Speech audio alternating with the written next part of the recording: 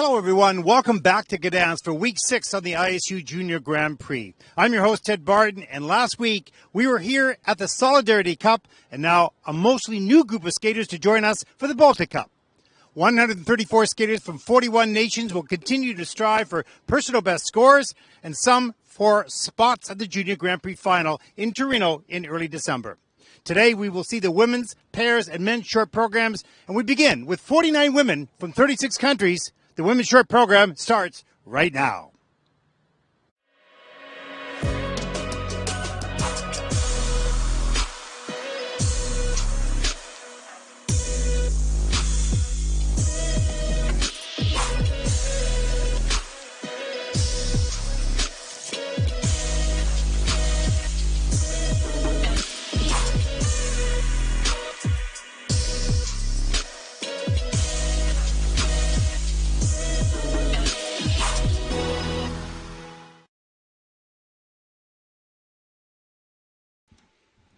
Hello, everyone. Welcome to Gdansk. Week number 2 here in Gdansk for the Junior Grand Prix, week number 6, actually, on the tour. I'm your host, Ted Barton, along with Mark Hanratty. Now, Mark is actually with me now.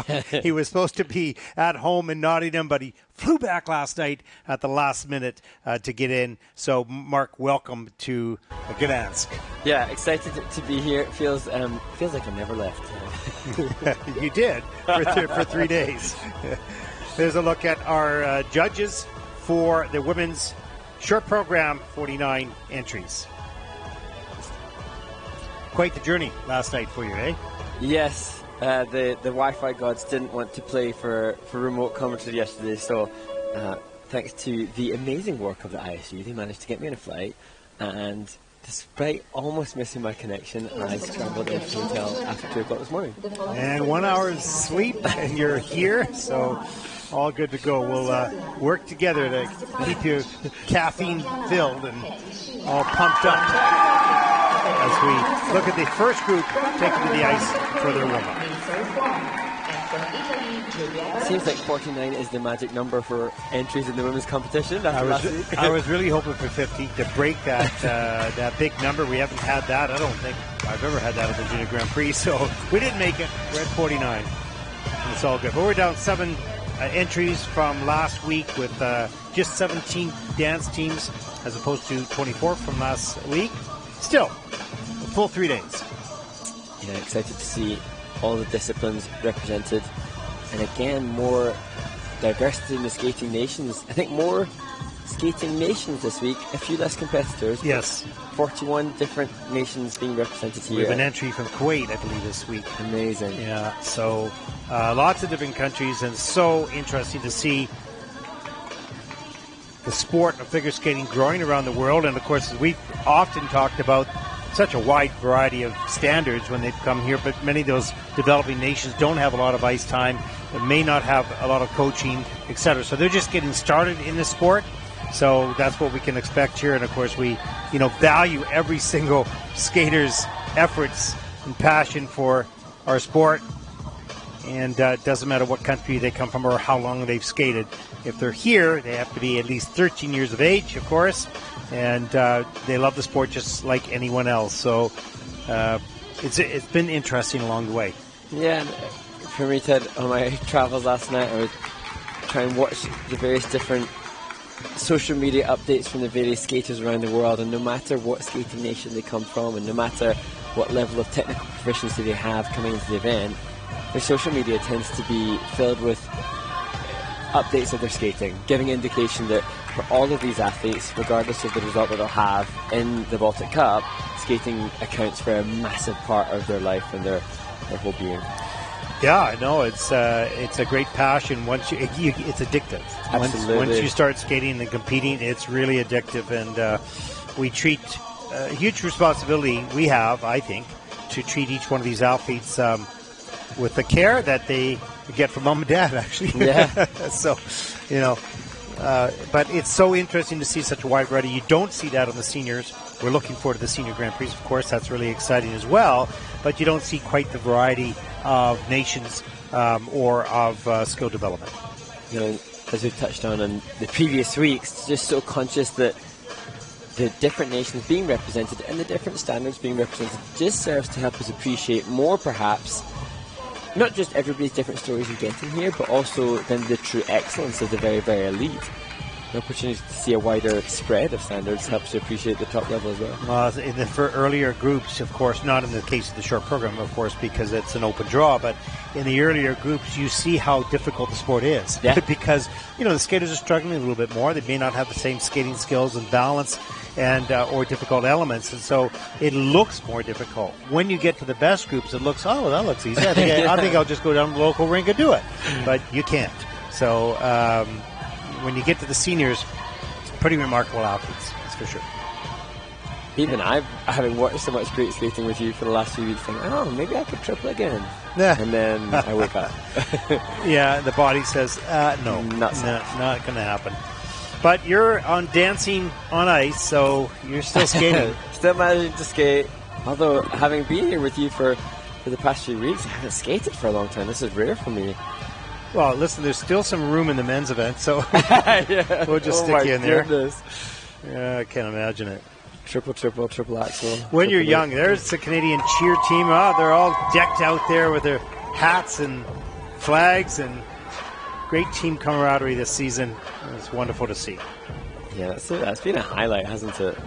I did request, Ted, that you rally the troops for the best cheer squad, and it looks like the Canadians are starting the game strong. Well, they have a lot more fun that way, too. Yeah. The kids, they really do.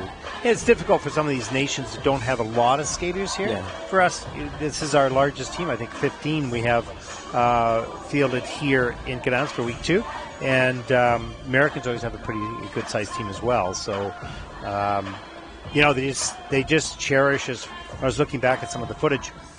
You realize how much fun these juniors have. Yeah, it's intense. They're trying to win. They're trying to get points for the final, and we're trying to get personal best. But they have a lot of fun as a group of people from across a large country who may not really met each other or know each other well. They get to share in, getting to Europe for the first time in their lives, and it's pretty exciting. Actually, I think it was the Canadian Junior Men's Champion that I was just reading about, and he hasn't been overseas yet. So I was thinking that in itself. Anthony Parody. Yeah, and an incredible just life experience to have, and then to share it with others. He had some goals, and he just didn't, he didn't know that he became junior champion. He was, geez, I hope I get a medal, but he ends up being junior champion, and then some injuries came along the way after that, and some, coming back, and now here he is representing Canada on the international scene. So I think a pretty exciting day for him. As we just enter the final minute of warm-up here in Group 1 of 9. I'm going, really? 9? Yeah, we got 9 groups. Oh, there's.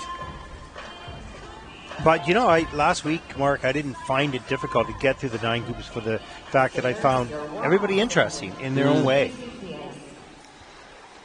I think we're just really wishing everybody personal bests. It's just so exciting to see, no matter what their standard is, when somebody achieves near their personal best and you see some of that elation. And even if they don't get their personal best, joy. Yeah. As long as they see joy, Absolutely. And there's our first skater. A few moments, so he's always a little anxious, waiting for your name to be announced. You just want to get going. And you go around in circles, and here we go. Please welcome our first competitor from Serbia, Anna Stepanovic. The first of 49 women competing here at the Baltic Cup, Anna Stepanovic from Serbia. Yeah, first Junior Grand Prix season, so this is all brand new for Anna. First skater out, 9 o'clock in the morning, day 1 of competition here. Skating the short program to send in the clowns.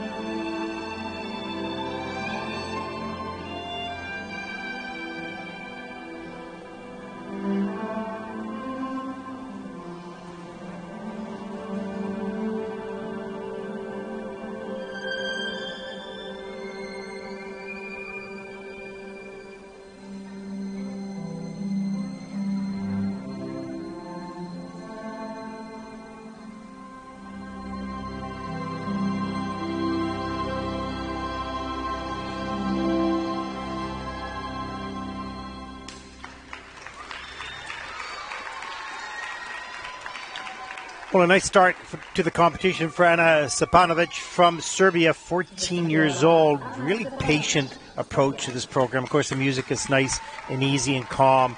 And even though the jumps aren't really high and there's some challenges, nice, pretty clean program for this young woman. Yes, and it was a very delicate, kind of lovely start to this competition. I felt really calm watching her, and that's not something that you can say of all the skaters. Didn't sense the tension in Anna's performance. No, and I often watch the face to see is there panic, is there excitement, is there calmness, and I thought Anna was really organized in between the elements and quite in control of her emotions. Here's a look at the double axel. Watch the landing. It's under review right now with the judges panel. That is the under-rotated with a 2-foot landing, of course. That's a minus 1.13 for that element. It's the double loop. No problem there. Nicely done with some 1-foot change of edge. And then the double lutz, a little under, and double toe loop. And it does look like Anna has perhaps diluted the difficulty of the content coming into this. However, this, I love the layover camel, and then she changes edge. That's so difficult, and she did it. And for those who don't know the skating in the camel spins, we'll talk about this a little bit, you'll see the skater going on the backwards, back inside edge. Then they will flip their weight, shift their weight, and that blade will then go to the forward outside. And it's really unique when you watch it, and it's not easy to do. It's a subtle change of weight, but some people find it very difficult to do. Me included, Ted. Yeah. I find that hard. When I meant some people, I meant me, right? Back in the dark ages. But but Anna did a beautiful job. And she finished with a left overstop too, Ted, and that I also think horribly difficult. So some subtle but very impressive moments.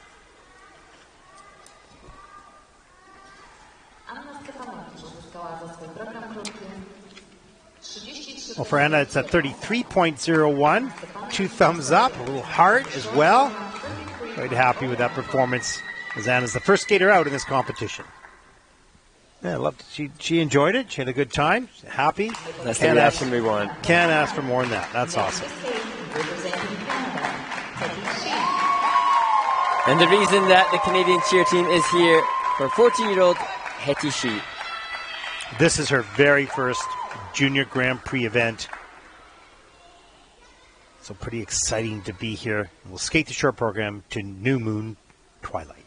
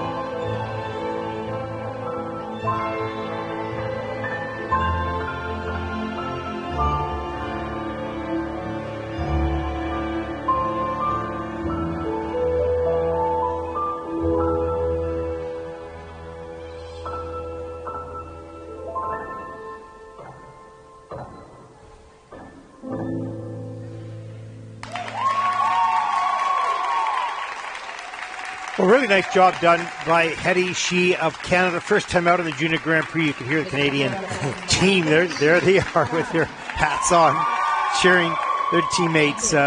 Nice assertive skater, accelerates on the takeoffs of the jumps, head up throughout the program. That's what really stood out for me. So looking up and reaching out, really good knees, soft knees, and use of arms. And just a package that lends itself to big success as she moves forward in her international career. And her coach, Andrew Evans, described her as incredibly mature and very calm, and I thought she was very calm in her delivery of the performance here as well.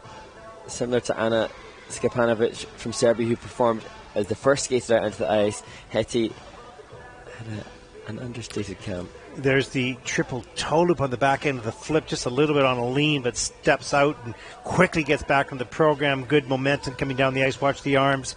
Just stay in front of her a little bit, uses the free leg to pull her up into the air. Three turn into Nina Bauer on that landing. And here's the triple loop. This was great.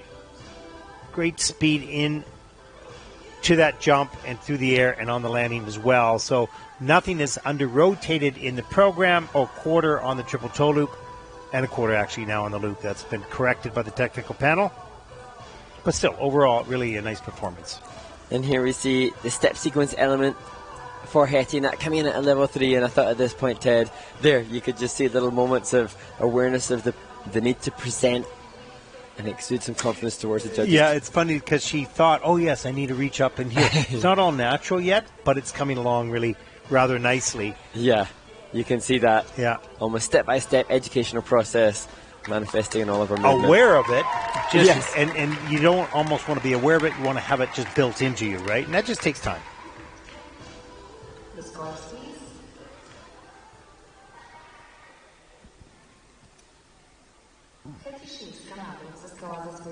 Short program scores for Hetty Shi from Canada, 51.39. That's pretty good. Look pretty happy with that.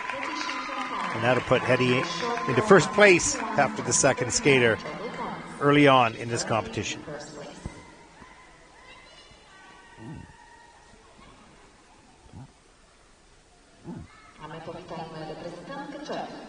Next to skate, representing Czech Republic, Katerina Hanusova.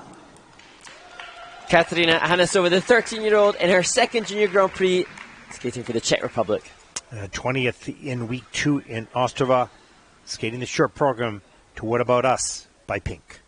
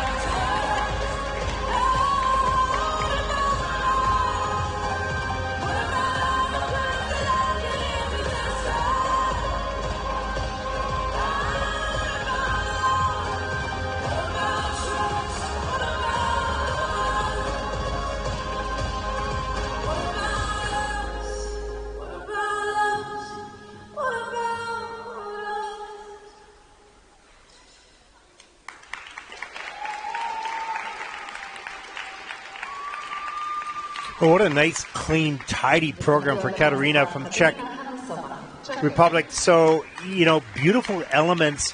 Eyes down a little bit, head down a little bit. That's my only comment there, but really quick into rotation. Nice split jump right on the music. Yes. Later in the program. Really enjoyed that. Solid jump technique and spin technique. You know, really bright future for this young woman. I completely agree. There were some nice musical touches and really clean jumping, and this was better than her short program that she had in Ostrava, where she had a fall on the double axel, the last of the 3 jumping passes. And I also thought less telegraphed entries than she had in Ostrava. She looks like this is a classic example of a skater that's gone home, worked hard, and come back stronger. Yeah, we've talked a lot about that, their first experience. There's a beautiful triple loop in the program. Really solid double axel later. There's that split jump, really nicely timed to the music. You could hear her, you could see her weight to hit the split jump right on the crescendo, so that was really nice. But, you know, we talked about, and that solid double axel at the end of the program as well, we talked about skaters gaining experience and learning from their first time out. And usually, it's a step up next time. And this, I just was so aware for Katerina that this was definite progress, definite, as you said, cleanliness. You can see the increase in speed is one of the new level features required for level 4 this year that Katerina used within her sit spin. You know, the difficult exit. Just, yeah, lovely to see that very visible difference in what is ultimately a short time. And, you know, just to polish that up a little bit, to raise the head up a little bit and shoulders down, and I don't mean a smile necessarily, but just give the audience and the judges a feeling that you're enjoying it as well. Technically, solid, absolutely no problem all the way through. And that's the brilliant thing. Once a clean skate has been delivered, then the skater can go beyond the technical elements and start to look a little bit more at the grades of execution and the program component scores. Yeah. Well, let's take a look at the short program score. For Katerina Hanusova, season's best, 43.65. They look pretty happy with that. And that puts Katerina currently into second place. Nice job. 43.65 points. This is her new season's best. She's currently in second place.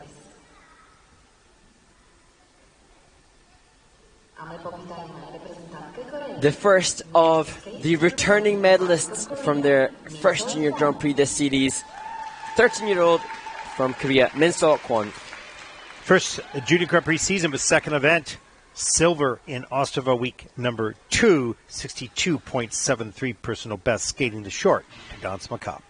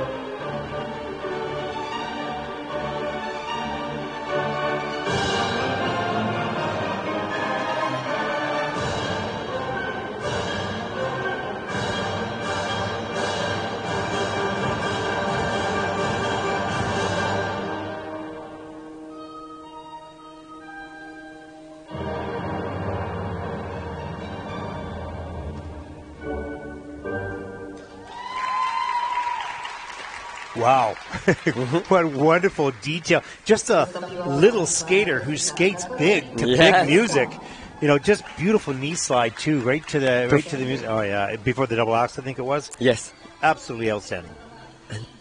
Scarcely credible, just 13 years old, and I'd love to be a fly on the wall to and just see how much work must go in to create a skater of this standard at that tender age, because just so much visible and evident work has to have been done to secure the levels that she's got, because not only was it a clean skate in terms of the jumps, but just here, the awareness of the hand movements.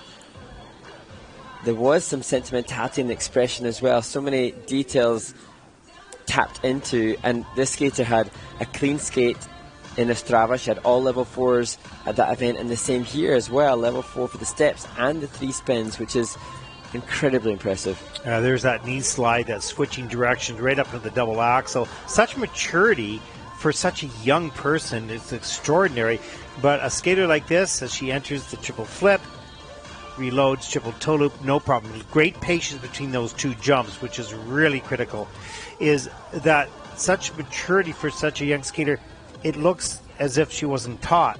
It looks as if she actually knows. Okay, that sounds weird that she wasn't taught. Of course she was taught. But she actually fully understands what she was taught, and now it's her own. She owns it. And you have to assume, as we see here with our coach, Young Kyung Choi, that there are so many incredible skaters coming from that coach that it's a talent like this which will gravitate to the top. Somebody that has more than just the technical knowledge, but a little bit of X factor. Oh, yeah, that was just so clean and tidy and organized and mature for a 13-year-old young woman. You know, it's pretty extraordinary. Great job of skating, but also of coaching as well. Let's take a look at the short program scores for Minsol Kwon. Season best, 66.81. Making sure the score is right. Little fist pump there as Minsol takes over first place. There it is, your top 4 skaters so far in this event. Many more to come. What a beautiful job. Nice skating in the first group so far. It's going to be hard to beat that. Next to skate, representing Italy, Giulia Barucchi. 14-year-old Giulia Barucchi from Italy. Well, this is Giulia's very first Junior Grand Prix event. It's always an exciting moment. And to be on the ice, and Giulia will skate the short program to music from Cirque du Soleil.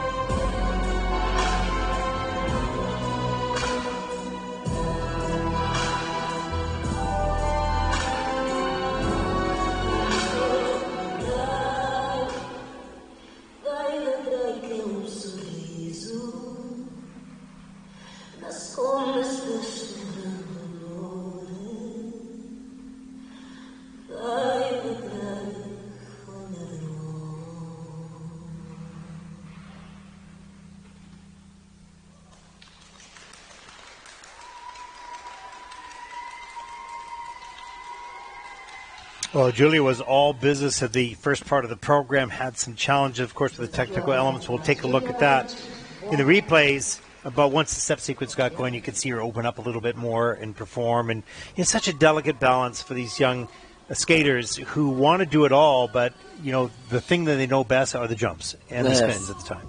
And they'll feel so defined by that, but there is so much to offer beyond just the 3 jumping passes in a short program. And interestingly, Ted, Giulia's coach, Eduardo, was saying that being at this Junior Grand Prix is like being at Disneyland for her. She wants photos with the skaters she sees and admires on Instagram and YouTube, and I just hope that excitement of being here is still relished after this performance as well for the young skater. Oh, I'm sure it should be a little frustrated. There's that triple loop outside the circle, so it didn't go straight up and unable to get all the way around. Triple Salchow. And that is in with an under rotation, but up in the double toe loop. Mechanically, that was really well performed. Just a little under rotated on the landing.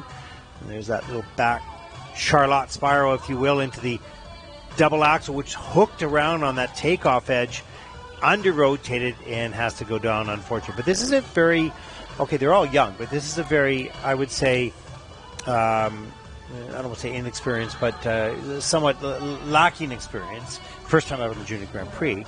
Has some really good mechanics around the technical elements, not the confidence, power, and speed yet to carry it through. So, but that'll come in time.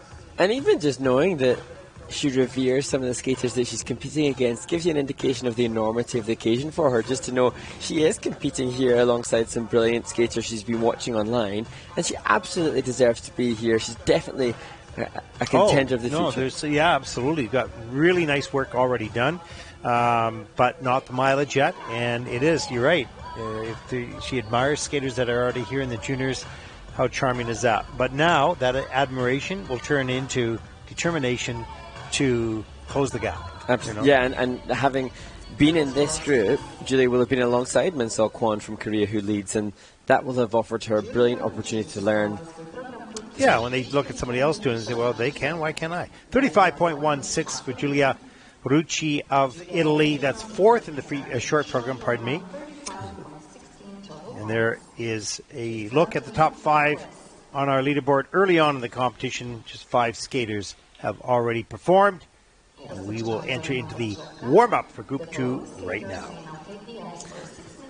So, Mark, you're the question man. I think we had one question.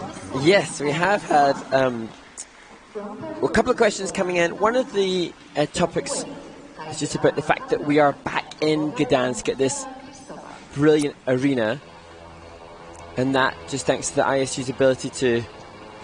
Yeah, so let's talk about what happened with Yarvin, because Yarvin was going to be week number 4, and of course with the military situation that they had, pretty much quite far away from Yarvin, but nevertheless there were some concerns around the security for all the participants, of course, the officials, the coaches, and the skaters. They monitored it up to the last moment to see if that would rectify itself, and didn't feel comfortable enough to allow the competition to go on, so they did cancel it.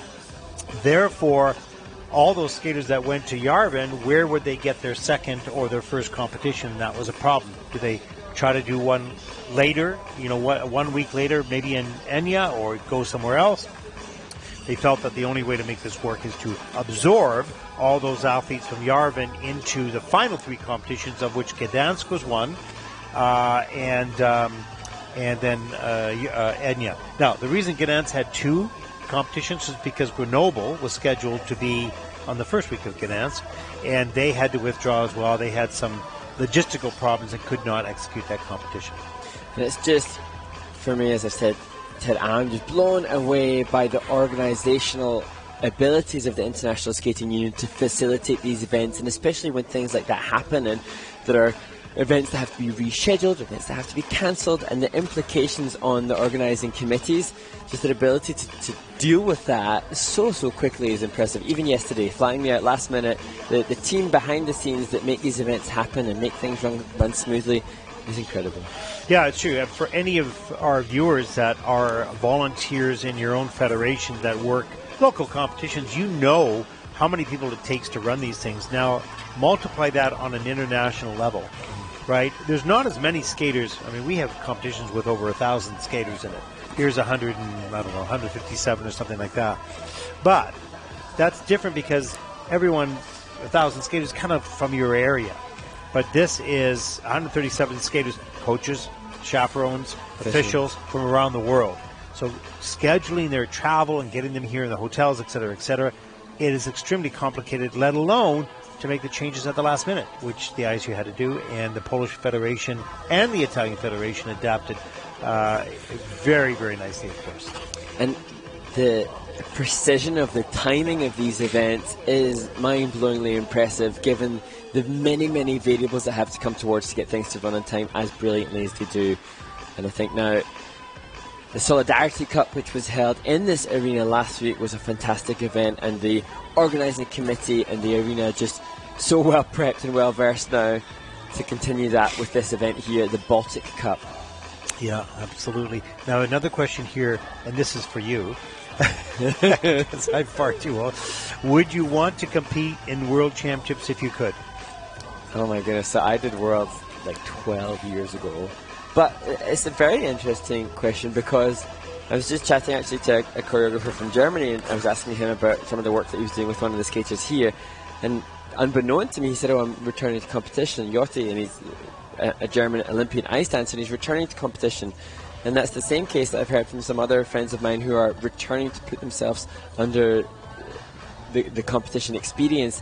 And what that says to me is, whilst it's incredibly, it can be expensive, it can be physically exhausting, emotionally exhausting to put yourself up at this level of competition, what it does say is that it's very indulgent to give yourself that amount of lifetime to prioritise your skating career.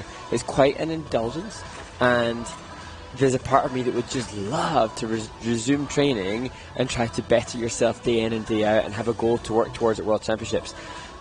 But that will not be happening anytime soon for me. Oh, rats. Although I was very delighted commentating on Worlds a couple of years ago and seeing there were still maybe a couple of skaters older than me, but I think that ship has sailed now. Yeah, and there's no question that it is very, when you're young, you just don't know. You just think this is what I do. But yeah, at a certain stage of life, you're going, as hard as it was, as costly as it was, to challenge yourself in such a difficult sport was so rewarding in many ways, and it can be thrilling, it can be disappointing, but to put yourself physically and psychologically on the line by yourself in center ice is quite extraordinary. And I think that once you've done it for a long time as a young person, and then you step away from it, you miss that challenge, that personal challenge. And hindsight is a wonderful thing, but it would be fascinating to ask so many of those that have competed on the Junior Grand Prix 10 years later, would you like to relive that? And I think for many that would absolutely be the case, whereas those on the ice now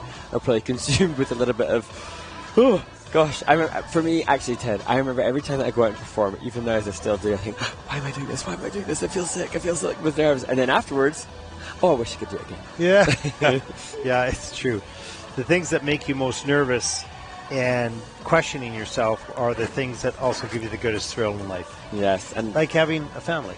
Oh my God! You're going, oh my God! What am I going to do? I don't even know how to be a dad or whatever, right?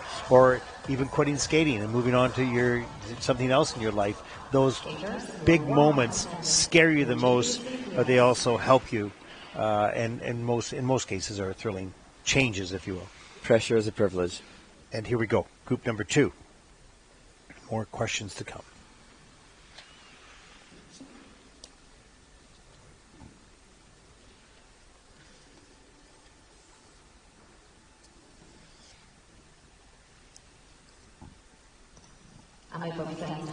The next skater, Wiktoria Malyniak from Poland. She competed at the Solidarity Cup in this very arena just last week. 31st in that competition. This is her first Junior Grand Prix season, and a 44.51 is her personal best score in the short program. Looking to top that now. Skating to I Surrender by Celine Dion. There's so much life I've left to live, and this fire's burning still.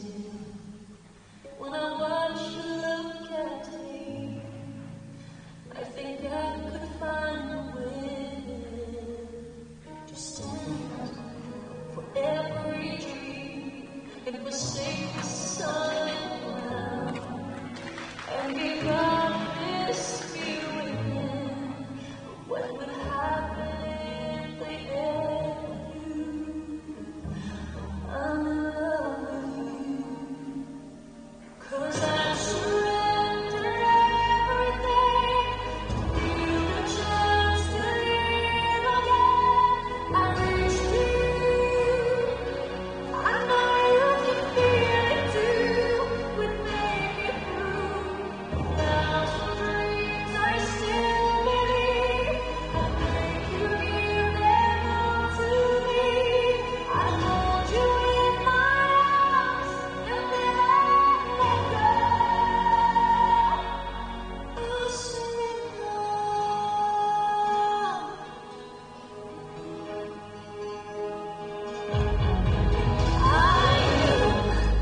I can't survive another night away from you. You're the reason I go on, but now I need to live the truth. Right now, there's no better time. From this fear I will break free. Can I live again with her? And no, they can't take that away from me. And they will see, yeah.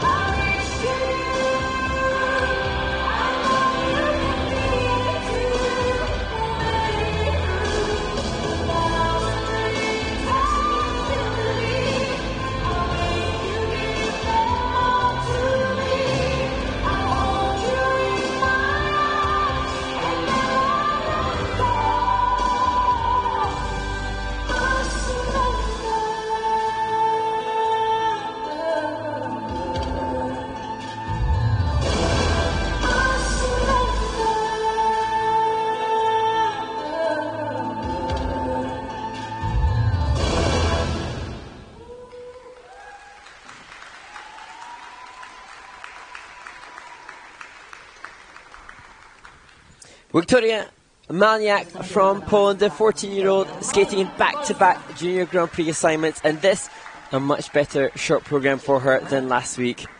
And you know, Mark, I was talking to a couple of the coaches and skaters who are doing back-to-back, and they're quite thrilled about that because they learn a lot that first week when there's a mistake or some challenge.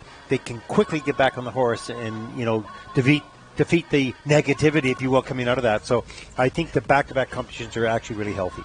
It's like we were saying in the warm-up that just after the competition, no matter the nerves before it, almost invariably the skater says, oh, I wish I could do it again. And then competing back-to-back, you get that chance. Exactly. Here's a really nice look at the triple flip. Really straight, tight, strong into a double toe loop. I'm sure that's going to be triple very soon. And that was a quarter rotation short last week, but didn't have any signs of that kind of. No problem here. So already lessons learned a little bit.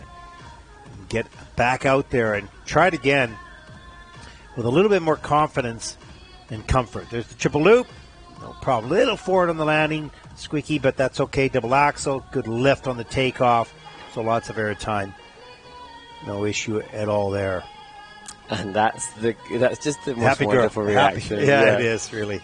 You can almost sense now in the kiss and cry what's been brewing for the last week in her brain space as she tries to come back and deliver a better performance than last week. And total respect to her and her coaches for mentally preparing to be able to deliver just 1 week later, because there will not have been the same amount of training time. Yeah, really. And moving forward, this will have been a great learning period of time for these 2 weeks. Season's best, 50.48. She is thrilled, and that puts Wiktoria Malyniak from Poland into third place.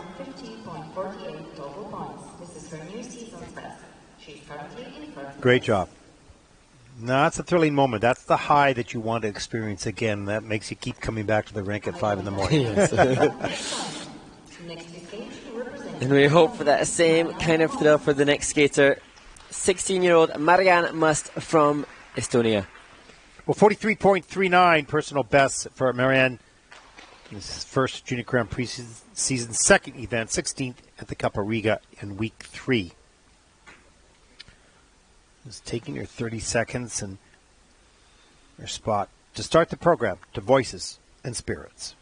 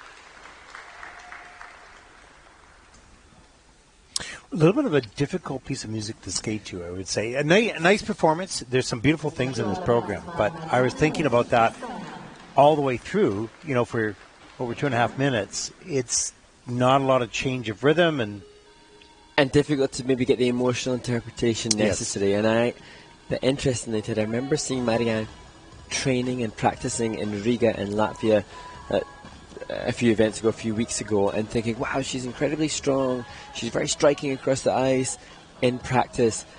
I think the potential is undebatable, but just delivering it for the duration of a short program is the next step of development. It's difficult. You're going to have to be that snake or whatever you're portraying all the way through this program to keep it going.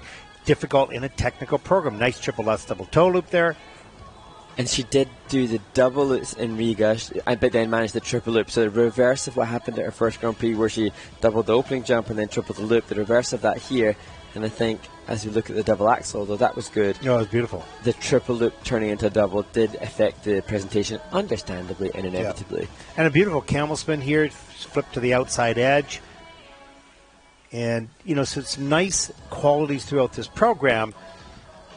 But in a short program when it's technical, and to have music that you really need to move to interpret that slinky type of, you know, Program rhythm. theme, and that's it's demonstrating to the judges your full comprehension of the music and the themology that you're going for. Exactly. And that's a challenge, especially at an early age, and with mistakes on the technical elements which can impact upon your performance ability. And you can see Marianne just desperately hoping for an improvement on the 43 she scored in Riga. Well, 44.98, that's the season's best, and that'll put Marianne currently into 4th place in the short program. It is an improvement, not as much as maybe she would have liked. That triple loop would have helped a lot.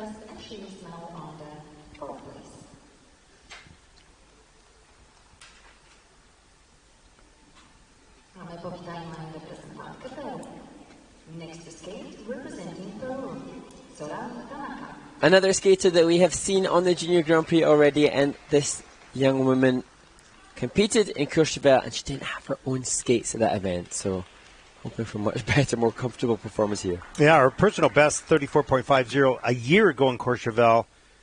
She will skate to El Condo Pasa.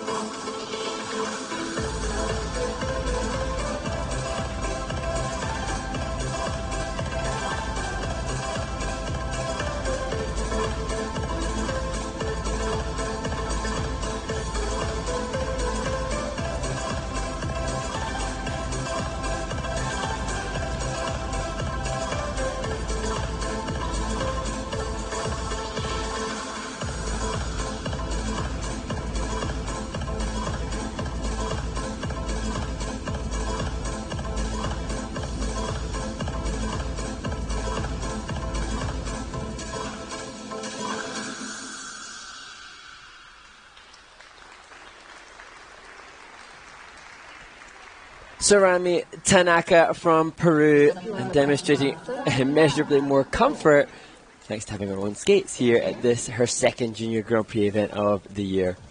And it's interesting, these two skaters, Sorami from Peru, and the following skater will be from Kuwait.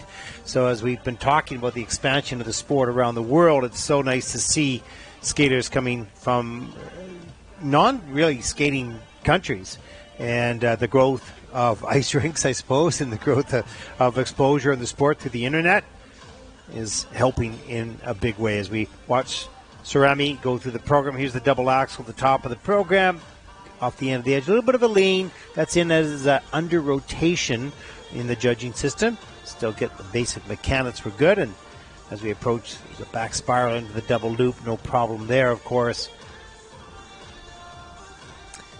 And I think, although it was obviously incredibly frustrating for Sorami to have to compete in that first Grand Prix assignment, not feeling prepared or ready or with the right equipment, but what an incredible life challenge to overcome. And so it looks like she's just immeasurably more calm and relaxed, and that's quite joyous to watch as we see the latter stage of the program. And Sorami will know, as we see the double loops, double toe combination, she will know that triple jumps will be necessity moving forwards. But at this stage, you can just see the reaction to that performance here. So much more joy and happiness in the kiss and cry. Both Sorami's sisters skate as well, and they, I'm sure, endeavour to follow in the footsteps of Sorami representing Peru at an ISU event. You know, the nice thing about most of these juniors is they know where they stand. They come in here, so it's not as intimidating. You know, it's a little bit nerve-wracking for sure, but if they don't have the triples, they know. They're not going to be right at the top. Take a look at the scores for Sorami. Season's best at 28.60, and that will put Sorami currently into 8th place. Sorami Tanaka from Peru returned from the short program 28.60 total points. This is her new season's best, and she's currently on the 8th place.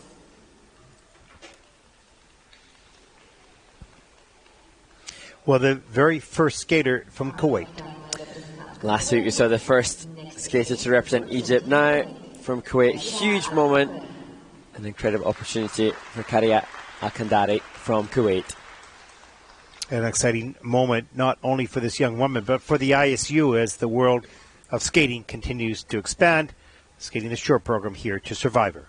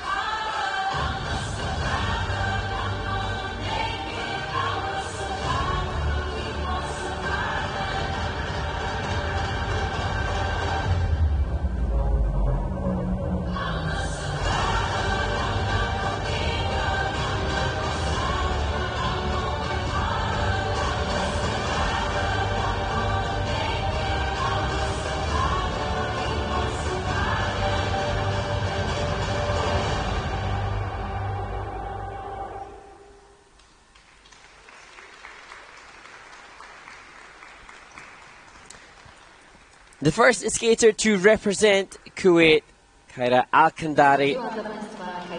And although we can see evidently not the same technical prowess, huge moment, huge opportunity, and she should be incredibly proud of herself. She began skating at 12 years old back in 2018, and for the first 18 months, the majority of her training was off the ice until the Kuwait Winter Games Club built their own ice rink, and then shortly after the rink was built, COVID struck. So this is a young woman who's had very limited time. Yeah, and really, you know, doing a sport that is just so unusual for that country. And so there wouldn't be a lot to look at around her as she starts to train every day. But you can see connection to the music, loves the concept of performance or athletics to music. You can see that clearly in her.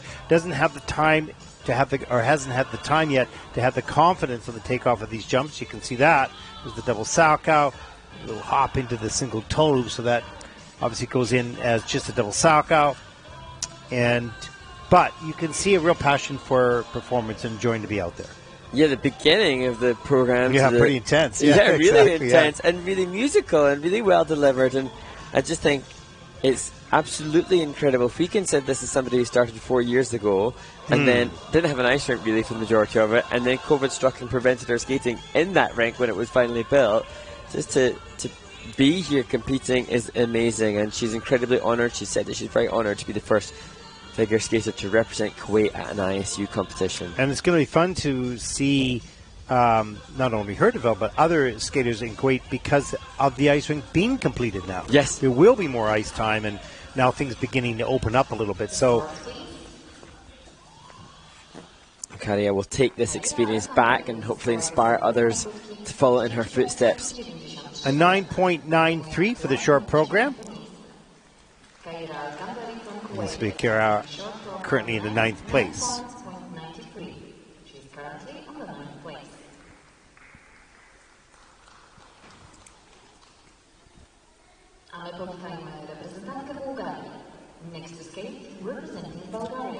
Chiara Hristova from Bulgaria, the 14-year-old who we last saw in Riga.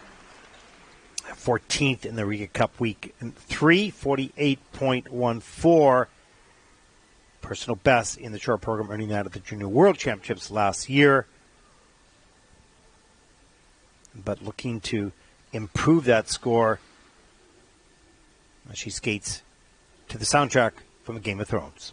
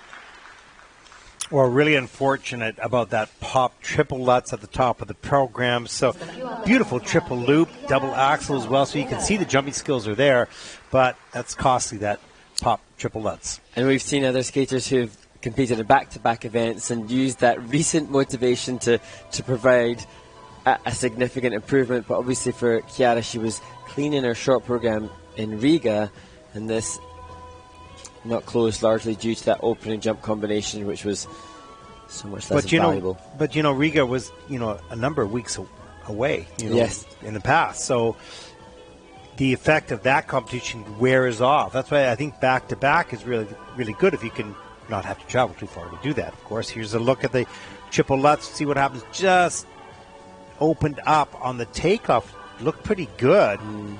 But maybe out-rotated the upper body just slightly too early. But triple loop, great speed off the back edge here, straight up, fast rotation position, soft knees on the landing, just exactly what you want to see. Watch this deep edge right there on the takeoff, which is really risky and dangerous, but worked out quite well.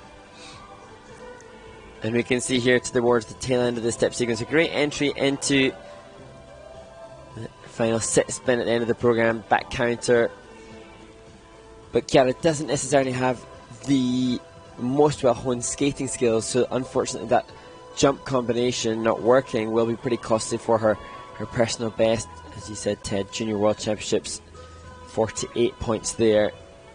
And, I think the thing is that is a learning thing, because when you have the elements and you don't do them, and you're like, why is my score so, or you do them, and where's my score so low? You realize there's another aspect of skating you're not doing, and that's probably connected to the music.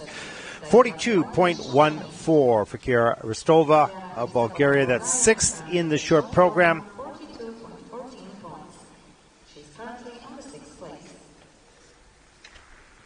And we hope we'll walk away from this and have learned and gained some more as we take a look at the standings so far after the first two groups. And we are going to go to an ice resurfacing. And Mark, you're on for the setup of the movies. Yes, movie time on the first of many ice resurfaces today.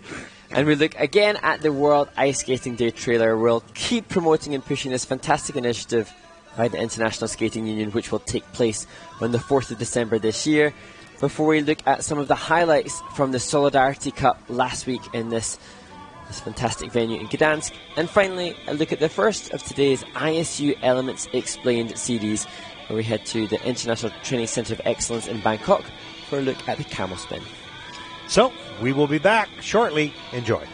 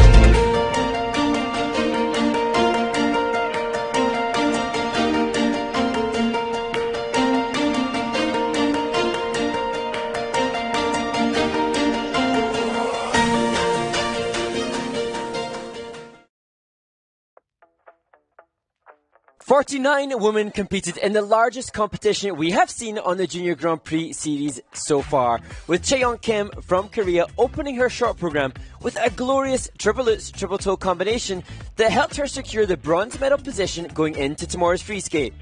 Heavy favourite and winner in Ostrava, Mao Shimada displayed consistent quality to solidify the reason that she is creating such buzz and excitement in her home country of Japan. A quarter rotation short in her triple lutz prevents her from continuing her winning streak, but she's currently just under 1.5 points off first place. And that pole position belongs to 17-year-old from Sendai, Mona Chiba, who was the only skater to top the 70 points in an exquisite short program to Schindler's List.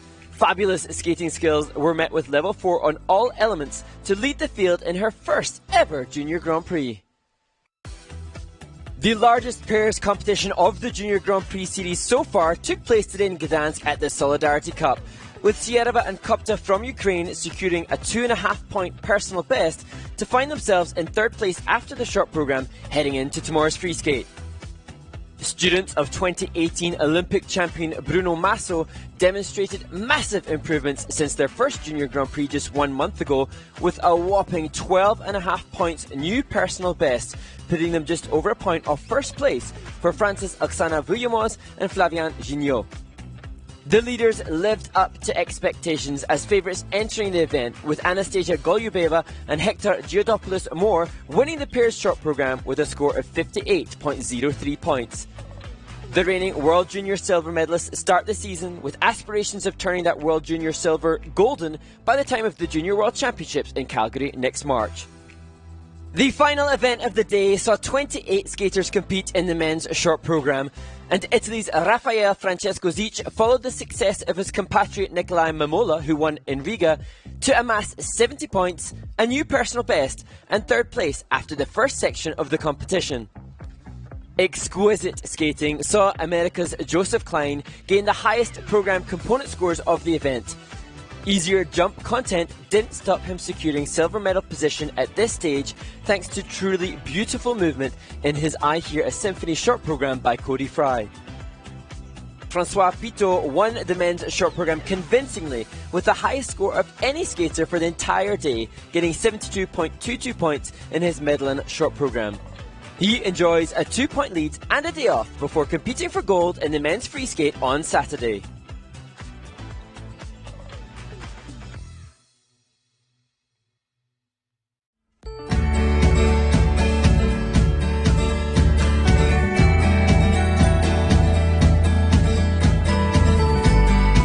Sawadee Krab. Welcome everyone to the ISU Center of Excellence at the Elyce International Training Center in Bangkok, Thailand. Today we will be looking at the camel spin.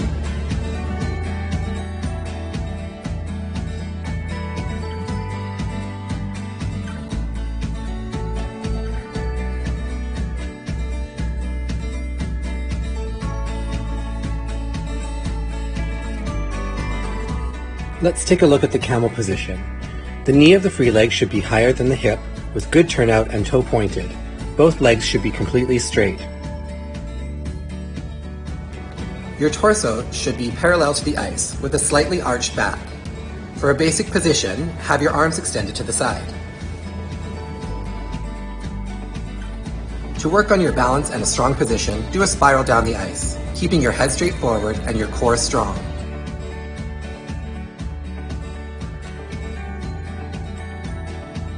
When you're doing your wind-up for the camel spin, make sure you look where you're going to step and step into the circle with a nice low torso. To practice keeping your weight over your skating leg, place your hand on your skating side hip during the entry and the spin.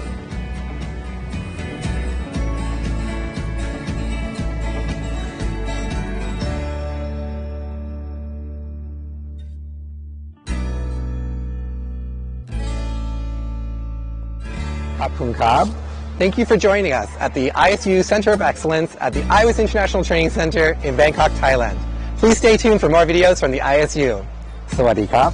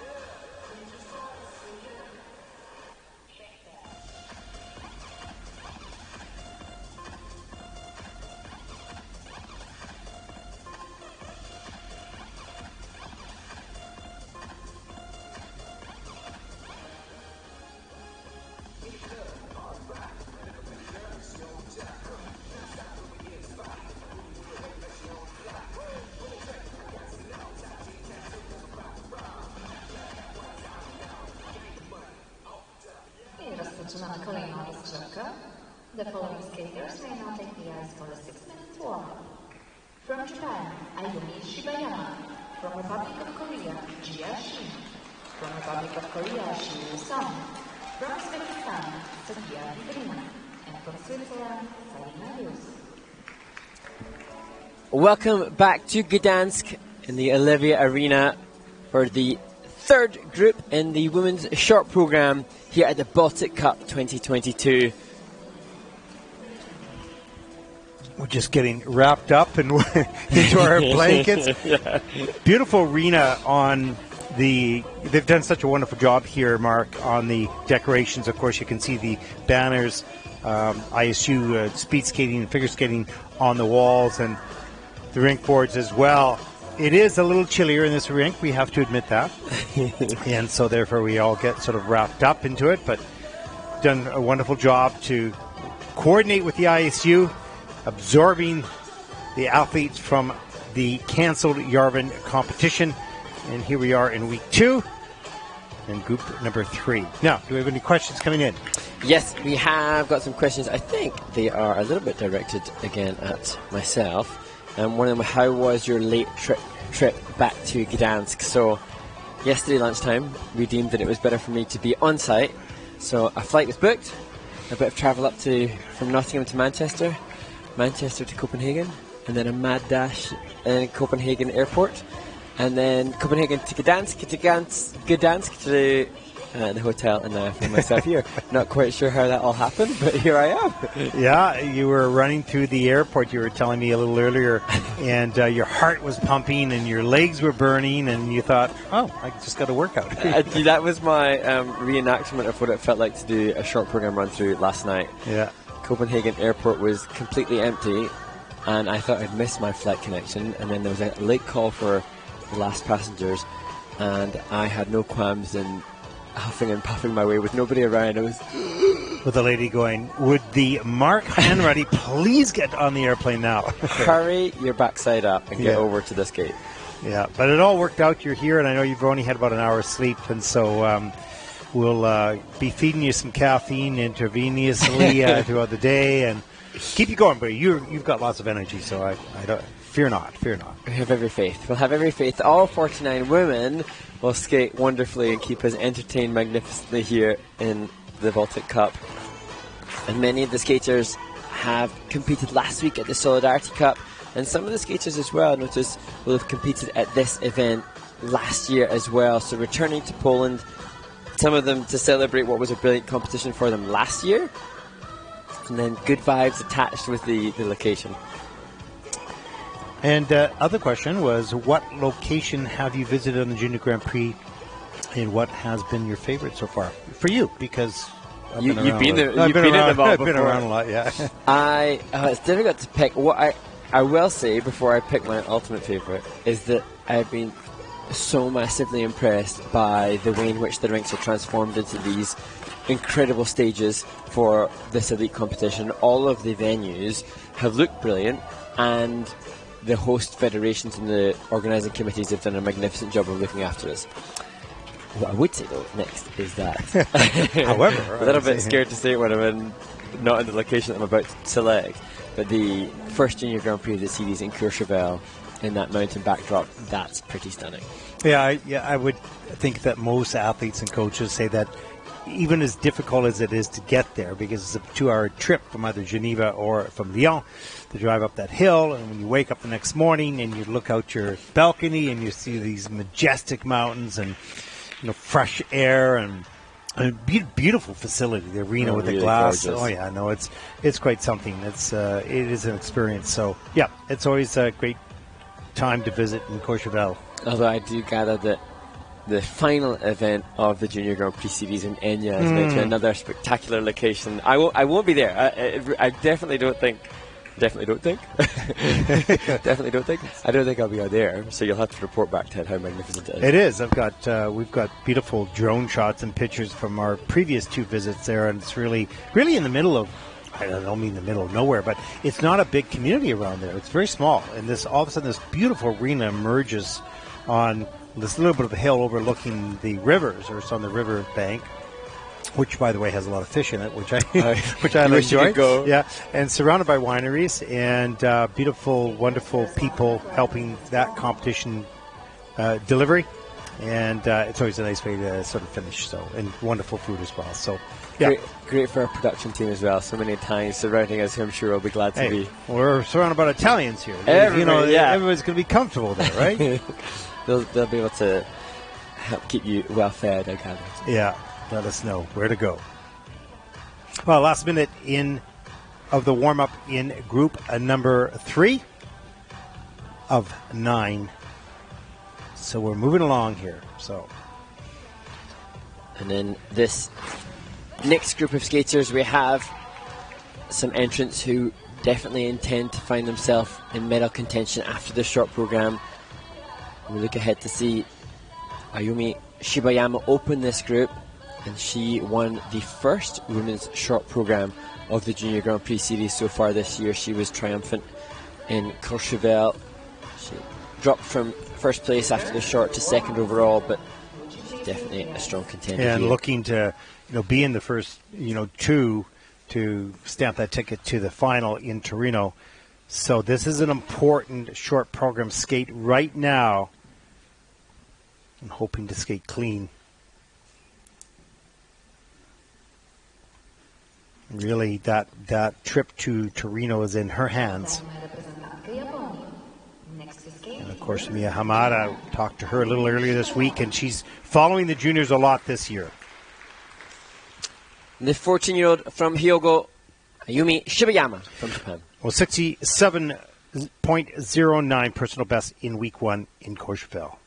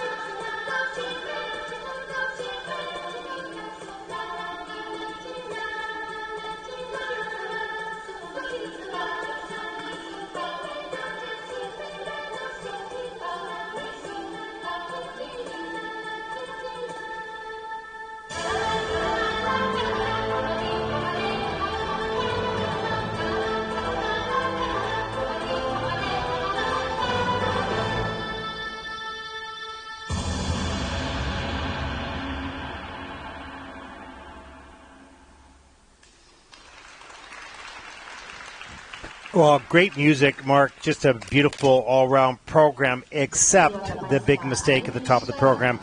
Lovely quality of the basics, but this young woman skated disappointed after that. And you could see it, not that you could see there's no expression, no joy, because she knew that that was a huge mistake and could make her vulnerable to not acquiring the points that she needs for the final. And it does seem like a fairly strong competition, so I'm sure that Ayumi was really conscious that that mistake in the opening jump combination could potentially threaten her whole season, the plans that she's had since she first competed in Courchevel at the end of August. You can see it here. See what happens here. Oh, that pick just slipped on the takeoff. It also looked like part of her blade was on the ice for the pick, and that just did not vault her up into the air. Of course, double axel, no problem there.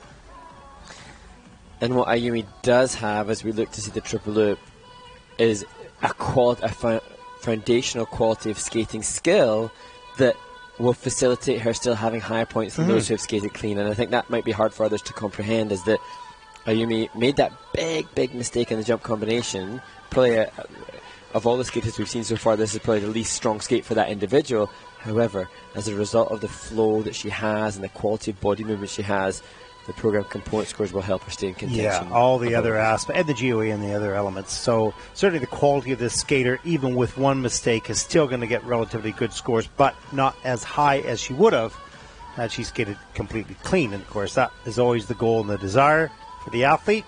So she did, I felt she skated disappointed after that, and you can see not the joy that we saw in Courchevel. And so the presentation component score can't be as high because there wasn't that effervescence, that freedom and liberation that she had when she was in Courchevel following the great skate she had there. Chatting to her choreographer, Katerina, who was saying that she does train extremely hard, as do all of the Japanese skaters that we've seen. They've been quite incredible in their training on location. Well, it's a battle in their own country just to get out, just to get recognized and identified in the junior team or the development camps or whatnot. So it's a constant battle no matter what the event is. Let's take a look at the short program scores for Ayumi Shibayama. 52.31. That is second in the short program, as we look at the top 5 skaters so far in the competition. At the moment, she's still certainly in the hunt. We'll see where she ends up after 49 skaters. But next up, another strong competitor. Yeah, another one of the favorites coming into the Baltic Cup. She's the world junior silver medalist and the winner in Riga, Jia Shin from Korea. Yeah, 70.41, a huge score in Riga in week number 3, the second Junior Grand Prix season. She will skate to the Giving by Michael Smith.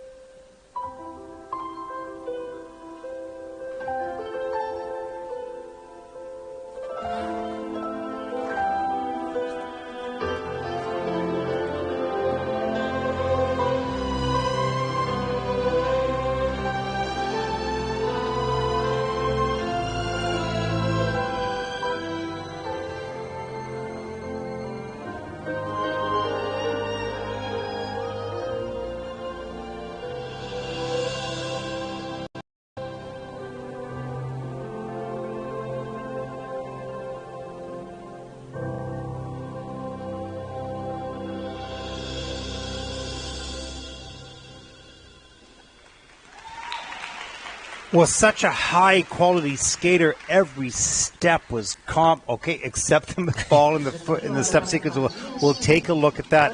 But with such a beautiful, beautiful skater, and was just in her zone. You know, beautiful jumps, element spins, everything was going well. And then this unexpected fall in the step sequence. And I suppose that's kind of testament to the fact that these are still juniors, despite her experience, a junior world silver medalist. Just perhaps a little lack of concentration, having delivered the more difficult elements, to have that mistake in the step sequence. So looking at a step sequence, she had level 4 in all of her elements in Riga in the short program. Level 4 step sequence were 3.9 points, but that fall will take away, she could potentially lose about 4 points in that because of the creative execution repercussions. And look at the speed here coming into the lots. Great speed off and the height into the triple toe loop. Wonderful distance covered on that jump combination. Deep edges into and out of that double axel. Just fantastic. So difficult. And you can see every step there's acceleration. She comes around the corner here for the triple loop. Now this is a little bit on a lean on takeoff, but she just stays in there. Doesn't adjust anything, just hangs on. And does a nice little twizzle on that landing there. Just beautifully done. And Gia was one of the few skaters on the series so far to top the 70-point marker in the short program. She did that in Riga at her first Junior Grand Prix assignment, but that little stumble there forces the judges to go down to -5 grade of execution, and I'm sure at the first event she would have been up in the +3s or +4s, so she's going to lose quite a bit there. But you will still see a big score. Oh, gosh. Overall quality is amazing. And I'm sure her program components, her fundamental skating skills, will be the highest that we've seen. Such as the quality of the speed and the ice coverage. Yeah, it's incredible. Constant acceleration. It looks effortless, of course. Covers so much ice, not only in the skating and the edges and the turns, but as she leaves the ice into the air, she continues to fly across beautifully. I love the sound of the landing of the triple loops and the triple toe. So very clean. There's no rotation done on the ice on the jump combination. Short program scores for Jia Shin of Korea, 63.72, and that will put her currently into second place, certainly within striking distance. That's not an issue. There's a look at the top 5 skaters so far.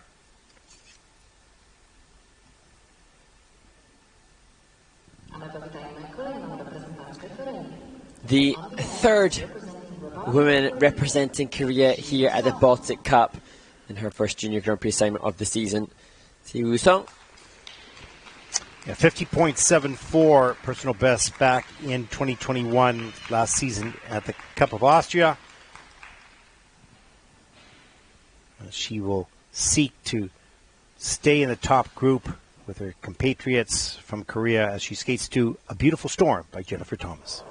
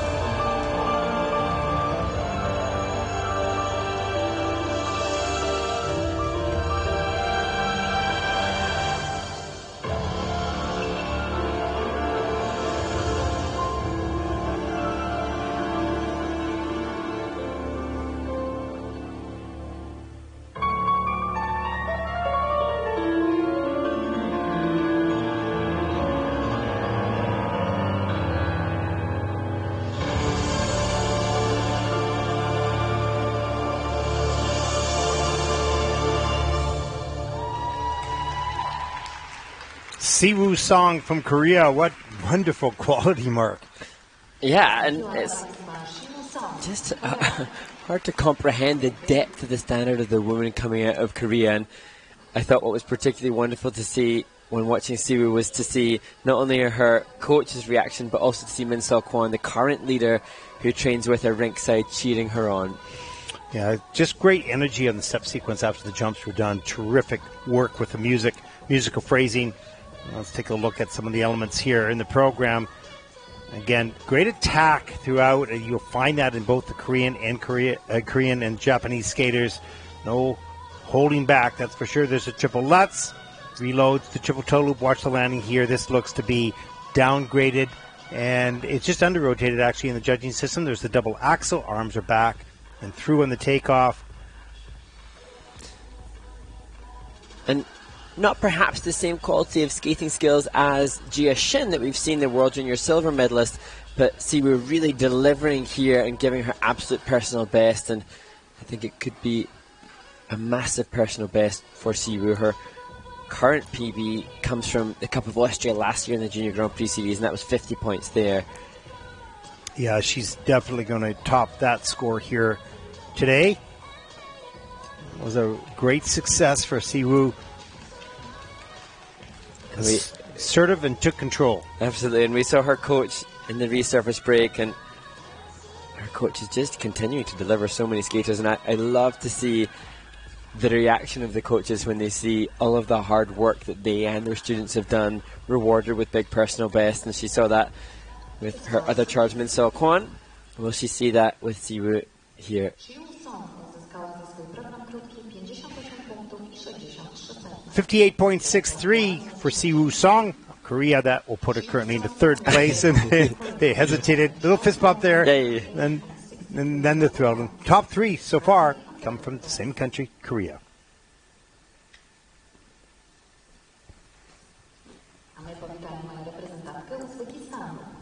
Next to skate, representing Uzbekistan, Sofiya Vidrina.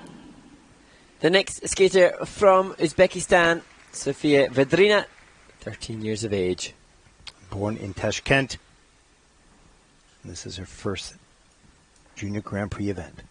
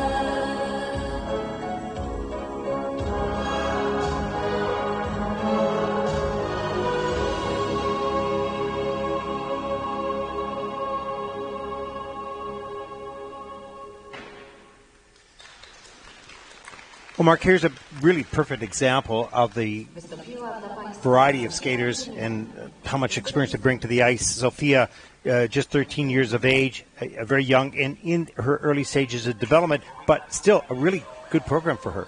Yeah, and I thought she'll be delighted to have landed that double axel later on in the program. I saw her falling in that in warm-up. So for her personal best, and when we look back at the technical panel's input, we'll see low levels, we'll see relatively low component scores, but to me some lovely aspects. I really appreciate some of the line that Sofiya delivers.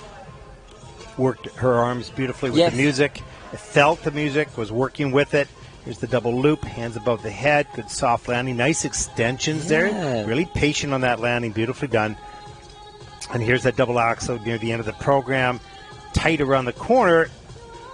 He gets all the way around. It's clean in the program. Or in the almost sense the reaction, couldn't you? You could just say, relief, thank goodness. Exactly. So this was a pretty clean program for this young woman. For her stage of development, mission accomplished. Yeah, and as we look at the step sequence, I think Sofiya has a really elegant body line. She has good posture, good neckline, just not perhaps the depth of edge and the clarity of edges as we look at the step sequence. So we see the loop turns, and here I think it's a rocker counter that she was going for, but the blade runs a little flat. And so that another stage of development that we'll see from Sofiya. But yeah, as you gain your confidence and strength, and you're pushing more naturally, you're gaining more speed, and it looks more secure. Well, that only come in time. 29.02 for Sofiya, and that will put her currently into 12th place.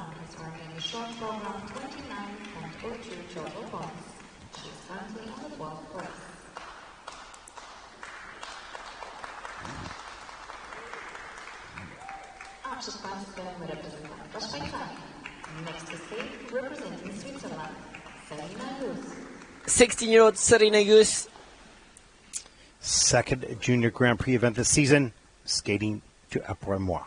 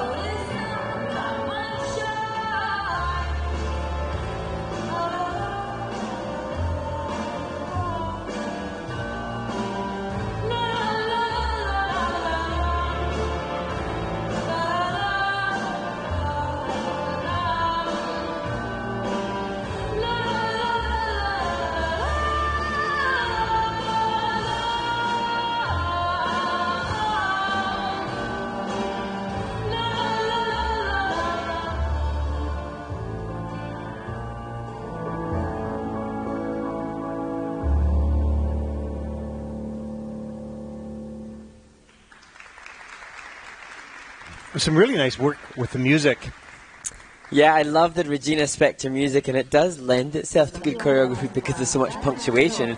But a piece of music can lend itself to good choreography. The skater and the choreographer have to create it. And Sarina, she has 2 choreographers listed in her ISU biography. One of them is Stéphane Lambiel. I don't know if he was responsible for this, but definitely great work by the team to find those musical accents. But Sarina did deliver it. Yes, I felt she was absolutely. Her physical phrasing was with the musical phrasing really well done. There's the triple Lutz. That's under rotated the system up under the triple toe loop. Got a little bit more height on that second jump. Double axel. Hands above the head into a little spread eagle. You can see the sharp movements exiting that double axel in the triple loop. Again, the hands above the head, nicely done into a forward inside spread eagle. So some good choreography and good delivery. And you can see Sarina, she competed in Ostrava, the Czech skate. This is her second Junior Grand Prix. She's also competed on the Challenger Series and the senior events as well. And I feel like this short program, Ted, is a real obvious example of somebody who's developed, like, they're into the season now. They've got competition experience. They have confidence in their ability to perform and compete. And she didn't hold back in any energy or commitment to everything. No, it was equal from the first step to the last step, that her energy throughout the elements and performance were the same. Lots of growth still with every skater in this junior categories, of course. You know, more speed, more height, a little bit more confidence, and a little bit more difficulty, right? Although we did get the triple left triple toe loop done here.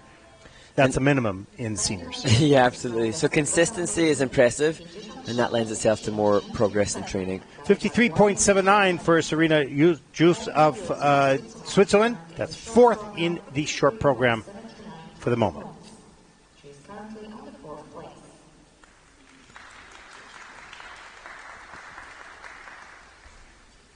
A ja na zapraszam już kolejną grupę zawodniczych. The following skaters will now take the ice for a 6-minute warm-up time. From Armenia, Milena Ghazaryan. From Italy, Ginevra Lavinia Negrello. From Kazakhstan. We look ahead now to the next group of 5 women who have their 6-minute warm-up. Korea leads in 1st, 2nd and 3rd place so far after the first 3 groups. Disappointment for Ayumi Shibayama, who was the winner of the short program in Courchevel. She finds herself in 5th place at this stage due to a mistake on the jump combination.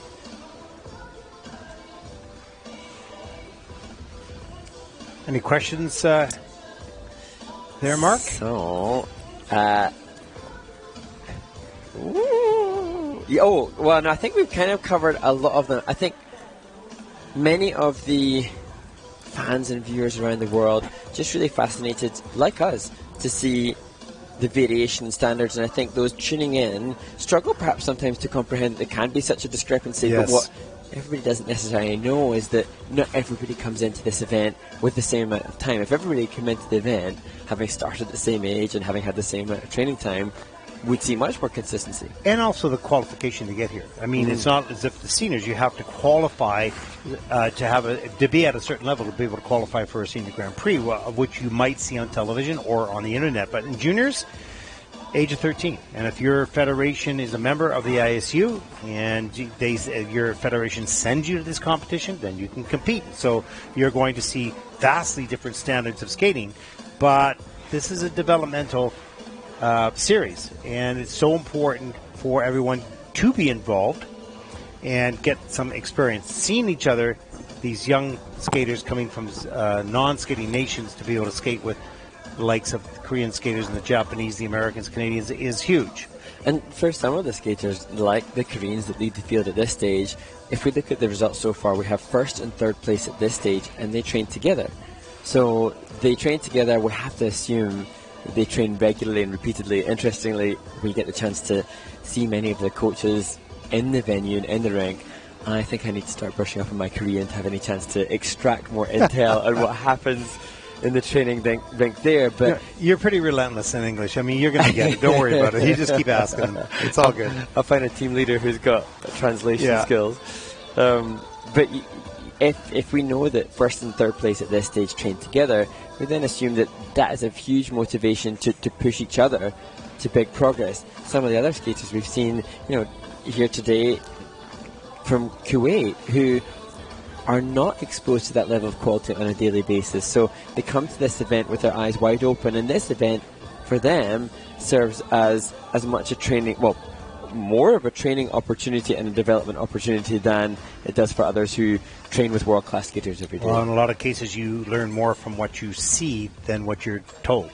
And so, because there's a translation from the language in which you're taught in to the visuals that you see. Because, so skating with these other, really good skaters around the world, you're going, okay, they're my age, okay, they can do it. And obviously, I don't have the same resources at the time right now, but if they can do it, I could probably do it as well. I just need more time. So it starts to help them to believe. And there is something for being live and on site and beside the skaters. I remember I used to watch YouTube, and I would use that as motivation and training. But then, whilst you can study and watch on YouTube, which is hugely beneficial, when you're on site and you see the speed, it's different. It does really, it makes it much more real. And so I wouldn't discredit the value of YouTube for any skater who can use that to motivate them, but certainly being on site and being around it really does just give that extra level of motivation. Well, particularly for those skaters that are really inexperienced at this point. It's really important to get to these competitions. So, the Junior Grand Prix is for that, and we're thrilled to be able to bring it, some of the top skaters in the world, also some of the early developing skating nations. We're thrilled to have them on board as well. I think that one of the things on site and on location that the skaters really benefit from seeing live is the level of energy. And so on the screen, it's not always as readable, but when you're in the venue and you see the commitment to each piece of the choreography, it can really, really resonate much more clearly on site. And I think that's something that we can all enjoy, even as a spectator here. We're very fortunate that we get the chance to see these athletes in person as well. So there is another question just came in, Mark. Oh, you're on it. I am. My watch was buzzing. That's why. How is it to be a presenter? That means a commentator. Well, I think we're incredibly lucky to be here and commentate. As you've said so rightly, Ted, there's quite a level of responsibility to represent the skaters. But for me, it's so nice to be able to still be involved in the sport. Knowing the coaches that are out there now, each of those coaches are likely to have had to devote up to a decade's worth of time in these athletes. Mm-hmm. We're really fortunate that we can be here and enjoy and represent them without necessarily having to have had 10 years in each human. And not to have a huge amount on the line, Yeah. Now, the other question here is, what do you currently have on the desk to eat? Well, I can tell you that what he had on the desk is now gone. So, so checking on your diet there. Yeah. They're concerned for you. Well, the thing is, when these days are so long on the commentary, you kind of, the temptation to fuel yourself with some sugar for a quick buzz is there, but we can't do that. It's bad. Exactly. Just a brief reminder to our community on YouTube chat. Just be respectful, please, of all the athletes, the efforts that they make. These are young people, all trying to do the best they possibly can, enjoying the moment, of course. And it doesn't always work out. They're just people like everyone else, putting themselves out there, which most other people don't do. And these people are on the ice by themselves. So just a word of encouragement to our fans on YouTube to be supportive of all these athletes. Let's go. Completely. Total respect to them all. Respect to this young woman, Milena Ghazaryan from Armenia. She had her 14th birthday last month. Skating to 7 rings by Ariana Grande.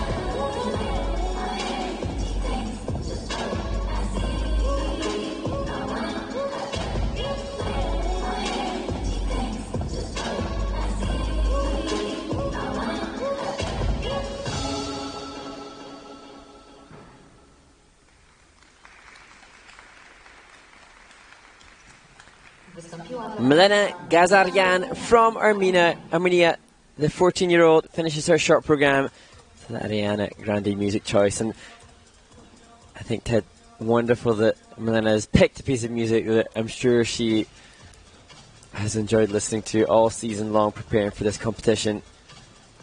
Yeah, it's so important for the skaters to sort of have a connection, even if they don't skate right to the music, but if they love it, right, they enjoy the process of training. Of course, here you can see some of the jumps, just not a lot of air time, so there's not enough time to get around those jumps. There's the double axel, double loop, kind of low, so you need to be either extremely fast in rotation or give yourself a little bit more height to be able to get all the way around, and that is just a little lacking there in some of the jumps in Milena's program. And Milena, like some of the others coming into this event, forced to do double axel. I haven't seen in training the double axel cleanly done yet, so it's distinctly possible she's being pushed to perform elements that she's not 100% comfortable with in training. But that's another motivation. Being pushed under the pressure to do something you're not comfortable with is tricky, but an opportunity. But that's also, they don't have a standard to get here to the Junior Grand Prix, so it's, if you represent your country, it's fine, and you're invited, it's fine. That's what the rules are, So I'm fine with that, and these skaters, many of them, not many of them, but a number of them in the lower groups can't do the double axel yet, but are trying it. That's okay. Are trying to master a clean program with double jumps, perhaps without the axle. That's the level that they're at. And they're going to have to pick that up to continue to compete when they age out of juniors. Then you have to have your triples. And that's, as you said, the training ground to amass the technical capabilities to secure the scores that they need to be able to go into the senior level competition. Yes, absolutely. 21.87 for Milena currently puts her into 15th place. The short program, 21.87 total points. She's currently in the 15th place.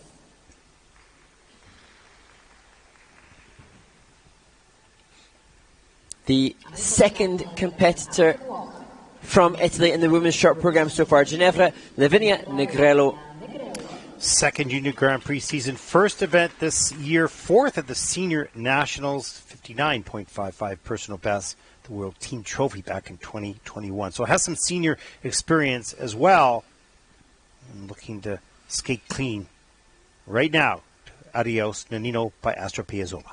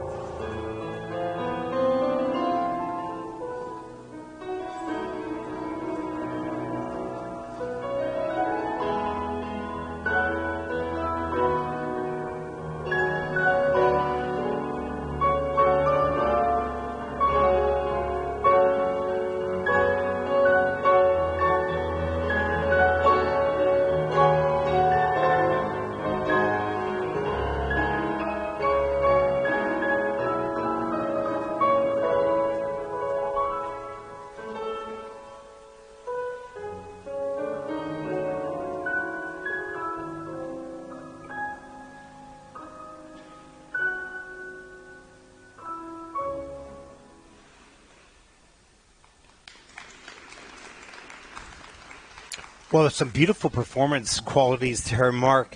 Great posture, use of her head and arms, timely with the music. Just really wonderful. Of course, a challenge. Really a difficulty in that first triple flip of fall. That's costly, but the rest of the elements were beautifully done. Yeah, I think delighted to have had the opportunity to watch this beautiful skater. And I mean, there was a camel spin position that's one of the most beautiful I've ever seen. There was just some gorgeous spinning and stunning movement patterns, but obviously the triple flip was really costly. But this opening transitional content, Piazzolla is a piece of music that's used, tango music is used so commonly, and it's difficult to impress a judging panel with something that's been potentially overused. But Ginevra had absolute class here through this. When you have a great skater using a piece that's not older but used a lot, they can make it their own, but it takes something special. And there were moments of that special qualities there. There's the triple flip, under rotated, off on Elena, behind the music a little bit because I had a tough time getting up. But back to the double axel, beautiful stretch of the landing. Look at the use of the arms and the head. And here's the camel spin you were talking about. And keeping the features, I think she went for the eight rotations in this difficult camel spin position, as she manages to keep the speed. And look at the fingertip extension quality to the very ends. And here's the nice steps and edges into the loop. Right here. You can see a caution for the jumping passes. Bit, yeah, for sure. A little bit more cautious there. Beautiful camel spin there. That's what you're talking about. Just glorious back shape. She has such a beautiful back position. And you can see why Ginevra competes at the senior level as well. The refinement of her movement, just fantastic. And the layback position, also wonderful. Yeah, some beautiful senior qualities here. Really hope that she has a free skate that showcases more jumping prowess as well, because I think she's a talent, a joy to watch. Yeah. Yeah, with those skaters that have those beautiful qualities, and just a jump takes it down so much in the short program. 50.63 for Ginevra, and that'll put her currently into 7th place in the short program so far.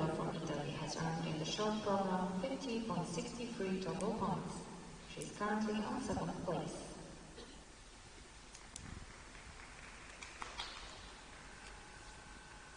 A przed Państwem reprezentantka Kazachstanu.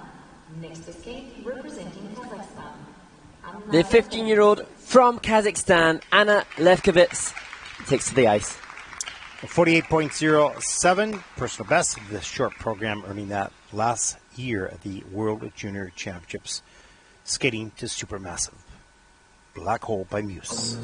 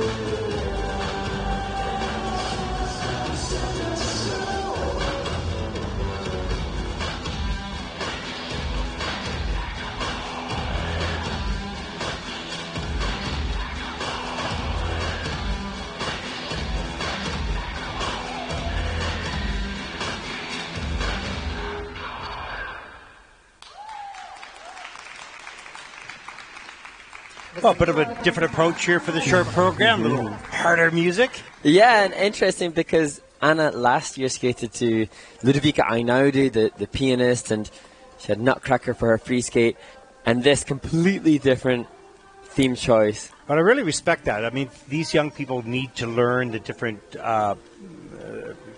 different stories and different rhythms and different cultures and, different eras of music, and you don't do that without trying something new. There's a look at the triple Lutz, just a little bit back on the heel. And here as she enters into the triple loop, that was well done. She looked to have so much conviction for the loop and the axel. No question that those were going to be landed after that opening fall on the loops. And here you can see that commitment to the different style choice. And so as you say, Ted, the skaters, it doesn't matter what the skaters choose musically. Something like Ludovico Einaudi is common and popular because it's perhaps a little safer. Using Muse music is potentially a little more difficult to interpret, perhaps a little bit more of a chance to get the judges on board. But if the skater interprets it appropriately, then the judges should and will reward. And also you're going to set yourself aside from the other Yes. skaters, who most of them will skate somewhat to safe music. This is breaking new territory, being a little bit more in your face, and if you can pull it off, it can work for you. And also, it's great for the skaters to have their own voice, and that music choice, perhaps something that Anna really embraced and really wanted to use, and that's something that she will then be listening to Absolutely. every day. 42.70 for Anna Lakovitz, 11th in the short program. In the short program, 42.70 total points. She's currently on 11th place.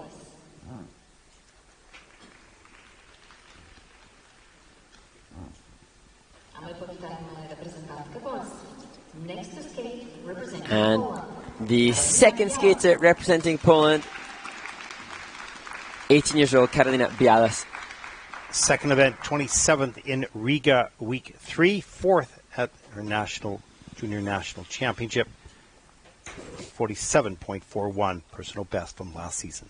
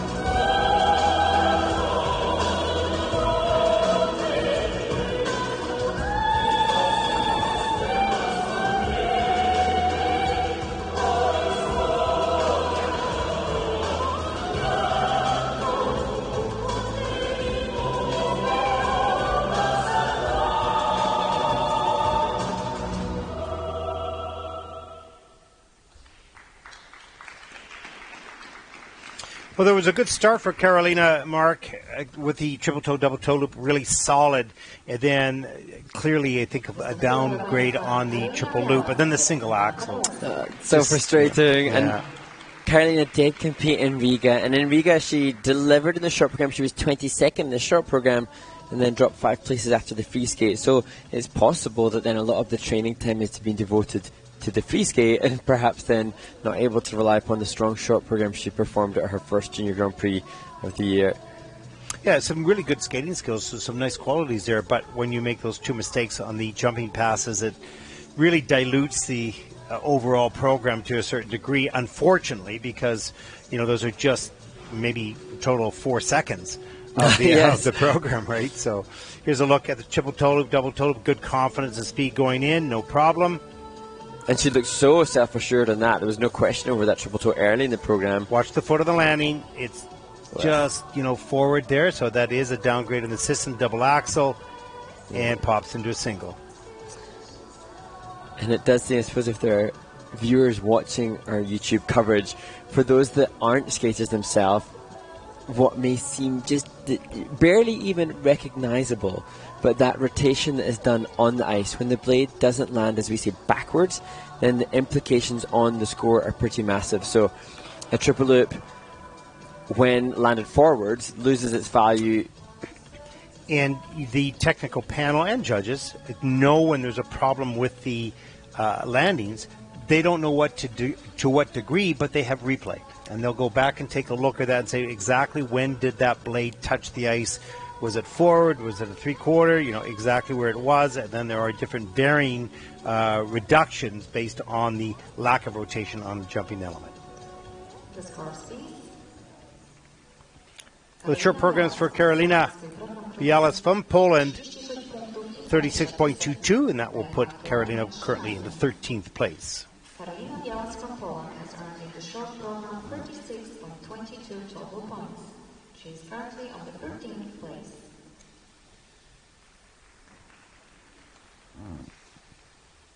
A my powitajmy reprezentantkę Kirgistan. Next is skate representing Kyrgyzstan, Zhasmin Shlaga. Young 13-year-old, she'll turn 14 in a couple of weeks. Zhasmin Shlaga. Very first Junior Grand Prix event. Skating the short program here this morning to I Invoke Cursed Winds by Peter Gundry.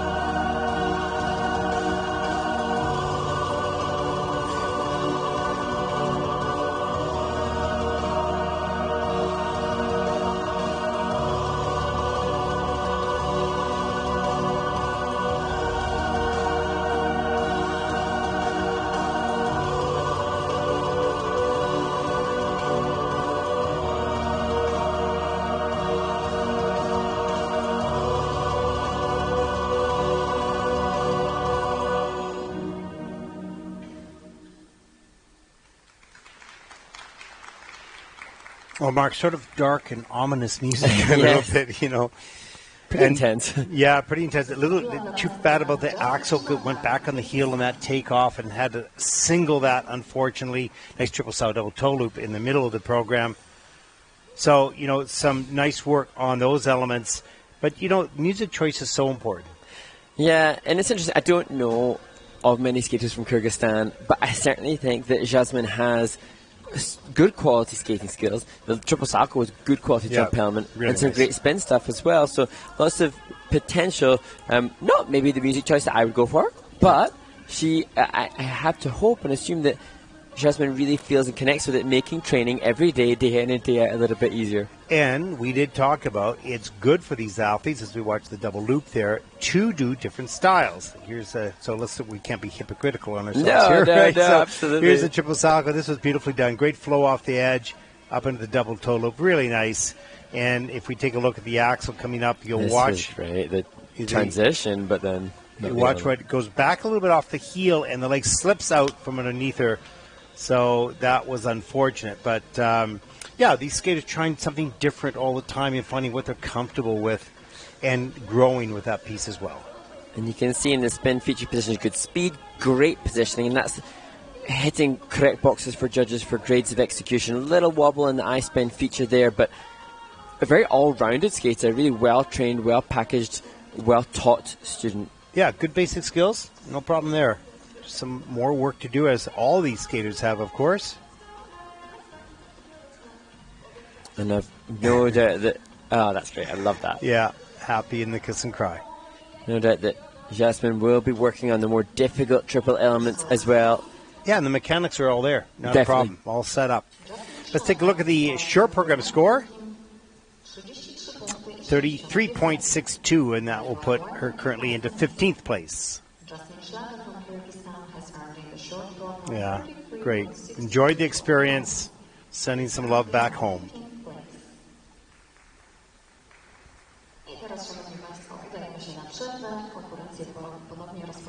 Okay, Mark, it's movie time. What's up? We head now to another of the ISU Elements Explained series. We go to Bergamo to have a bit of an insight into the loop jump, that one of the mandatory jumps for all of the skaters competing in the women's short program. And after that, we look again at the Mic'd Up series. Great insight into what happens in the minds and voices of the coaches as they send their students out onto the ice at the Junior Grand Prix. And finally, during this resurface, stay tuned to see a teaser documentary of what happens in the world of short track. Okay, short break during the ice resurfacing. We'll be back. Stay with us.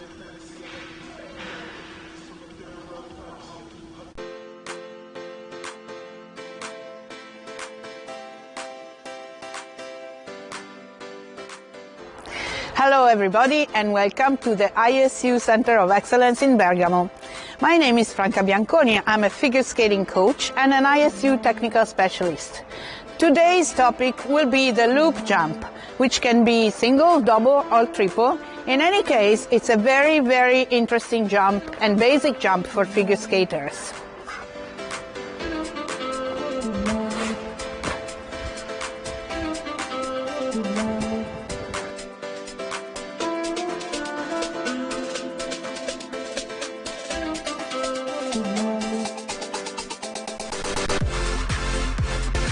One of the basic moments in the loop jump is the takeoff, of course. And in this takeoff, we want to have all the weight on the skating side, so on the skating hip, with the right side, in this case, really well pulled back, and the left side in front.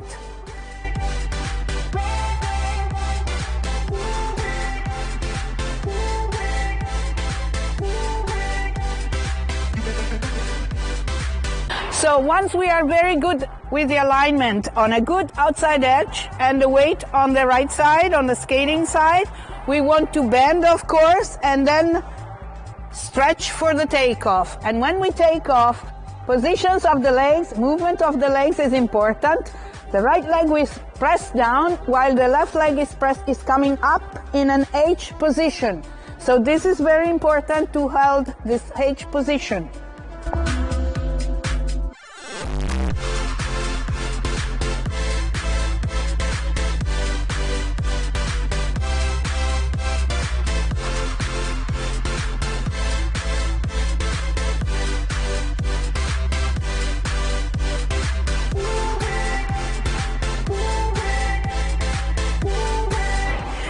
Thank you for watching us today. If you liked the video, please leave us some comments, and till the next time, ciao!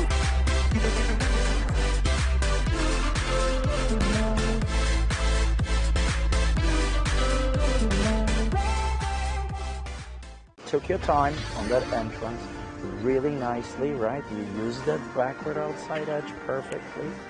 Love the jump.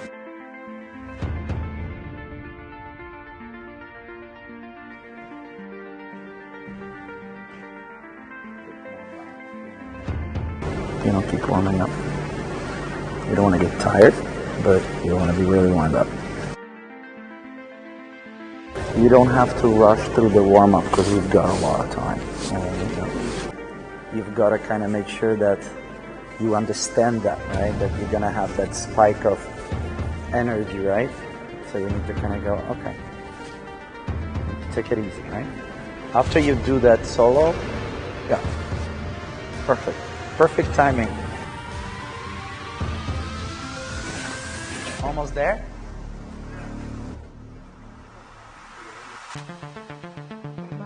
Good. Remember, calm, right? Yeah.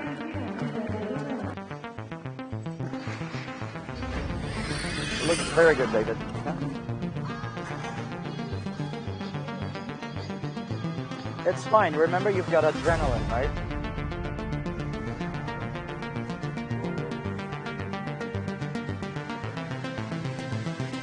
Really nice. Like, you took your time there, right?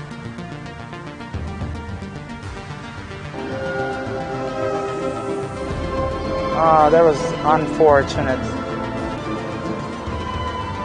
Tight, tight, tight, tight, tight, tight, tight, tight, tight, tight, tight.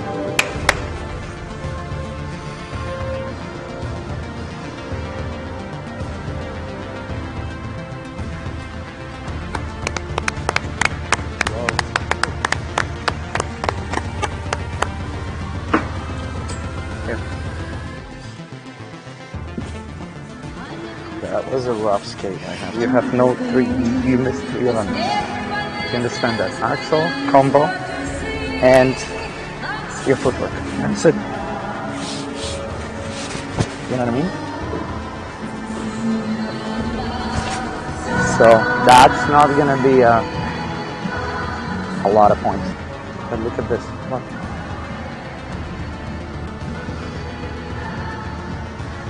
Right? We would like to thank all the Happens. Skating happens. Happens.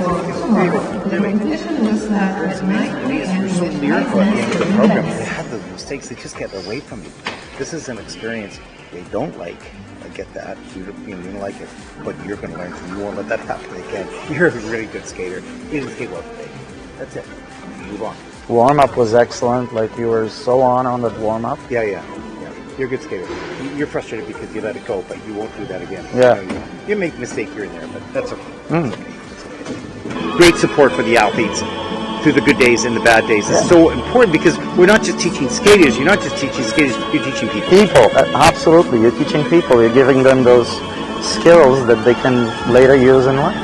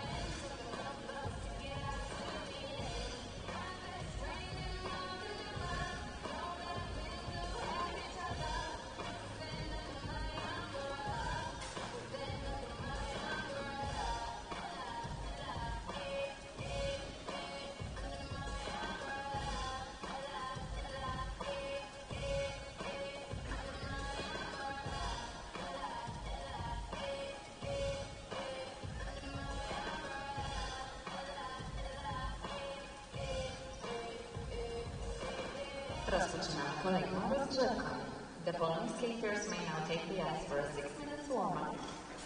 From Slovakia, Vanessa Selmekova. From Israel, We return to Gdansk for the next group of skaters in the Baltic Cup 2022. Another 5 women take to the ice for their short program. Group number 5 of 9, almost halfway through. It's flying by, Ted, flying by. Well, there are 49 entries in this competition. Of course, we talked about this a little earlier with the merging of Yarvin after the cancellation of that into the final 3 weeks, 2 weeks here in Gdansk. And, of course, one of these weeks in Gdansk was a cancellation of Grenoble, France. So there's been lots of changes in the Junior Grand Prix this season, but the ISU and, of course, the federations have done a wonderful job in adapting, so we thank them very much for that. And I think, given what happened through the course of the global pandemic and everybody's ability to work with whatever they had and make the most of any situation and find new and unique ways in which to facilitate skating, and maybe everybody's well prepared for all eventualities. And I think such a well-oiled machine and such a wonderful operation that goes behind the creation of these events. It just seems like I'm stepping into real clockwork. Well, with COVID coming in, it's really forced every federation, not just the ISU, on how to adapt and keep the sport going and potentially growing through time. So they've had to adapt in all sorts of different ways, and of course federations and the ISU have done a good job to do that. Now we are to some degree back to normal. I use those words really loosely, but it's great to know that we can adapt quickly should situations around the world change. Yes, and all of the skaters have to be COVID tested upon arrival before accreditation at these events. Yeah, we see the odd athlete have to stay behind. We had that in Courchevel, of course. One of the athletes had to stay for, I think, about a week before they could go home. And so it's still there, but not to the degree it was in the past. And I suppose one of the things that skaters and the coaches must try to do is remember the sadness at being unable to compete. And now, in the midst of their tensions and anxieties about getting back out there again, just remember, well, I'm grateful that I've got the opportunity to compete. We missed it so much when it was not available to us all. And we have talked a little bit about the effect of COVID on the development of these athletes, much slower, particularly in the juniors, because they've been off the ice for quite a bit. So missing some of the training on the more difficult elements, and perhaps that's going to take a year or two before we get back to where we were and we catch up a little bit. But nevertheless, the athletes are thrilled to be on the ice, training every day, and working towards something like a Junior Grand Prix. Yep, it will have been such a huge benchmark in the calendar for all of the skaters. The end of the season came at the end of the World Junior Championships in springtime for many of the athletes, and thereafter that will be the opportunity to hone new technical skills and create new program choreography for many, with the objective of a Junior Grand Prix assignment being one of the early standouts of the year. Well, just over 2.5 weeks from now, the Senior Grand Prix events will take place. Will start to take place, of course. Skate America will happen right after the Enya Junior Grand Prix event, then on to Skate Canada. So there are 6 events in the seniors, 7 events, or were 7 events in the juniors, and then, of course, the Grand Prix final in early December in Torino. And concurrent with this event, there are Challenger Series competitions happening for the senior skaters as well. So I believe it's Finlandia Trophy this week, where some of the senior skaters will be starting their international season, and then it's some of the best of the best that get assigned to the Senior Grand Prix. And you start to see who's sort of emerging coming out of last season and starting the season off strong, and some finish stronger, some start stronger. We'll see what happens. I haven't mentioned yet today, but it's the beginning of a new Olympic cycle. I think because we're on Junior Grand Prix 5, forgetting that it's still relatively early in the season, and certainly very early on the Olympic cycle, and many of the competitors here, if they have long-term athlete development plans, that 2026 Olympics in Italy will be on their calendar. Yeah, Absolutely, it seems like a long time away, but this sport takes so long to develop into an Olympian that you need those 4 years of planning and even more to prepare an athlete for the greatest sporting event known to mankind. Absolutely. And it was an amazing games in Beijing. One of the standouts being... But won't it be great to have an audience back again? Oh, yes. Yeah. So. Yeah, how great it will be to see a Winter Olympic Games celebrating our brilliant sport with thousands of people on site enjoying it. Of course, Pyeongchang was 2018, and that was just the start pretty much of COVID, although people didn't really know about it so much, but was starting to probably happen at that point. But Pyeongchang, it had an audience for sure, maybe not as big as they would have in North America, but it was still a great games, of course. And then Beijing, a little less. I mean, still Olympic Games, but when you have an empty audience, it's a little bit of a challenge. Yeah, it's a bit of an elephant in the room. Maybe shouldn't discuss it, but I think it's got to have been really challenging for the athletes to have their Olympic moment without their friends and families on site. But thank goodness for YouTube and telly. Yeah, exactly.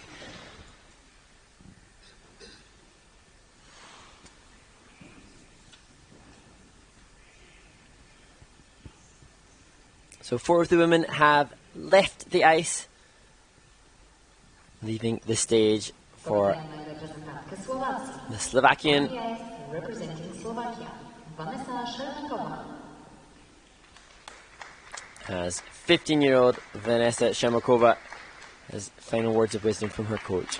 This is Vanessa's second Junior Grand Prix season, second event, 14th in Ostava on week 2. Top score in the short program, 48.59, earning that last season. And we'll skate the short program here this afternoon to Eyes on Fire and Supermassive Black Hole by Muse.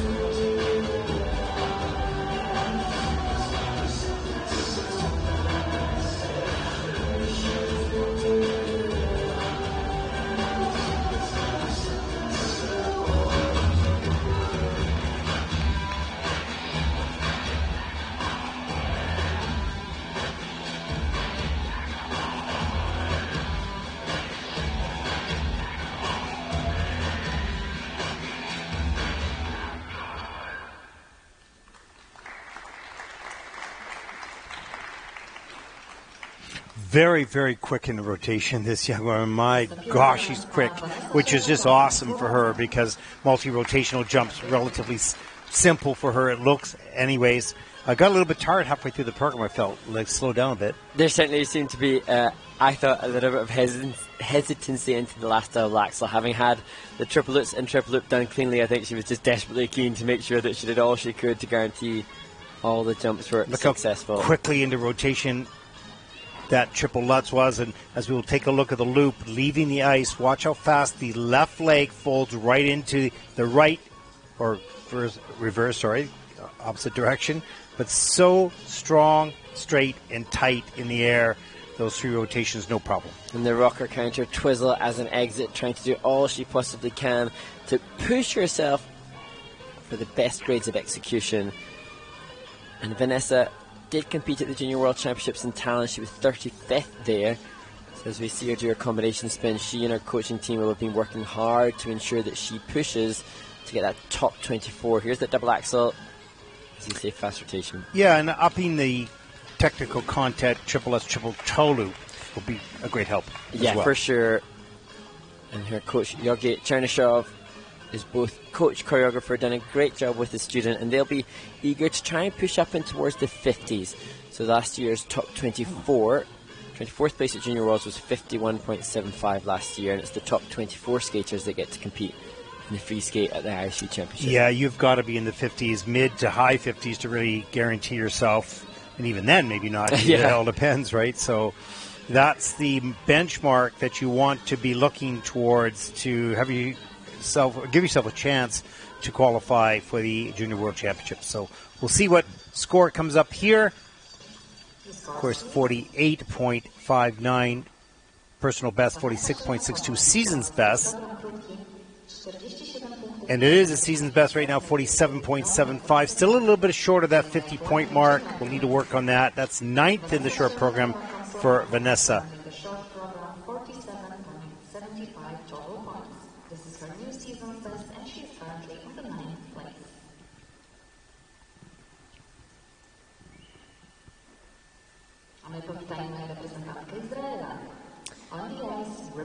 The next skater, Maria Senyuk from Israel, born in Moscow.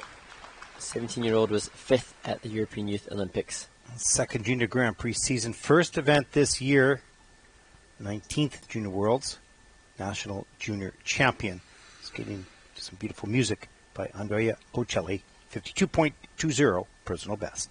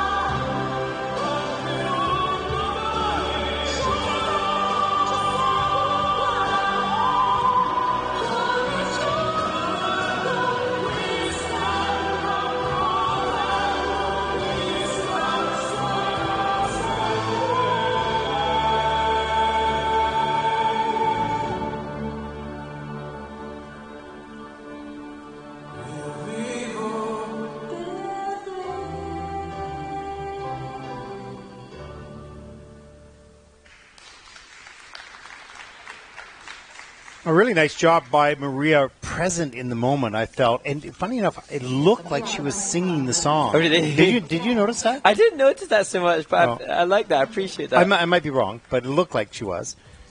Well, that in itself is a testament to her trying to get presentation component up, trying to give that involvement in the music, and that is the criteria the judges have, is the skater involved in the music. So. Yeah, lovely spins and head up throughout the performance. And really a strong athlete and excellent execution of the elements at the level that she's doing them at. Right now, as we watch her enter into, in a moment.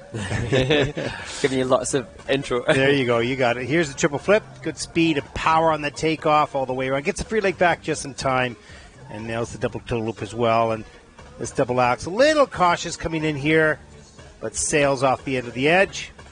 Nice leg kick, and of course the triple loop. This was a beauty. A little short spread eagle there. Some more cross cuts coming into, not a lot of transitions into that element, but a beautifully executed triple loop.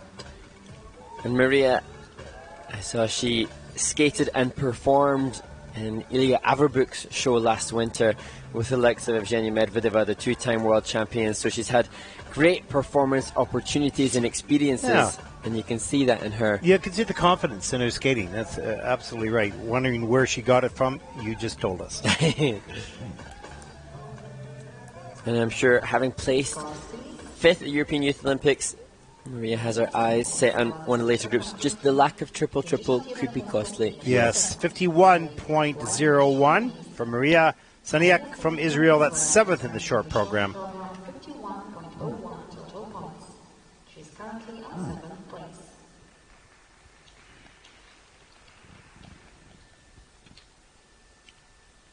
A przed Państwem reprezentantka Filipin. Next to skate, representing Philippines, Felicity Cristobelle Eco. Felicity Cristobelle Eco from the Philippines. Yeah, very first Junior Grand Prix event, and we'll skate the short program to the music sail.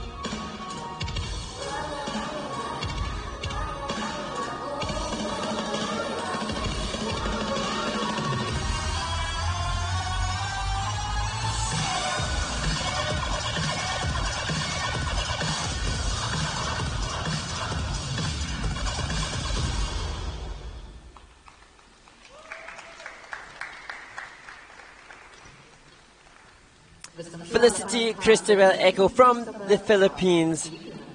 Well, Mark, for the planned program that Felicity had laid out, she performed, at least from the jump perspective, exactly what she planned to do and quite well. Some challenges on the spins, in fact, Yes. just the lower levels. Flying camel spin didn't have a level. The step sequence, sit spin, pardon me, in at 2, the step sequence in at 1. So some work to do on levels as we watch Felicity at the opening of her program. And approaching the double lutz, no problem, hands above the head, double toe loop, that was nicely done.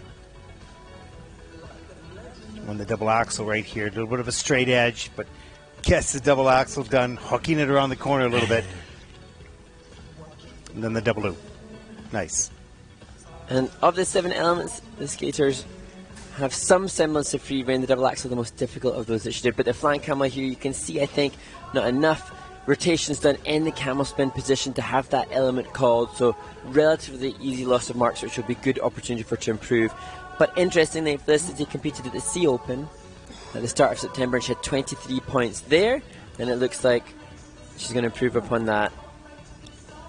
And interesting, I saw on her Instagram, she had the quote, "Dreams don't work unless you do," and that gives us just an insight. Oh, that's great. Yeah. Nice catch. And these skaters, they all dream of competing here. She's got a lot to say. She's got a lot to say. Pretty happy young woman in the kiss and cry, enjoying the moment and the skate and her pride, showing her pride for her country. She looked relatively reserved on the ice. Yeah, exactly. Then she comes off the ice and it's like a chatterbox. Right? Yeah. Yeah. I wonder what we'll see in the free skate. It says she got Phantom of the Opera for the free skate. We'll see what kind of commitment she'll give to that in turn. So interesting, these young skaters, who they are off the ice and who they are on the ice. So let's take a look at the short program scores for Felicity. 26.98. Yeah, nice high five. That'll put Felicity into 21st position. She's currently on the 21st place.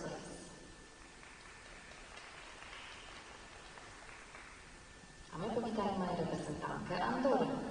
Next to skate, representing Andorra. We saw this competitor at the first Junior Grand Prix of the series this year in France. Now back from Andorra, Paula Margarido Pereira.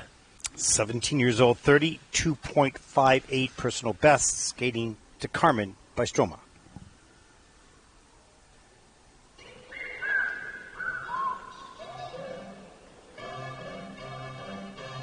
L'amour est comme l'oiseau de Twitter, on est bleu de lui seulement pour 48 heures. D'abord on s'affilie, ensuite on se follow, on en devient fêlé et on finit solo.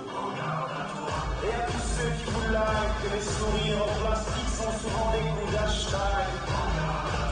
Ah les amis, les potes, les followers, vous faites erreur, vous savez juste la cote. Regarde à toi, si tu m'aimes, garde à moi.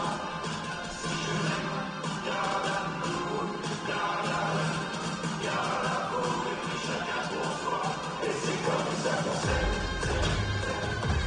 comme ça qu'on somme.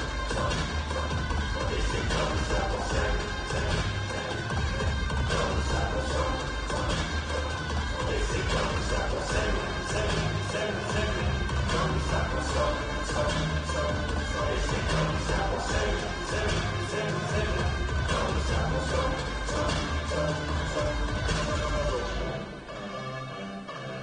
L'amour est enfant de la consommation, il faudra toujours plus de choix. Voulez-vous des sentiments, voulez du camion, j'offre la demande pour unique et seule loi. Puis j'entrerai déjà les dangers, moi j'ai gardé mon ticket, s'il le faut je vais les changer moi. Et s'il le faut je vais me venger moi, cet oiseau de malheur je le mets en cage, je le fais chanter moi. Garde à toi, si tu m'aimes, garde à moi. Si je m'aime, garde à nous, garde à eux, garde à vous, et puis chacun pour soi. Et c'est comme ça qu'on s'aime, comme ça qu'on somme. Et c'est comme ça qu'on s'aime, comme ça qu'on somme. Et c'est comme ça qu'on s'aime, comme ça qu'on somme.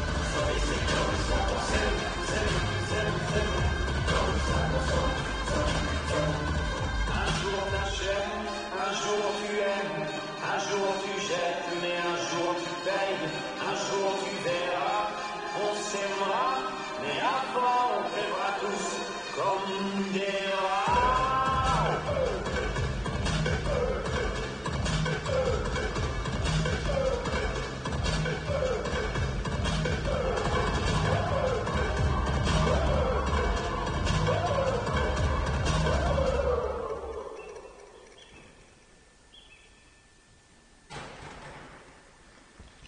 Well, some interesting and contemporary choreography at the tail end of the program for Paula Margarido Pereira from Andorra. Paula Margarido Pereira, Andorra. And this, a quantum leap forwards from her short program performance in Courchevel.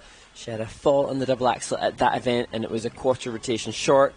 And then her jump combination in France was under-rotated on the double loops and downgraded on the double toe loop, and both of those jumps coming up is cleanly and fully rotated here. So returning to the kind of form she had on the Junior Grand Prix in Austria last year, where she had her personal best of 32 points. Yeah, and a nice example, as we talked about, of learning from one experience, perhaps not a nice one, and taking it forward and improving. There's the double axel all the way around. Free leg got stuck a little bit in front, didn't punch back early enough for the landing. There's double lutz, reload, double toe loop. Had to work hard on that, but got it done. Nice Ina Bauer in preparing for the loop, and no problem there at all. It's amazing to see the difference.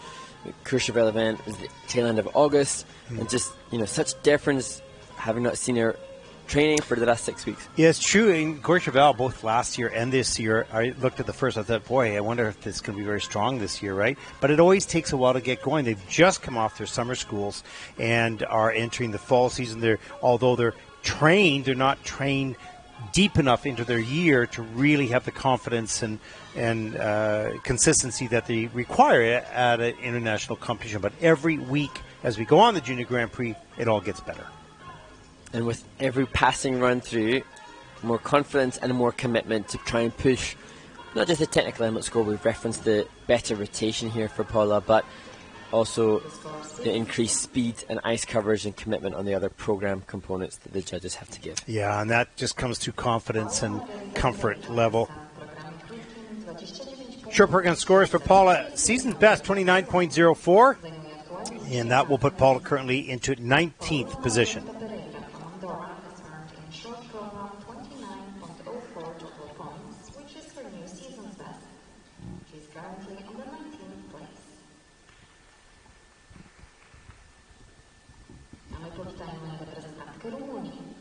Next to skate, representing Romania, Ruxandra Sabina Rotundu. The 16-year-old representing Romania, Ruxandra Sabina Rotundu. Well, this is Ruxandra's very first Junior Grand Prix event. So excited and ready to perform right now. The short program this afternoon here in Gdansk to White Rabbit.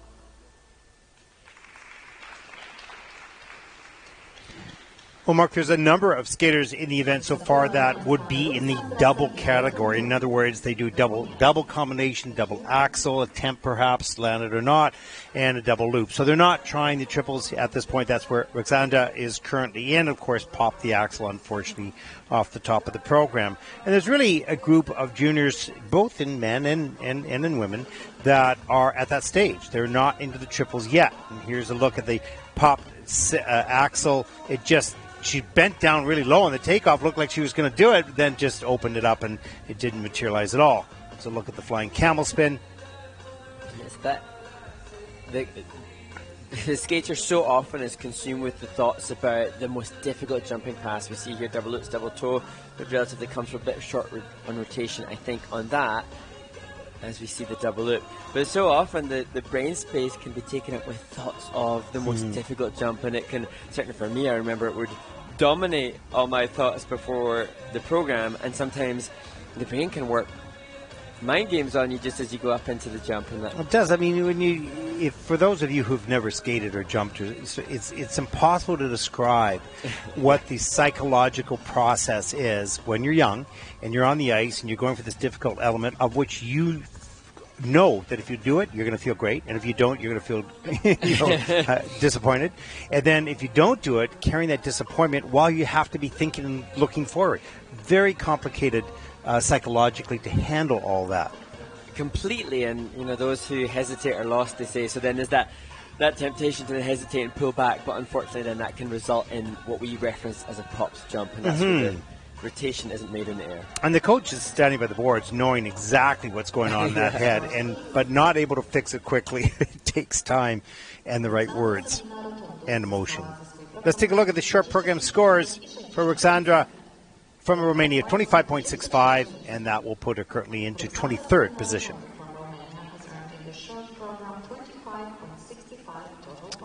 Top three spots held by Korea, and they're fine skaters in this event. Some other good skaters coming up, so we'll see whether those scores will uphold those positions. Much more to come as we take a look at the Group 6 taking to the ice for their 6-minute warm-up. There's a look at the start order for this group. The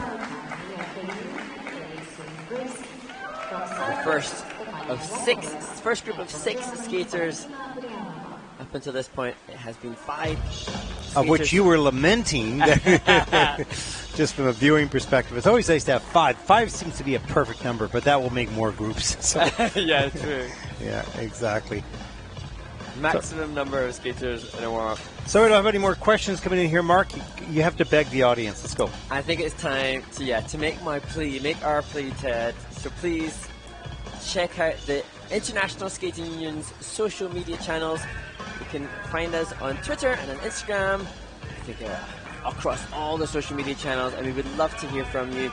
You can use the hashtag JGPFigure, and you can also tune in to the comment section on YouTube, which takes us to the interesting point. It's actually been quite interesting, Ted, in discussion outside of the events. I've heard numerous skaters referencing those who do put comments online. The world we live in, it's very easy to have your opinions put out online, and it's interesting that there are still some that can be quite negative towards the skaters, and yet when I chat with others, everybody seems so unamused and frustrated when anybody can put anything negative on, and yet it still goes out there.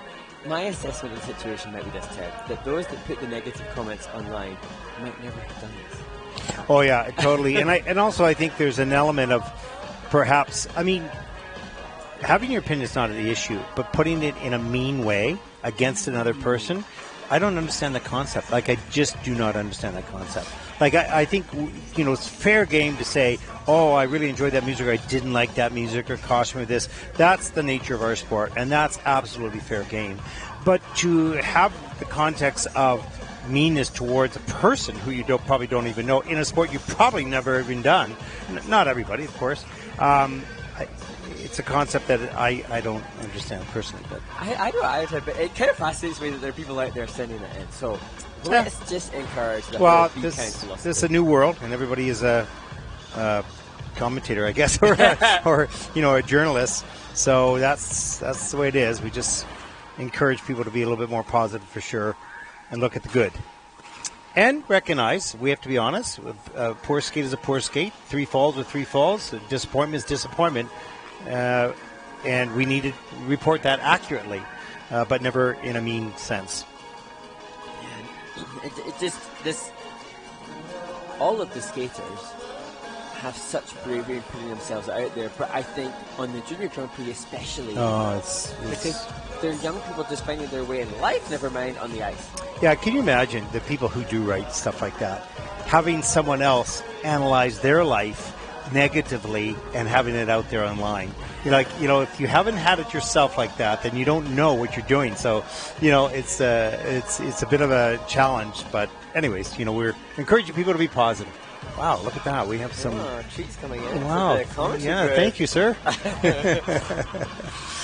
So, yeah, there we go. I'm always conscious, Ted, that 1,000 good comments for the skater, 1 negative one, and that's the one that we can attract to. So we'll just make sure that we promote the skaters and just help them appreciate the enormity of this occasion, and just simply getting out there on this ice, performing in front of a judging panel, knowing it's going out to the world, demonstrates courage beyond measure. Oh, you know what? It truly does. You are completely on your own, because that's a big rink. Yes. One person, in sometimes in case pairs and dans, of course, too, and synchro anymore. But the point is, you're one person with all the eyeballs on you. So any mistake you make, you can't be pointing the fingers anywhere else. It's yours. You own it. All right. So you are really, and these young people, most often go on to be very successful in life because they've had to deal with a lot of failure in learning, in everyday practice, and having to be in front of people and exposing yourself to comments and criticisms and whatnot, and judgment. So those skills do serve these young people very well a little bit later in life, of course.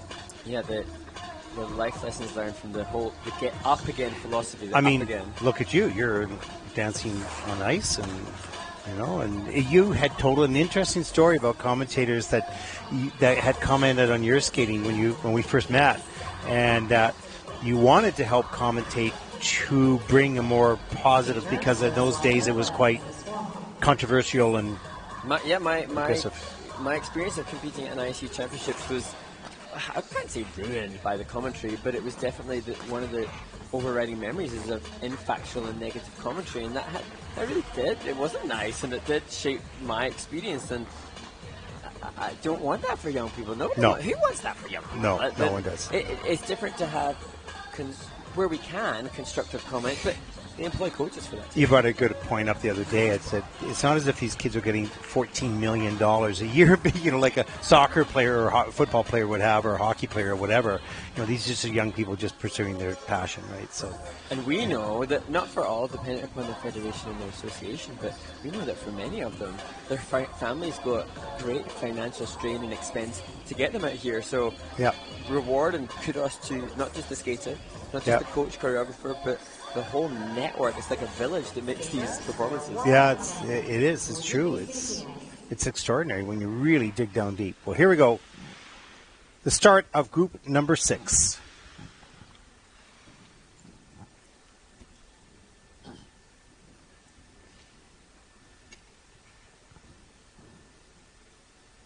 Another skater from the home nation, the third skater to represent Poland in the women's competition here at the Baltic Cup 2022. Giulia Barucchi, the 15-year-old. She competed at the first Junior Grand Prix of the year in France.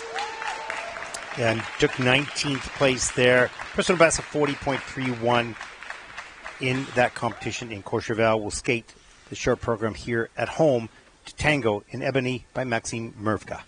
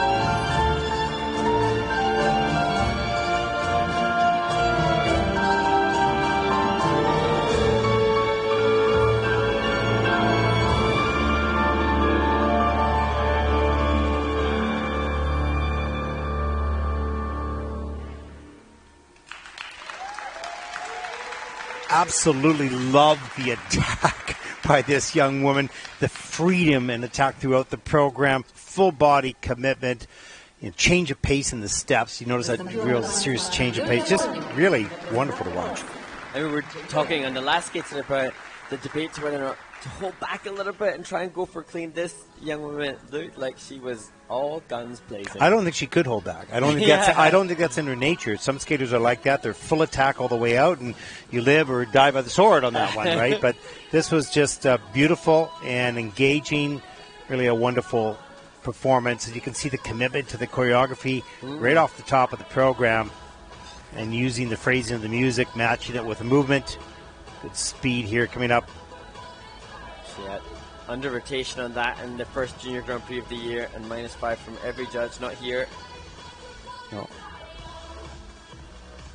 Sauto had to fight to get that 3-turn done. Would keep that foot off the ice, and she did. Double axel. Great attack on the takeoff. And again, that was in the minus grade of execution from the judges at the first Grand Prix. Much better here.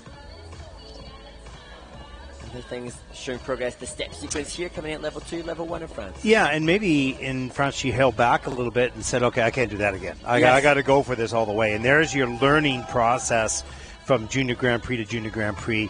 Happy young woman in the kiss and cry. Much better performance. Really well done. And again, we've got to acknowledge the fact, what a wonderful opportunity, not just to do a Junior Grand Prix, but to do a Junior Grand Prix in Poland as a Polish skater. Oh, yeah. Skating at home is always like a thrill. And also brings more pressure to it. Just depends on how you look at it, right?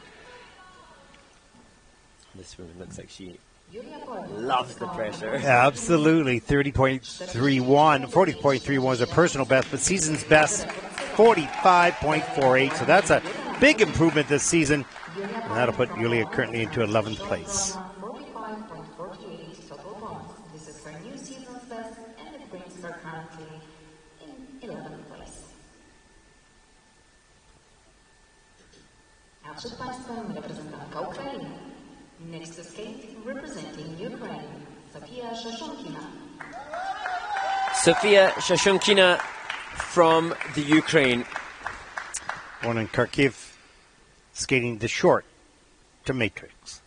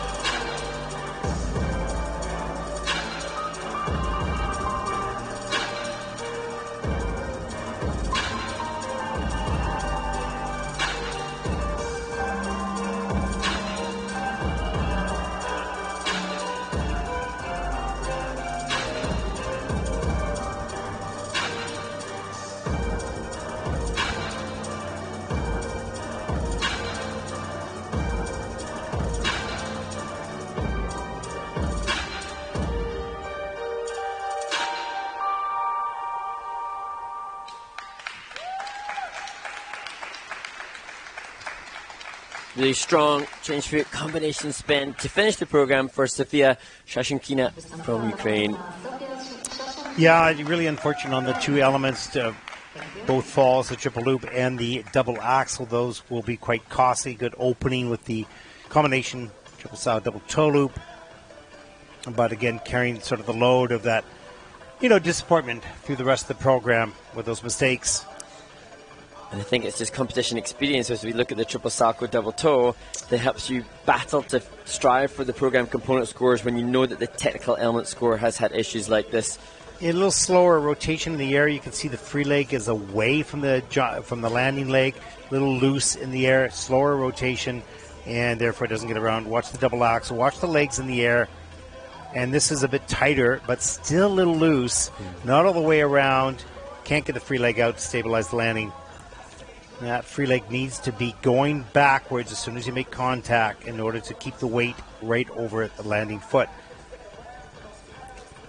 And we just saw Giulia Barucchi from Poland showcasing that progress from that first event of the season. And on her biography with Sofiya, it doesn't look like she's done Junior Grand Prix before. I'm not sure if she's done any smaller events this season, but this serves as a benchmark from which to grow. The change for combination spin demonstrates great flexibility, maintains rotational speed at a decent rate when she does these difficult features, but the attack for the jump. Yeah, Sofiya managed to be a little quicker and tighter in the air. She's strong, there's no question of that. That would spin in the air a lot better and get out, and those difficult elements would start to materialize on a consistent basis, and then you've got a whole different skater at that point, because there's certainly some good skating skills there. And you can see, if you just look at the score coming up, the judges have to take 2 points off for the falls, and then the value of adding that double axel and triple loop as the season progresses could see this score having 10 points easily added to it. Yeah, totally. Short program scores for Sofiya Shashunkina. You say it. Shashunkina. Yeah, there you go. 32.68, and that'll put Sofiya currently into 20th place. Tongue gets tied sometimes. Teamwork there, Ted. Teamwork. Yeah, way to go.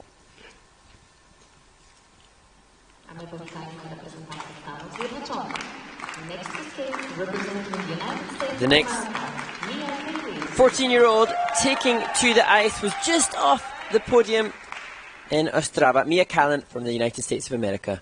Second Junior Grand Prix season, second event. 59.24 personal best, skating to Power of Mind.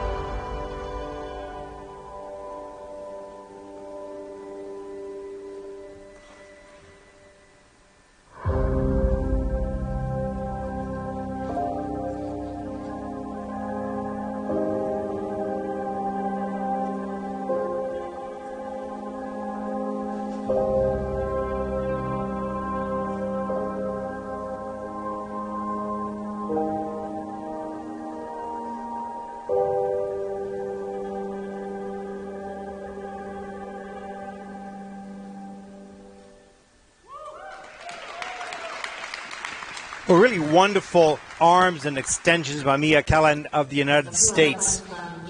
And she blew us away at the Czech skate when she performed 2 quadruple toe loops in her free skate there, and demonstrating consistency again here with another clean, short program. And I saw her at breakfast, and she just seems such an unassuming, gentle young woman. And I just think it's just wonderful to see somebody that's so humble and yet so brilliant. Put her on the ice, and all of a sudden a different person comes out. Yeah, just no question. Wonderful. 3 elements are under review. We'll see if the Lutz was all the way around. Certainly the triple toe loop climbed up into the air. It was just great work on the jump combination. Here is the double axel. Watch the landing position right here. Extension with the arms, with the twizzle. Just beautiful. Now here's the Lutz. Let's take a look. It's slow and see the landing maybe just under. It is being reviewed at the moment. And Mia not only... Oh, that was the loop. Sorry, pardon me. Yeah, Mia not only successful with the quadruple jumps, which we hope to see in the free skate, but a very elegant skate as well. Maybe not the same speed as we'll see from some of the Japanese skaters. Watch the lift here. Yeah, great work to get up a little bit higher on that toe loop. Really nice back shape. Always turned out free leg, always pointed toe. Very classy.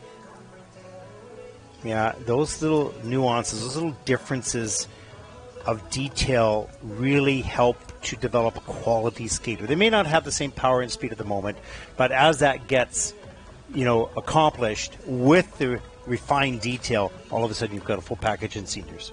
Love the illusion exit of the layback, and knowing that Mia can land quadruple jumps, we know that she's a massive technical prowess that allows her to then focus on maybe the program component scores moving on as the season progresses. Yes. But I saw her mum on the bus here as well, and like I said, it takes a village. There's so much behind these youngsters to facilitate these experiences, and it's just a joy to see then when it's delivered and it's a good experience. I feel for mom and dad as they watch their kids skate, that's for sure. Season's best 59.50, and that'll put Mia Kalin currently into 3rd place, and there's that smile.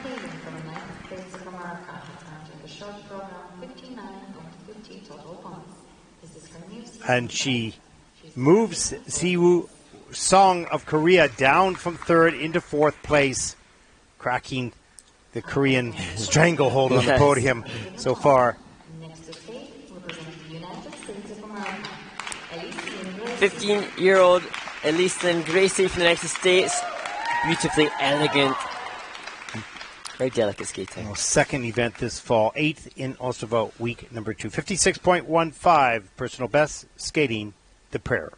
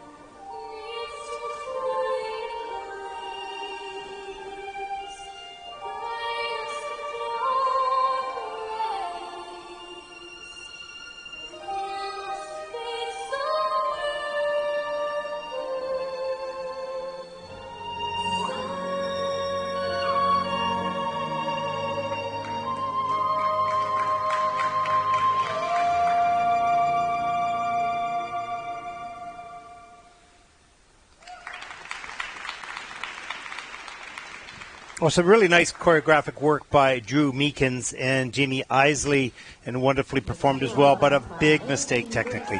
And it's so unfortunate for Elyce Lin-Gracey. She fell on the triple lutz, the jump combination, when she competed in her first Junior Grand Prix assignment in the Czech skate Ostrava. And the same... Yeah, and that might be a little late in the program at this stage. Maybe not. You've got to evaluate the second time out here. But such a beautiful skater. Oh, just truly, truly beautiful. And it's interesting as we look at the program component scores and the criteria the judges have, there isn't necessarily any criteria pertaining to free leg extension or posture, but Elyce has it in abundance. Great lift on that triple loop. That was easily cleared. Some nice transitions in and out of. Look at all these turns. And this was good. The rocker. The rocker right here. And right up into the double axel. Just really beautiful in and out of that jump. And then here is the problem. Good speed coming down the ice. This timing maybe a little bit bigger probably than normal back on the heel. I thought it was a better jump than Ostrava. And the jump combination was placed in the second half of her short program, assuming then that, well, the reason that has been done is to try to accrue more value on the element, but you assume then that it is consistent enough for her to do that. Just pressure-filled situations make different things happen. Yeah. But I'm most certain that although it's been a problem so far in the Junior Grand Prix, this is really a refined and delightful young athlete, and she'll sort that problem out because all the qualities are there without question. We'll see a score, a pretty good score. 56.15 is her personal best so far, so we're not going to see that score here. But still, a relatively good score considering all the other qualities that she has. And here it is, the short program score, 52.90.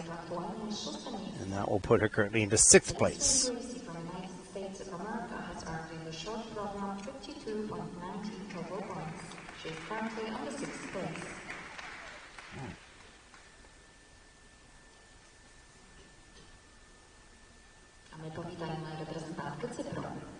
Next to skate, representing Cyprus, Stefania Yakovleva. Born in St. Petersburg in Russia, Stefania Yakovleva represents Cyprus here at the Baltic Cup. The second Junior Grand Prix season, first event this fall. We'll skate the short program to Can't Help Falling in Love.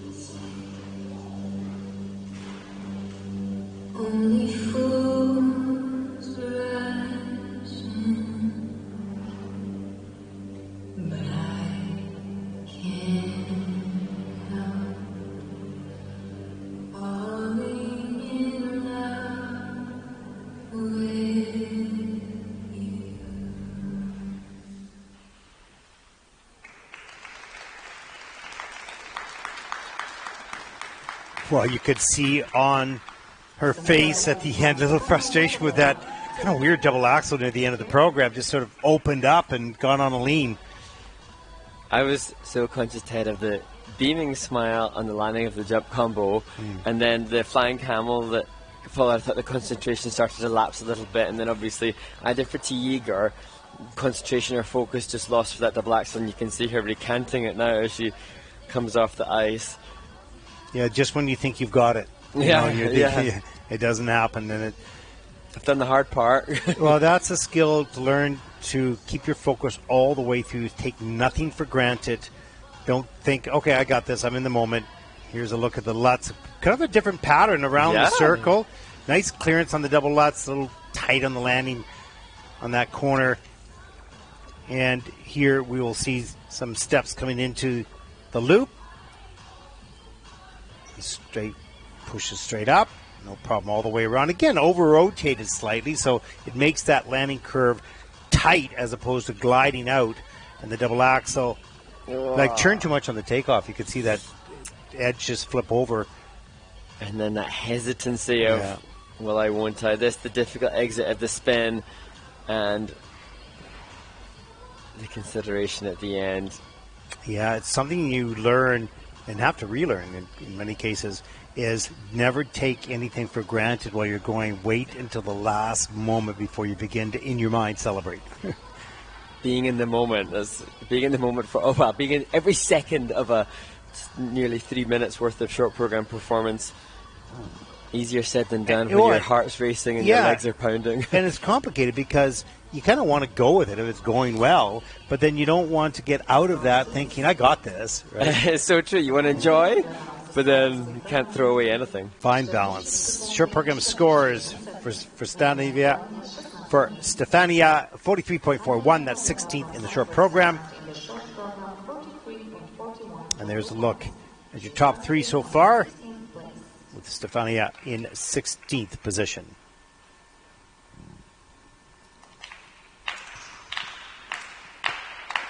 Next,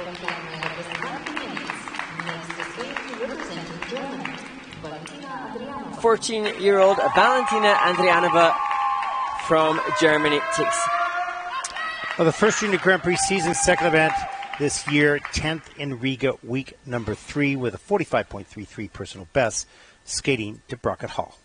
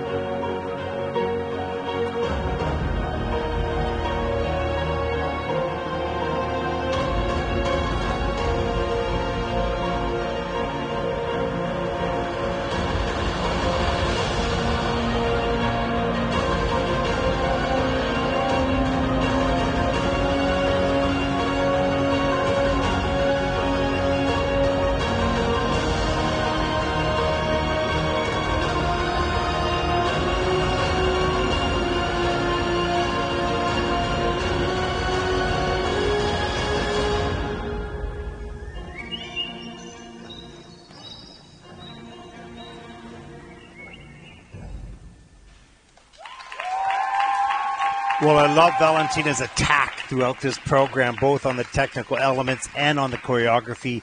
You know, brought me into the program. Really appreciated that.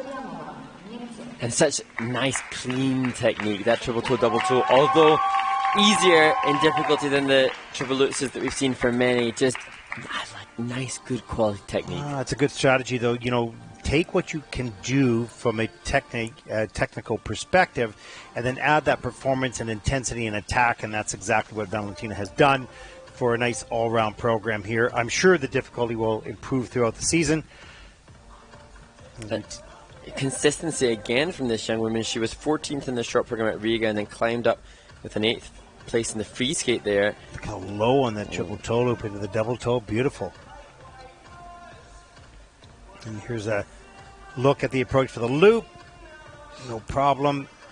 Isn't it nice to see an element with just no question on rotation? No. That blade hitting the ice backwards without doubt. The only review in this program was the flying camel spin, which is now verified at level 4. And interestingly, she had a wobble on the flying camel spin in her first Junior Grand Prix assignment, so that was only a level 2 there, coming up as a level 3 here. And solid double axel, do a little falling leaf. She has quick twitch, fast really reflexes. Good. And you even saw on the entrance of that back camel spin, really a snap, if you will. Got good speed off of that as well. Some skaters just have that natural fast twitch fibers. Yeah, and they want to use that. That's their comfort zone, and just, you know, using their strength and quickness off the entrance to a spin or the takeoff of a jump. And you can see some joy in the kiss and cry for a solid performance by Valentina Andrianova of Germany. And her coach, Tanya Luft, traveled with her to Riga as well. So the coaches also, just so much commitment from them too, traveling throughout Europe to support the competitive aspirations. And leaving their business and home and family as well. Let's take a look at the short program scores for Valentina. 49.21, that's the season's best. And that'll put Valentina currently into 12th spot. And that concludes group number 6. As you quickly prepare the menu for the video menu for our ice resurfacing break. Take it away, Mark. So on the third ice resurface break of the day, I think we're looking ahead to some of the up again stories, and some of you will have enjoyed already seeing the tale of Elyce Christie, the speed skater, a chance to relive that. And then we head to Champéry for an insight into the ISU element explained, and this time the axel jump, that's another mandatory element in the women's short program today, before finally looking at this speed skating documentary teaser. We'll be back. Enjoy.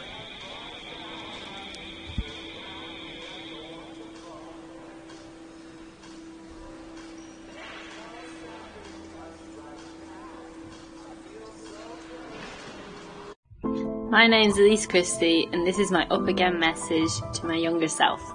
Dear Elyce, you'll receive this message after receiving death threats from fans after colliding with one of their skaters at the 2014 Olympics. That's when my anxiety started. I remember just being really alone and really scared. I'd have panic attacks while I was skating. I ended up clinically depressed. Now the Pyeongchang season, everything just went wrong.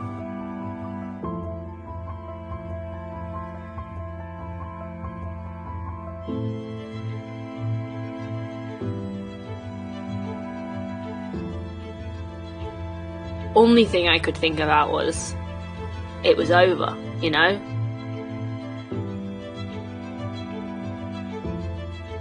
I just went numb for a while.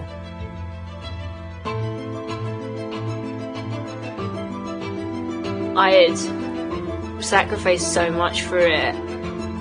I reached the moment where I couldn't cope. And then 30 seconds later, I just remember being like, I don't want to die. That woke me up. I actually learned to love racing again. From that moment, I went to Europeans and won medals, and I enjoyed it more.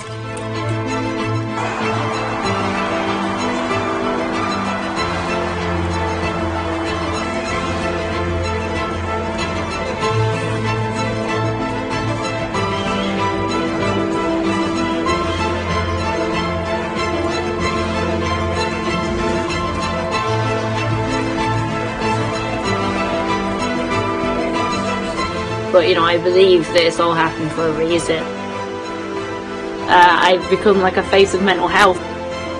But I chose to speak out about it because I could help. You know, it could have a massive impact.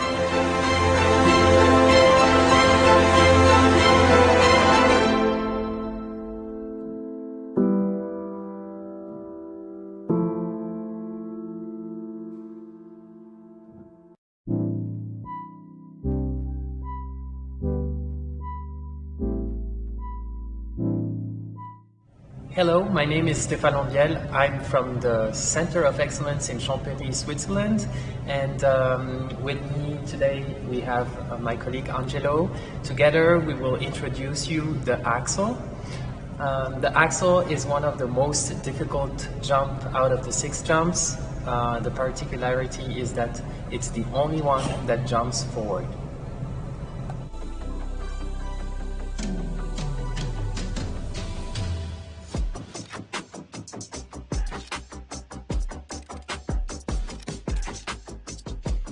A bit of history. The axel jump is named after his inventor and creator, Mr. Axel Poulsen from Norway.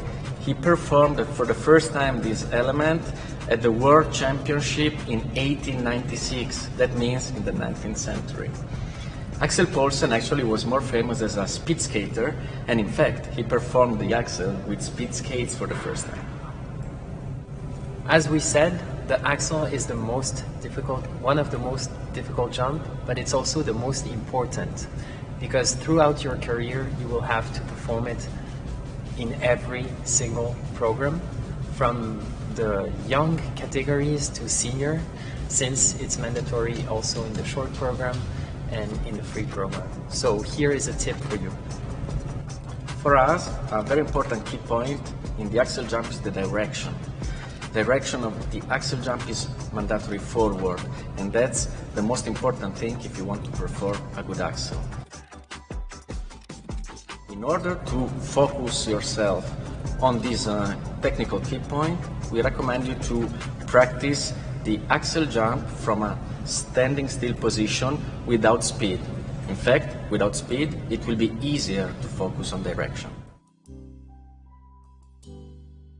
The direction will remain a key point throughout your progression, from single to double and from double to triple.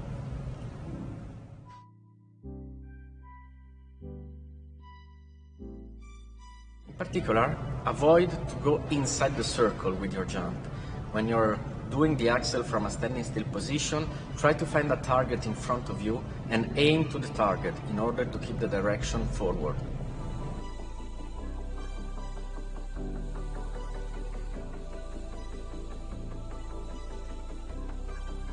We hope that these informations gave you a little bit of knowledge and how to perform the axel. Please keep following and stay tuned for more fun facts and other tips in figure skating with the ISU Center of Excellence.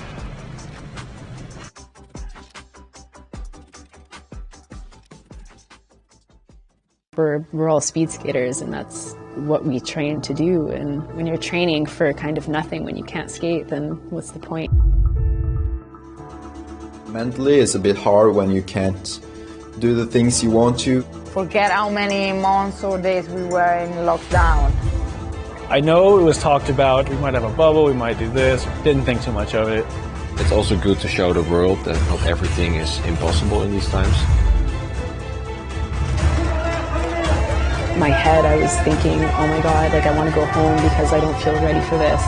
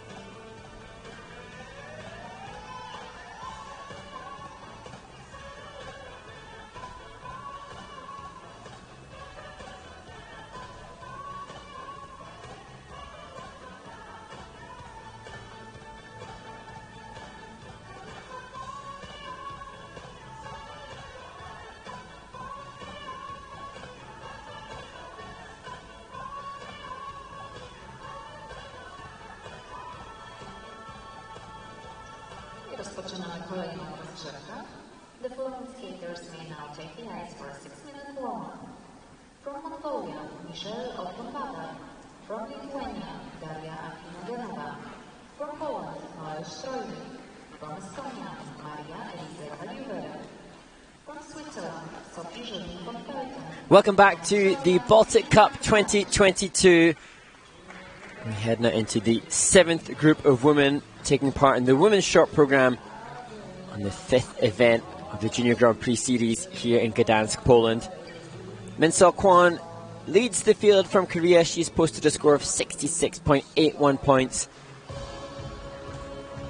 And Korea also in 2nd and 4th place, just separated by America's Mia Kalin.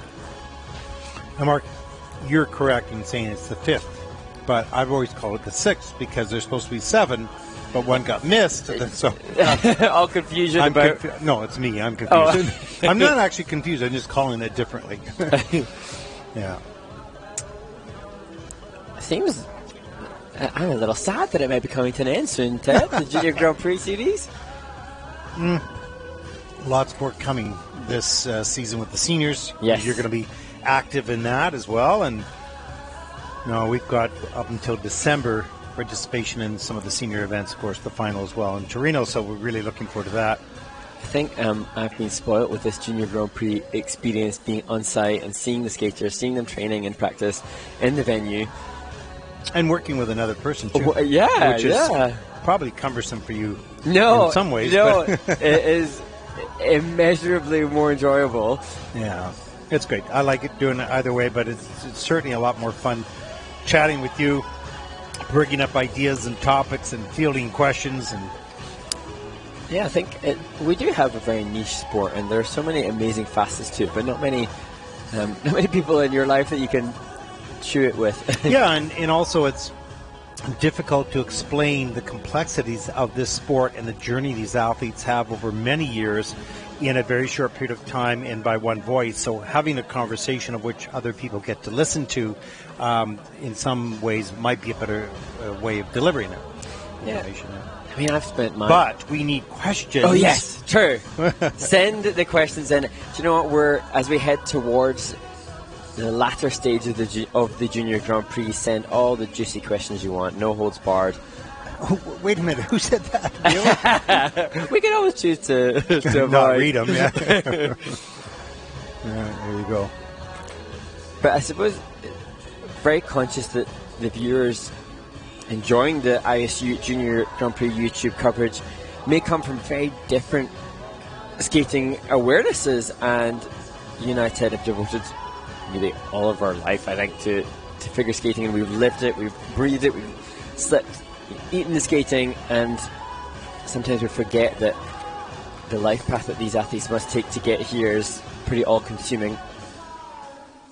It is, and we're sitting here, and so do the audience around the world, watch only an end result, 3 or 4 minutes of skating here.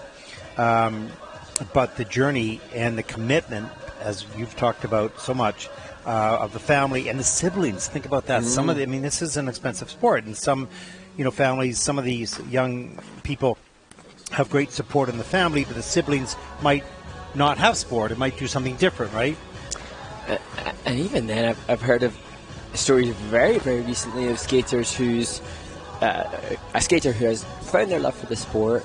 The parents, as all parents do whatever they can to support their child, and then there can be challenges then in coping with their sibling not having a support and not having the finances devoted to them or the time and energy that the skating requires. It is very difficult, and when you've got 2 or 3 or 4 children and one is excels at something that you're investing in time, and the other siblings there may be challenges around how they see it or perceive it, right?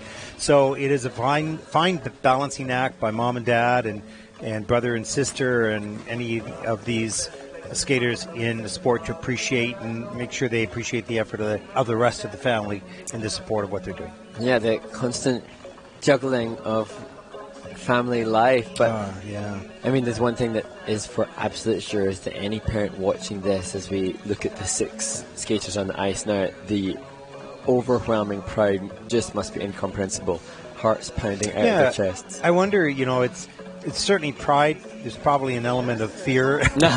And not fear because of anything other than you want your children to be happy. So if they don't have a good skate, they're not happy, right? So that's what I always felt. When my daughter skated, it was nothing about, I don't care where you ended up. It doesn't matter to me. Just, I want you to enjoy the process, right? So, I mean, I don't know if I ever would want to see my child compete, but certainly as a coach, watching, and for me being on the other side of the barrier, watching your student compete, that in itself, my heart pounds out my chest, my hands shake, and I'm feel sick with nerves. Just wait. Your time is coming.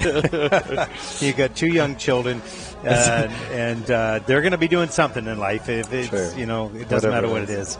And you're going to be providing tremendous support financially, but emotionally more than anything. Yeah, that's where... So any reports from home on the intensity of Papa Mark will go record it here. No, just kidding. And here we go. Group number 7. They finish their 6-minute warm-up, and we start back with 18 more skaters. Day 1 of competition here in Gdansk, week number 2.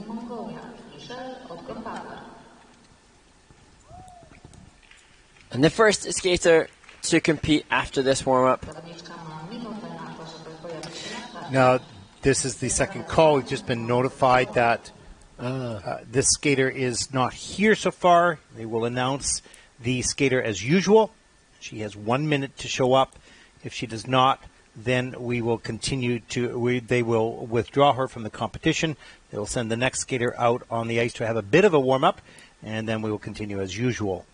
Is the procedure that is followed by skaters who are not in attendance. So, and the next skater, Daria, she will have known this is likely to happen from the practice this morning.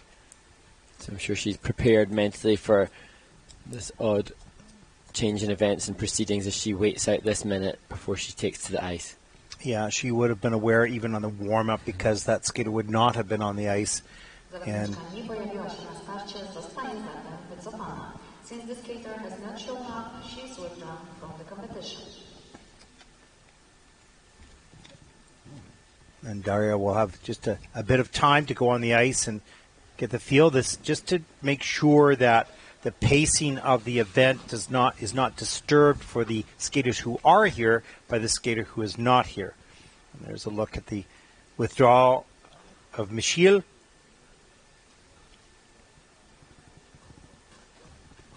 And it's now a moment that the coach and skater will take a look. Okay, what do we want to do? We have a couple moments just to get feeling comfortable and get yourself ready. This is not a big deal. The environment for these athletes can change in a second. There can be an injury, there can be a withdrawal, and the timing of everything changes. When it doesn't change, you know the pattern. You skate number 2. You understand, you hear the music of your skater before you. You understand how much time there is for judging, and so the pace is not disturbed. But in situations such as this, the preparation of the athlete can be disturbed, and how do they handle it psychologically? That's the work of the coach to help them prepare for such a situation. And as we see Daria just working through the wall jump, just getting her feet comfortable and ready, you can tell this is a skater who's got lots of quality and lots of competition experience, I presume, but these types of experience are relatively unique. It's better to experience this here in the Junior Grand Prix than maybe at the Olympic Games for the first time, right? So, yeah, she'll reference back to this time in Gdansk, Poland, when. Yeah, and if you write a whole list of experiences that probably will happen through a whole skater's career, it's quite a long list. Yeah. Music doesn't play, or something falls from the ceiling, or the Zamboni crashes, or there's all sorts of. I've seen so many different things that through time you just never know what might come up. Look at a lot of tape on Daria's boots. That is a sign that maybe the boots are starting to break down and haven't been able to replace them yet. Now it's the busy competitive season, and do you really want to change boots because they take a while to break in, or do you want to strengthen them up with, gaffer's tape or some sort of tape? we've touched on before during the broadcast, I think, my reluctance to ever put on a new pair of skates. It can be a little painful at times as you work through the new skates, but some skaters I know will change them every 3 months as they look for more support for jump landings. Yeah. But finally, the chance for Lithuania's Daria Afinogenova. Well, second junior Grand Prix season, national junior champion, 47.79 personal best last season at the Ljubljana Cup. Skating the short program this afternoon to Gypsy Dance at Don Quixote.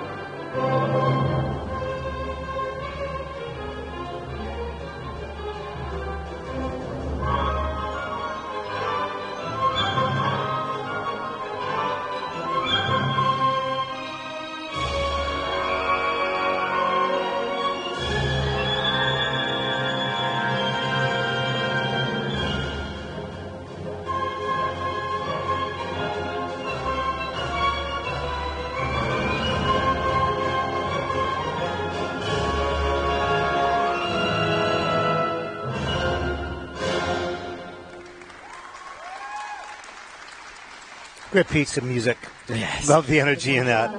And a really strong performance by Daria.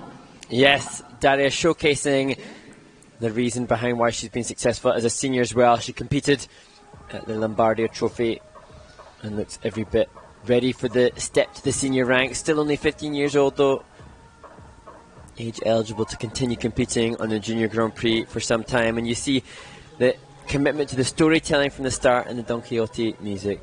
Yeah, it's really good experience for these skaters who can do both juniors and seniors, as we see Daria do the double axel right off the top of the program. Great extension, strong back. We see this triple Lutz double toe loop. Pretty good speed coming into it. All the way around, no problem, into the double toe loop. Maybe a little open on the rotation of the Lutz, but on issue, there's a nice wally. Good speed and momentum carried into the preparation for the axel. And so often the case on the last jump of the program. The loop. And that was nicely done. Yeah, lots of consideration just to guarantee that element to his clean. Yeah. One more. One more, done. Yeah. And then as we look at the step sequence, this is where the judges, an opportunity for the judges really to establish what kind of skating skills component score the skater has. So judges looking to see what the variety of edges, steps, turns, movements and directions are like before they ascertain that the third of 3 components that they have to put in the system.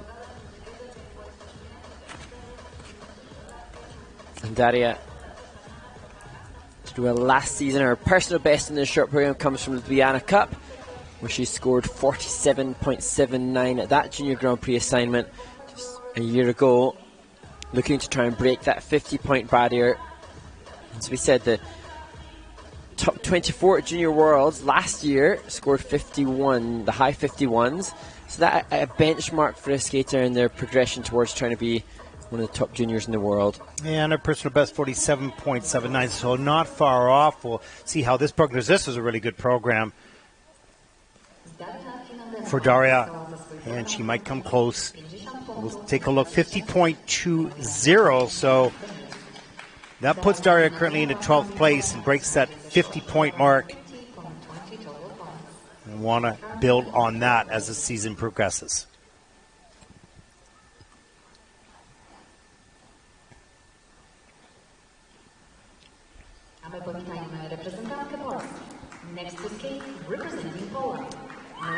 The 4th skater to represent Poland. We saw her compete last week in the Solidarity Cup, Noelle Streuli. Well, 17th last week at the Solidarity Cup, 15th at Junior Worlds, skating to Phoenix Rebirth and the Umbrella Academy.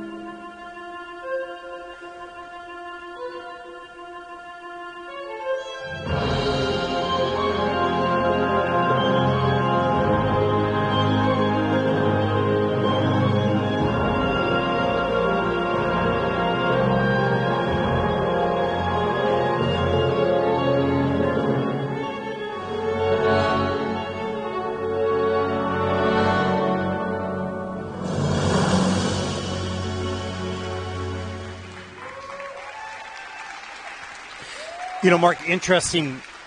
Usually it's a step sequence that is best choreographed to the music from a phrasing perspective, but in this case it was the spins. If you notice, the change of the positions and the rotation worked beautifully, especially in the combination spin, right with the music, was really, really well done. Generally people just spin through it and may or may not hit the music, but in this case I think it was very intentional. And to have every position, if the element is constructed with the musical phrasing, that's going to help, but to have every change of position a reaction to the musical phrasing. That in itself should guarantee a good GOE from the judges. And I thought the beginning also had some good musicality here, our movements in line and in time with the music, setting the scene, pushing the judges to go for the composition of the programme. And to me, total respect to Noelle, here the triple loop, but in warm-up, Ted, we saw her pop the loops, we saw her fall on the loops, and she left it late. And but, you know, sometimes that's like a slap across the chops, you know, to wake up, right? And this is a very good skater who need that wake-up call. You go onto the ice for practice. There's the triple Lutz.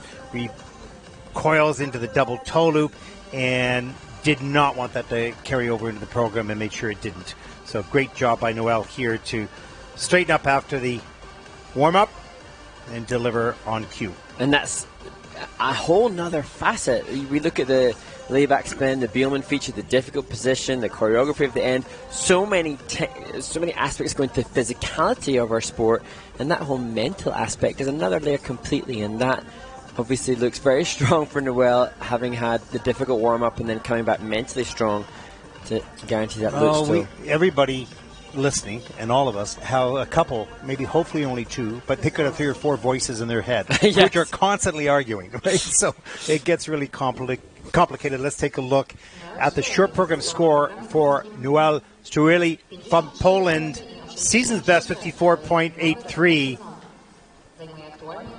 As he looked at her coach, I'm not sure if he was thrilled with that or not, and that puts Noelle currently into 5th place. There's a look at your top 5 on the leaderboard. There's a smile.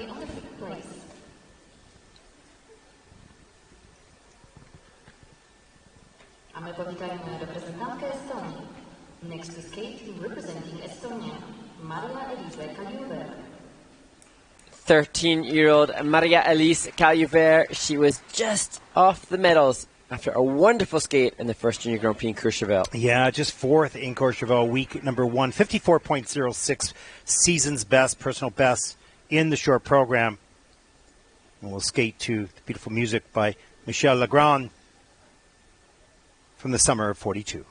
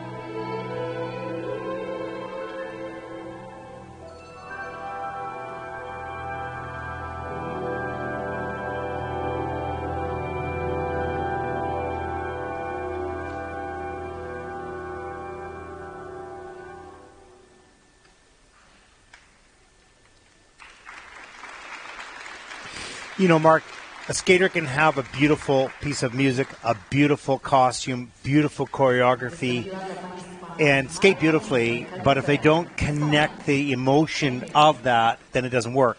In this case, Maria completely packaged everything together. That was brilliant. It really was brilliant, and she's only 13 years old, and just as you say, you can have all the correct ingredients, but unless you have it with soul, and she did. And what was more impressive, well, not more impressive, but was incredibly impressive about that commitment is that she was invested in what is a difficult piece. It's not like this was a piece which was easy to connect with emotionally. For those who have seen the movie, The Summer of 42, there's so much story within that, and it appeared that this young 13-year-old understood it, communicated that in her medium, which was skating, and just beautifully. Look at the triple Lutz, triple toe loop. Absolutely outstanding. A little under-rotated on the toe loop. She fell in that in France and didn't look at all holding back. Here's the double axel, no problem. Soft knees, full body movement, using the space around her, which is what you want to do. That triple loop was just exquisite.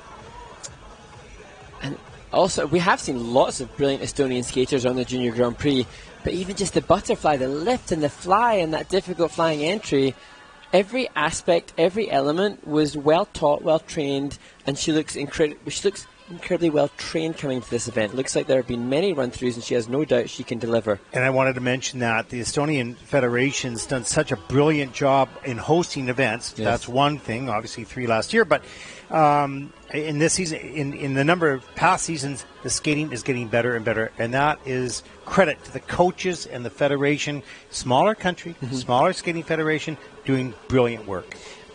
And I don't know, I always get excited when you see someone from a lesser developed skating nation. Estonia is a good, strong skating nation, but this young woman looks like she could be competitive with some of the big powerhouse skating nations, and that's exciting. Yeah, and I think we wouldn't use the word lesser anymore. Smaller, but not lesser. Yeah, absolutely. Yeah. Let's take a look at the short program scores.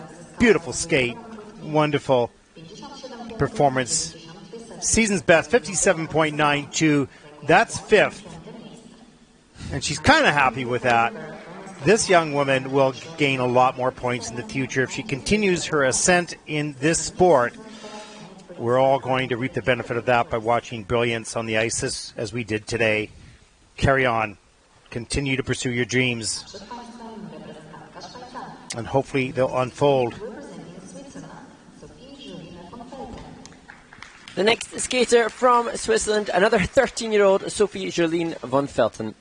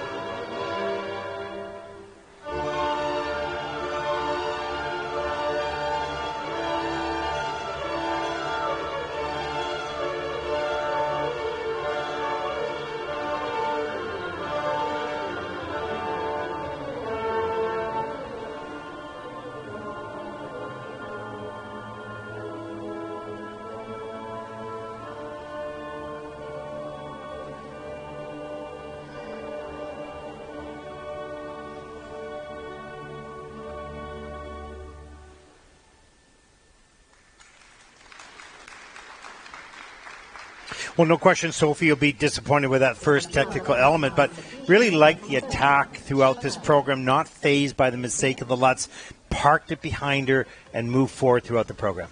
And it's really interesting because at her last Junior Grand Prix assignment in Latvia, pretty sure that I got off the plane and we both got the same bus to the rink. And I was chatting to her coach and he was saying, it's her first Junior Grand Prix, really big stage, really exciting, and just hopes that she manages to live up to the increased pressure of the event.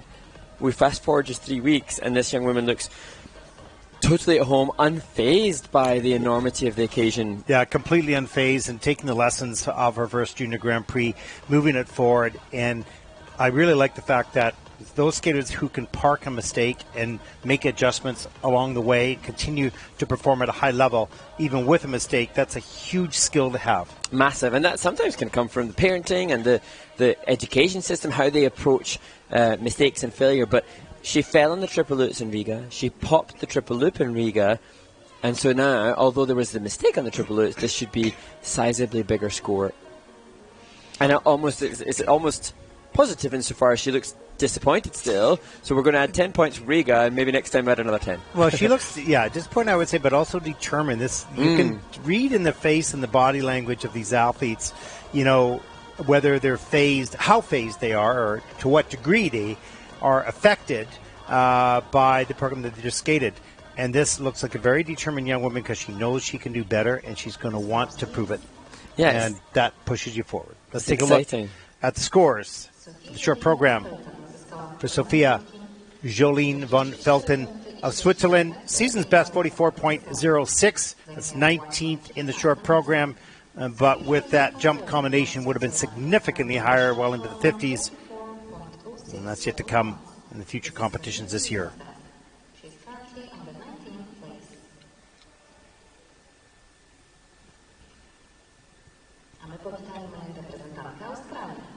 Next to skate, representing Australia, Sienna Kaczmarczyk. We saw this skater compete at the Solidarity Cup last week. She stayed in Gdansk. It's Sienna Kaczmarczyk from Australia. 29th last week, 38.62. Personal season's best in the short program. Skating to Paint It Black by Ciara McJagger, Keith Richards.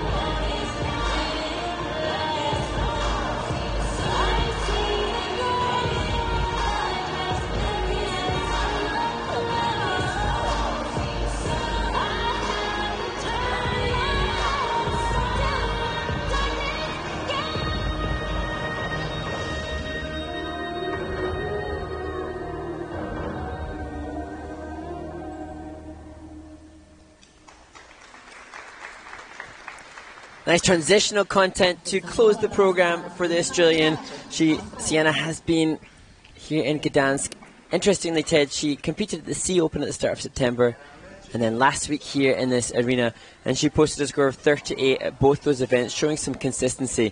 She did a double loop there, and it looks like there's been an executive decision to come into this week's event and go for the triple loop. It wasn't successful, but you have to assume that's a developmental process. That's smart. I mean, you're in your early stage of the competitive season, and you want to get to the triple loop if you can do it in practice, which I'm most certain she can. Didn't work out today. A little loose in the air. We'll take a look at that. But you've got to introduce it at some point, and so smart to do it here. There's the triple salcho, nice and tight in the air, so good rotation there. And if you can do that on the loop, a nice split jump into Anina Bauer here. And impressive that she showcased that consistency at the other events as we look at the bracket entry into the double axel. And so, a real opportunity to see the process now. And we'll see here the loop just getting that upper body ahead a little bit and not as tight in the air. The legs had a little bit of separation, a little bit on a lean as well. So a couple of errors on the takeoff, but the mechanics of the takeoff were correct.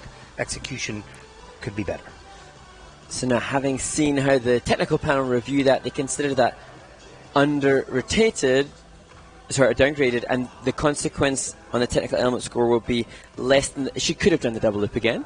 And maybe got a positive GOE in the double loop, and she would have had a higher score. Now it's going to be less than the last two events, but the coach, I'm sure, thinking bigger picture. Yeah, you've got to think big picture here and get your skaters some experience. They're not going for gold. They're going for experience here and get it out there. It doesn't matter if you have a few less points here. You need to get the experience of trying that triple loop and saying, well, let's take it back now and see what we did wrong in competition and make sure we are breaking that habit in practice. To get a little bit more consistency in competition. Let's take a look at this short program scores for Sienna. A 36.97, and that will put Sienna currently in the 24th position. She's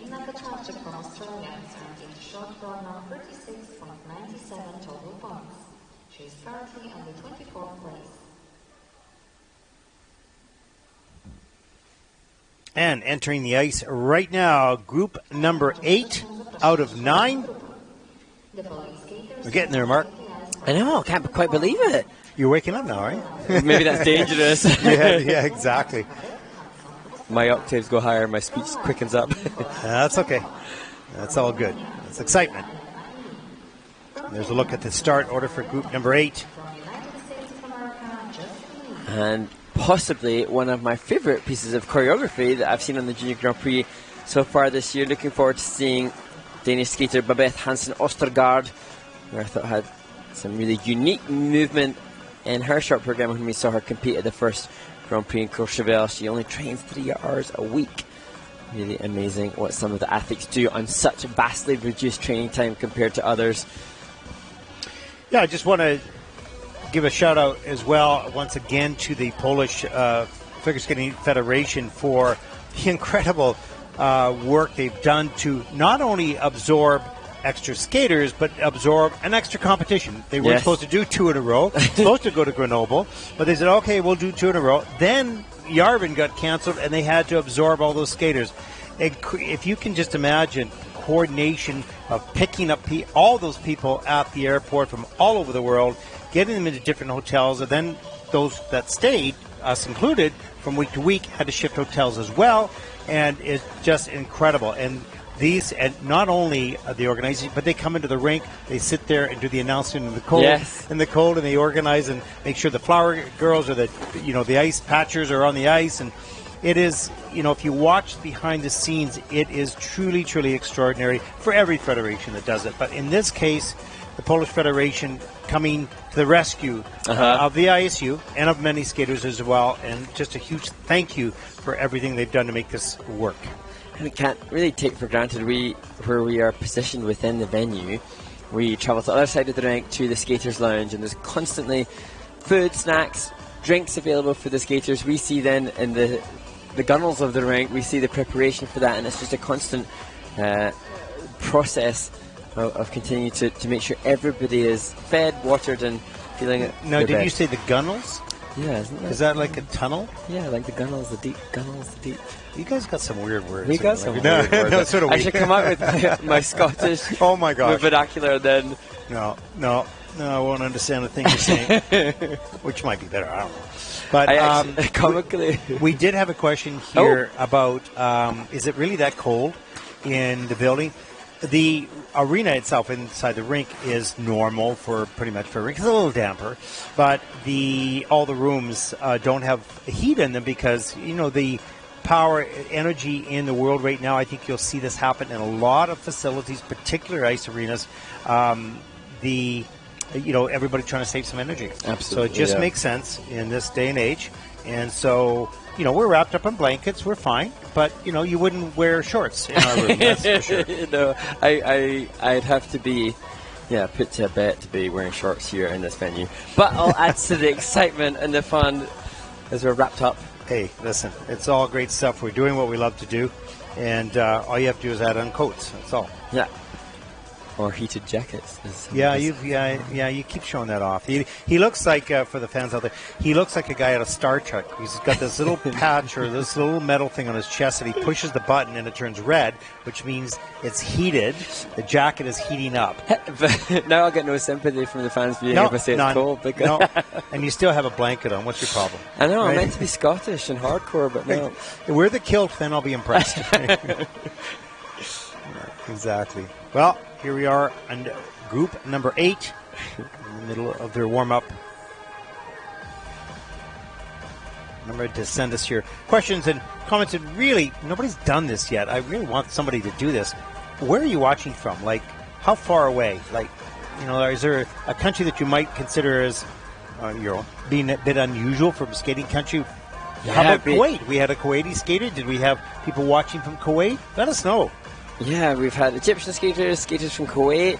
I wonder if there are any viewing fans watching that don't have representation from the ISU events yet. That would be wonderful to hear from you and see if you can. Where did you discover this? And, what do you like about it? And it's the hashtag? Hashtag JGP Figure. So please send us questions. You can contact the ISU on their social media channels and on the YouTube comments box, which I'm sure now is abundantly full of positive adjectives to describe all the amazing feats. Aren't you a positive gentleman? Yeah. That's good. You're practicing what you preach. That's exactly right. 1 minute left in this warm-up. More love, less hate, right? Yes, absolutely. That's all the world needs, but we never seem to be able to find it. And that does seem very evident on site and on location. For whatever is being said online, I do sense that there is appreciation at the Junior Grand Prix for everybody. And the young people are terrific and supportive of each other. So are the coaches. It's a completely different environment in the Junior Grand Prix than it is in the senior. It's not to say the senior's bad at all. At all. It's just different. And the juniors are young and bright-eyed and excited and pretty much people are happy because they haven't reached that level yet of job. Of job, and also greater expectations from your country and from friends and family, your school colleagues, and all of that, and the television coverage, and everything builds up a little bit. The only thing that I sense fierce competition in on the Junior Grand Prix is which cheer squad is better. Yes, true. That is pretty stressful, that competition. Which I'm stoking the fire of. I think I should maybe hold back. Yeah, you are the problem.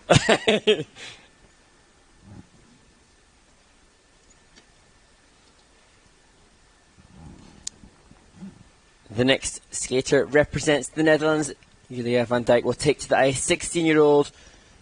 She didn't have the best short program in Ostrava, but she has incredible strength and power across the ice. Well, 20th at the World Junior Championships last season. 54.61, earning it at that World Championship. And skating the short here this afternoon to I Love Paris.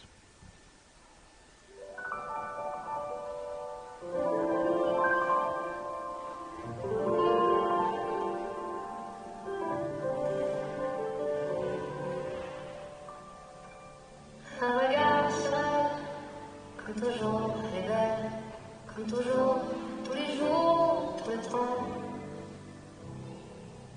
Dans le noir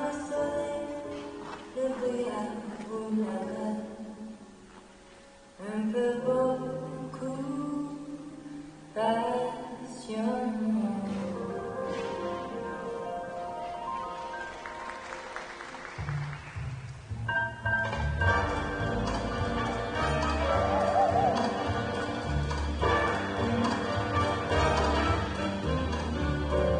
Moi, j'aime Paris dans les fleurs.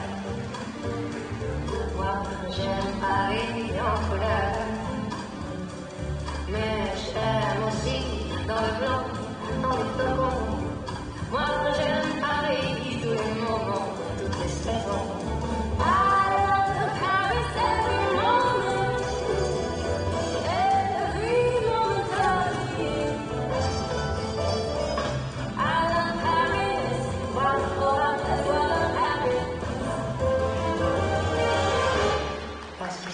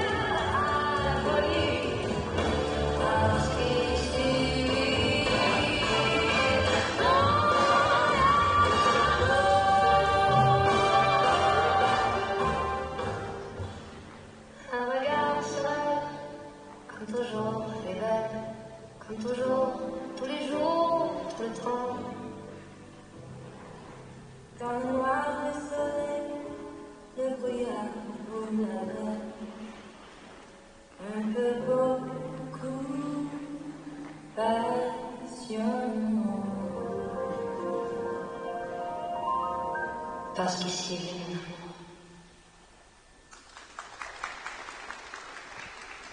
I just love that piece of music, and I love this performance by Giulia. And such a powerful skater.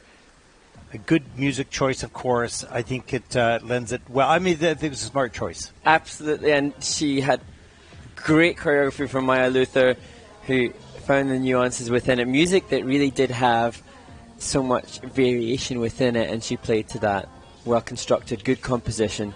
Yeah, it's a happy program, but this skater is powerful as well, but has some sensitivity. So you have good, nice contrast, and sort of the full package. It covers the ice extremely well, jumps just huge. We'll take a look at that in the opening combination.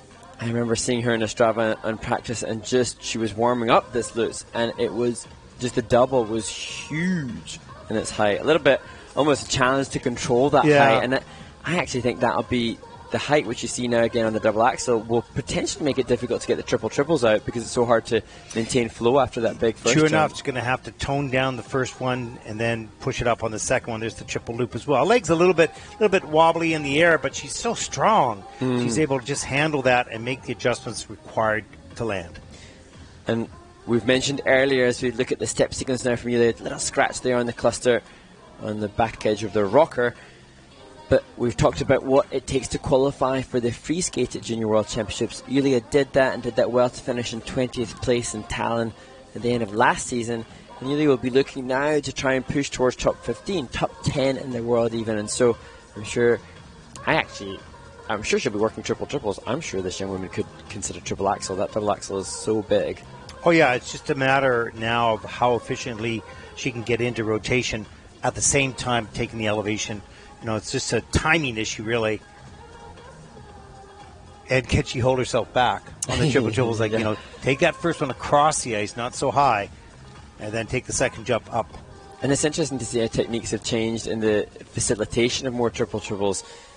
The jump combos, or triple combinations, as we have now sometimes seen, whereby the skaters conserve some of the height to be able to get through, like skimming stones. 3-jump combo. Yeah, you really want that momentum to carry you across the ice, and on the last jump, then you need to push it up a little higher. You won't have quite as much speed, but It's just learning that fine-tuning. Let's take a look at the short program scores for Giulia. Season's best, 49.94, and that will put Giulia currently into 15th place. Giulia Barucchi from Netherlands has earned in the short program 49.94 total points. This is her new season's best. She is currently on the 15th place.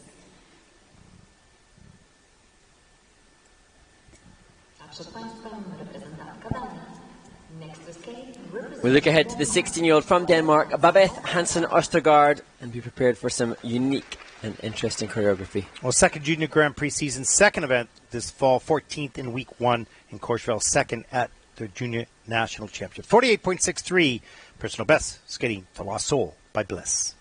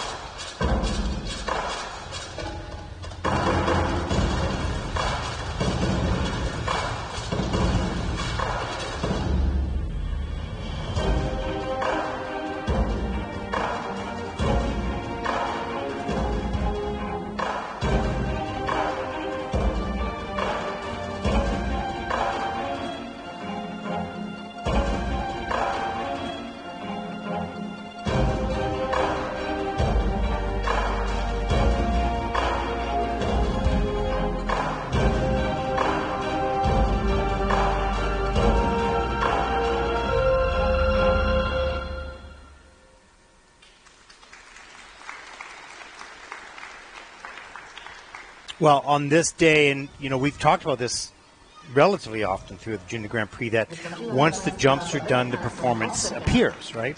And particularly if the jumps were successful. They weren't successful here in this case, but you saw in the step sequence a completely different skater. The first part of the program, focus and concentrated, got to get the jumps done. And then once that was done, pure enjoyment, connection with the music until the end, but struggled technically today. Yeah, unfortunately not the skate that Babeth enjoyed in Courchevel in the short program regarding the jumps, but it would be fascinating just to see this skater who works with her mother on the choreography, her coach and mother, just such novelty. It's hard. It's not common that we see novelty now. We've been following this sport for so many years. That's true. Not often that you would see unique movement choices, and yet there are some within this, and for that total respect, it won't necessarily get the points that you might see from the others that are more successful with the technical content, but real admiration for the commitment to novelty, especially knowing that Babeth, as you see her go down in the loop, has such limited training time. Yeah, no question in hand there on the Salchow as well. But, the step sequence and the performance aspect of this program is really at a very, very high level.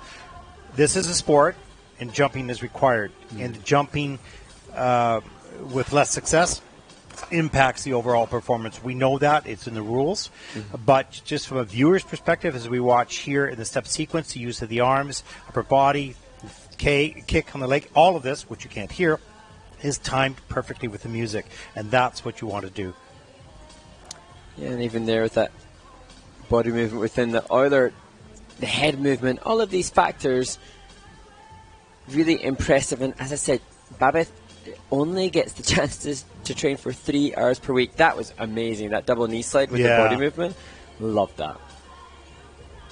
It's unfortunately not going to be a score like what she enjoyed in Courchevel, but we heart her work. Well, yeah, we love your work. Beautiful job, Babeth. Technically, just keep on working at that. Get that down so you don't need to think about it. It's just automatic, and then perform like we know you're capable of, and things will all come together. 39.62 for Babeth Hansen Ostergaard from Denmark, 25th in the short program at this point.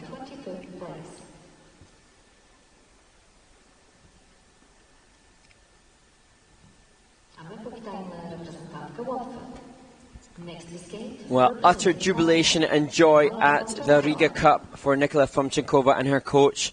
She was 5th at that event and now competing here at the Baltic Cup. Yeah, 14 years old, 55.79. Got that score in the Riga Cup.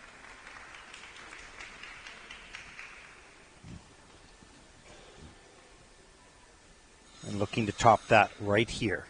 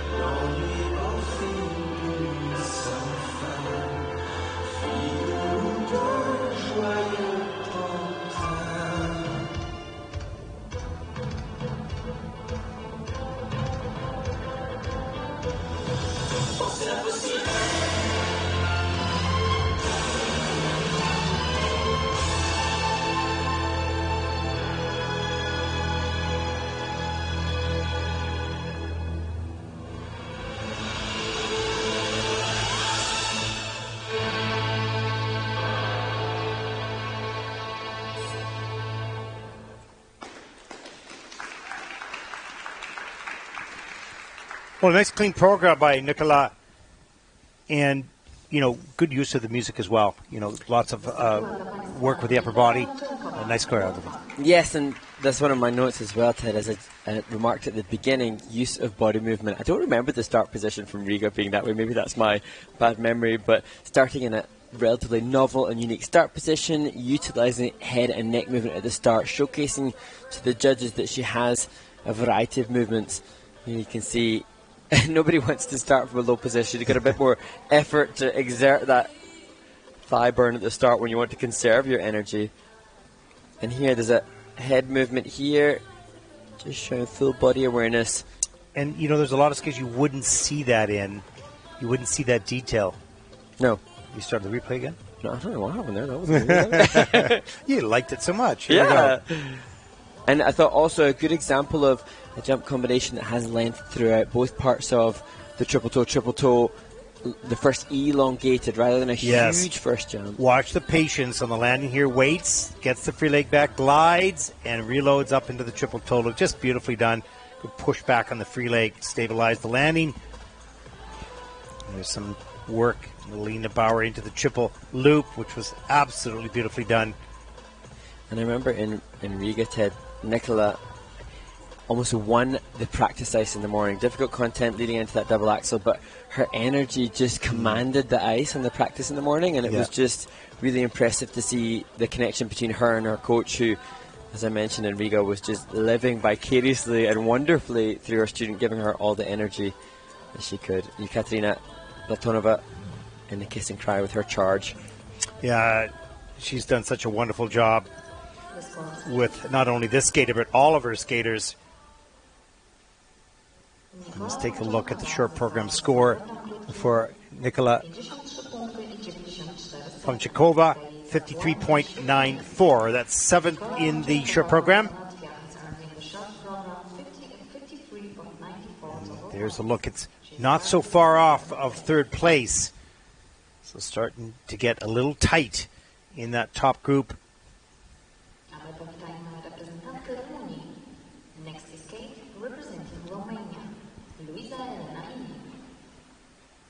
And the next skater from Romania, 18-year-old Luisa Elena Eli. Well, second junior Grand Prix season, second at Junior Nationals, 25.82 personal best. Skating to Looking at Me by Sabrina Carpenter.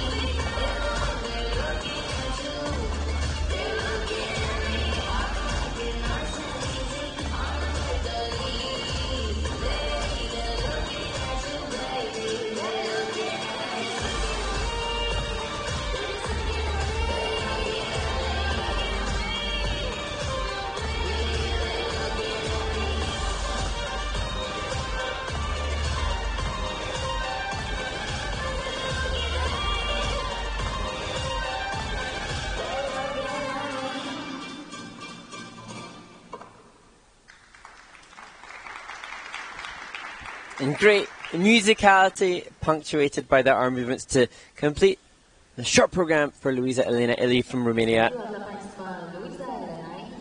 Yeah, and another example of a skater who's has the doubles short program at the Junior Grand Prix with the double axel attempt, of course, that downgraded double loop and double lutz, double toe. So not a lot of height in the jumps, but managed to get them done. That's good in the short program. Lots of energy as well. Choreography done by Ivan Regini, who was such a great performer himself. And you can see from the opening, the commitment to the presentation here from Luisa Elena was just brilliant. And that, not correlating necessarily to her technical element score, brilliant back spiral position into the double axel, but that short of rotation for sure. Yeah, that just did not convert into tight rotation position. The double loop was fine, of course. And some good energy here, the step sequence. Judges wanting to see expressiveness and projection for the presentation component score, and I really felt like Luisa had that. Not comparable to her technical element prowess, much stronger on a couple of the components than her technical element score, but great Bielman. Yeah, wonderful Bielman. And there's the double lutz, double toe loop, get it done. Yeah, it's downgraded on the double toe loop, but actually an under-rotated on the double lutz. So lots of rotation work to be done yet. Get a little higher, a little bit more time in the air, faster in the rotation, clean them up a little bit. But great to see two remaining entrants here in the women's competition. We've already seen our compatriot Ruxandra Sabina Rotundu, who competed earlier on in the competition, so a little bit of a domestic competition and a domestic battle between the 49 different women competing here. Adding a little stoke to the fire, are you? Yeehaw. Competition is good. No, it's true, though. It's true. You want to be your top skater out of your nation. 29.79 for Luisa Elena, 33rd in the short program at this point.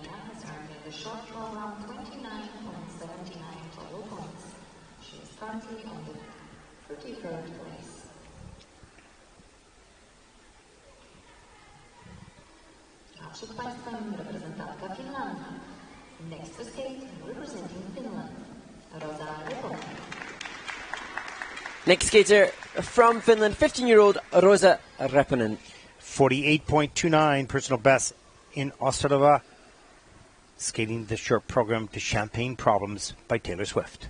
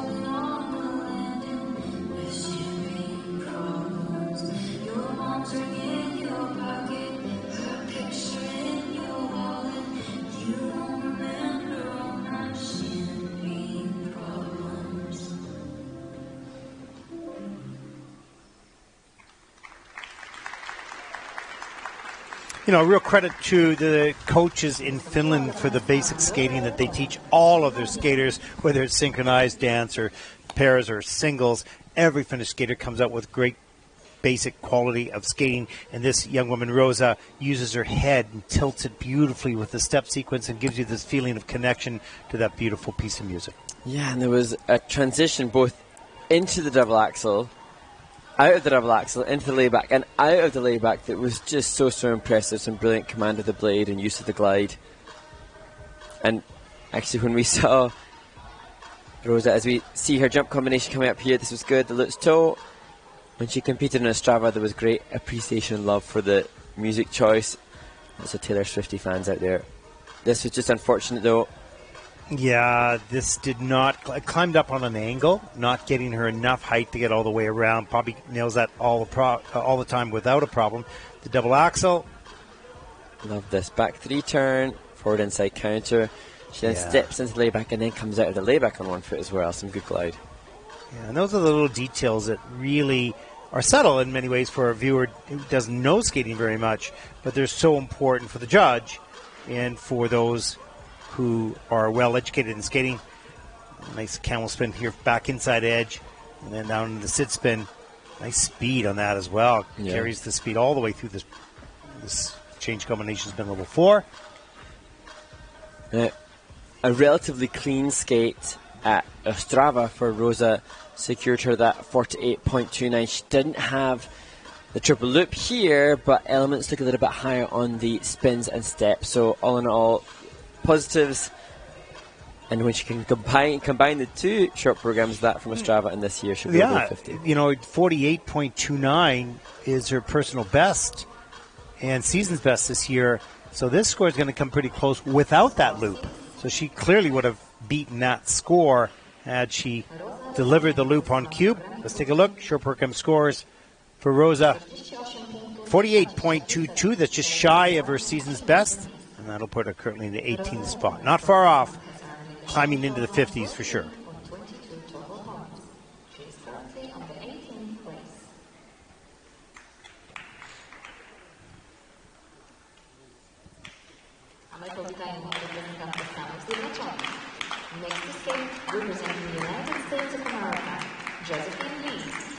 Josephine Lee from America. She was in the top 10 at the competition here last week. Well, 53.87, her personal best from last week, skating the short to Letting Go by Sarah Alto.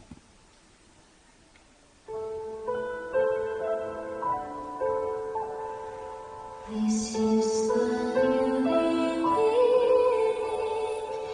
I still keep breathing.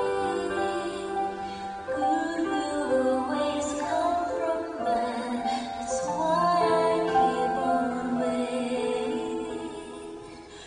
waiting for the reasons or some understanding why things always have to change.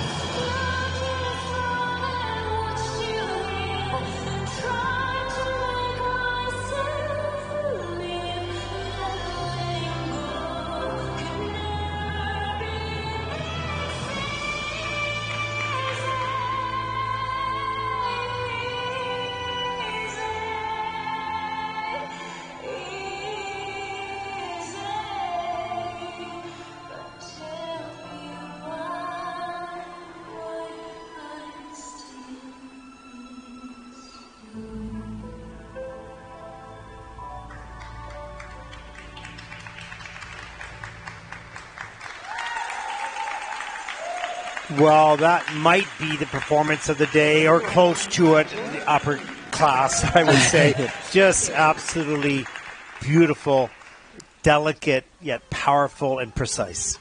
And another great example to head of a skater who's turned it round from week to week. She had a disappointing short program at the Solidarity Cup just in this same venue. Just rewind 1 week. Mm-hmm. She had under rotation on 2 of the triple jumps of the 3 that she did in the short program.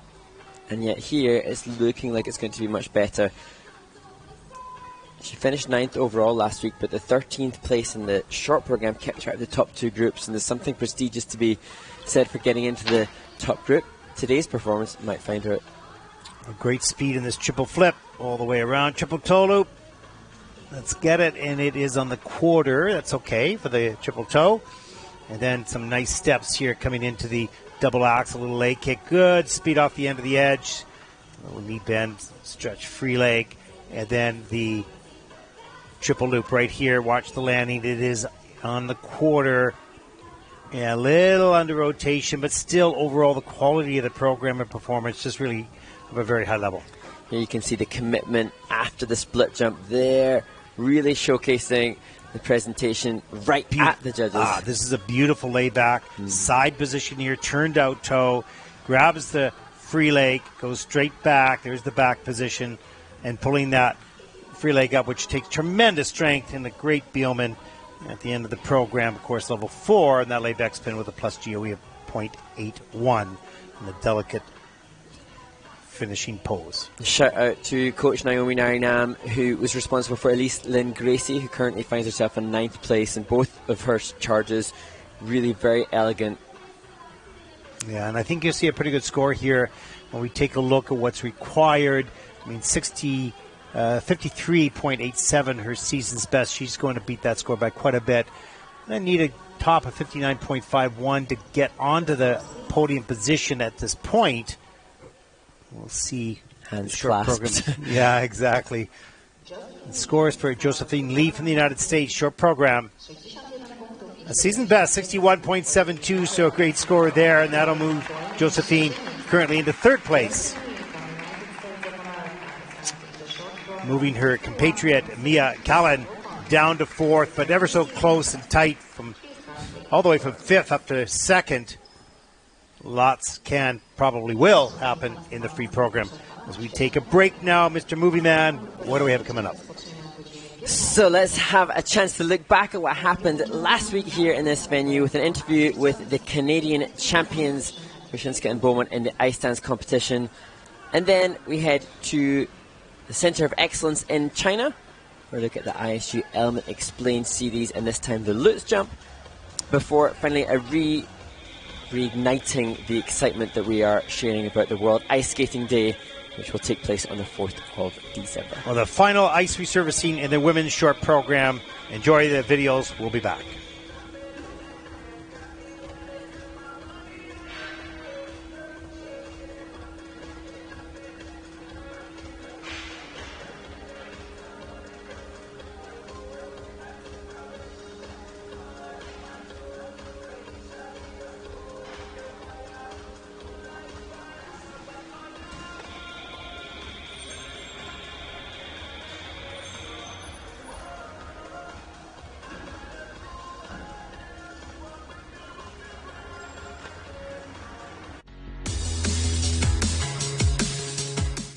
Final day of competition here in Gdansk. Day number 3, the dance champions, Nadia Bashechka and Peter Beaumont of Canada.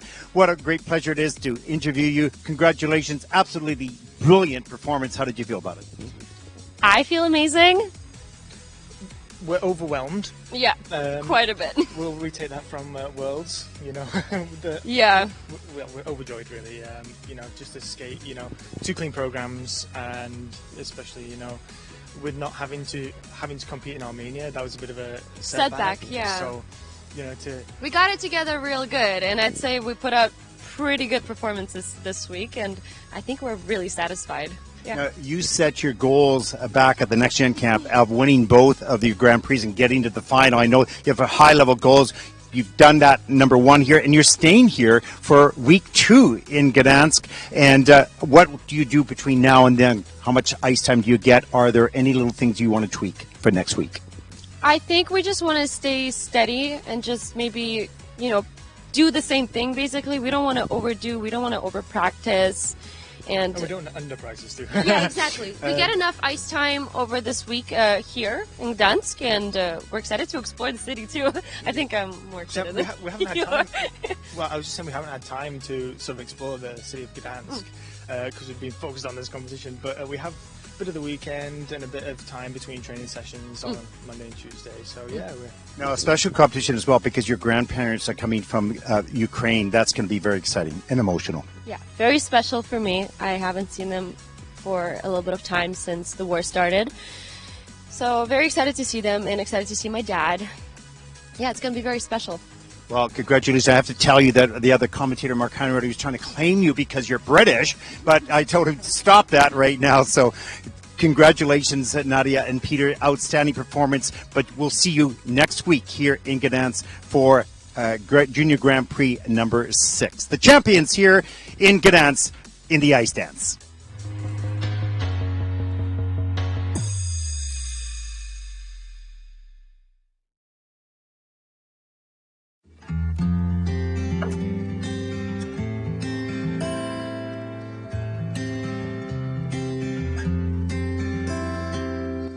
Hello, I'm Fang Dan from the ISU Beijing Center of Excellence. I'm the ISU judge and international singles technical controller. Today we are learning the last jump. First, let's figure out what's last jump. Last jump is a toe pick assist jump with an entrance from back outside edge. The beginners can practice on back outside curve exercise from 2 feet to 1 foot.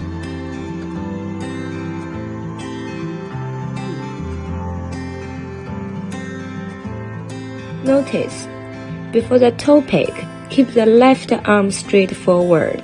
Don't move the hip. Hold the toe pick leg, and the left arm and the left leg should rotate together as the skater takes off. Before learning double lutz, you can stand still, practice the toe pick rotating followed by backspin. These moves could help the skater find the center of rotation better. That's all for today. See you next time. Bye bye.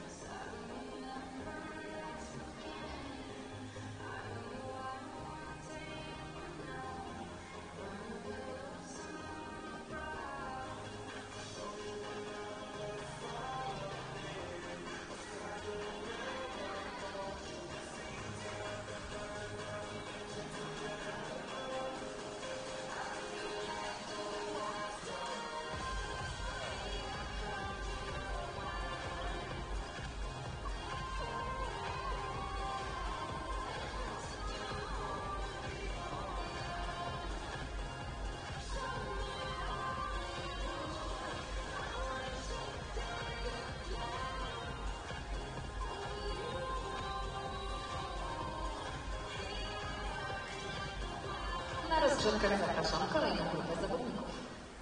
following skaters may now take the ice for a 6-minute warm-up. From Azerbaijan, Sarina Joos. From Japan, Ami Nakai. From Hong Kong, China, Jata Elyce Lin-Gracey. From Philippines, Kate Orok. From Greece, Selma. And from Luxembourg, Elyce Lin-Gracey. The final group of 6 competitors take to the ice in the women's short program. This, the first event in the Baltic Cup. Later today, we can look forward to seeing the pairs start their campaign with the pairs short program. And finally, the men will take to the ice. And of course, Mark, the pairs, this is the last chance for points to qualify. There are no pairs in Enya next week, so there'll be quite the battle, and there's a couple right on the cusp, right? So they need a good result here. I think you're taking my vocabulary there with battle. Did I say battle? Yeah, you're normally a little less. No, I think you said war. I said that. No, just kidding.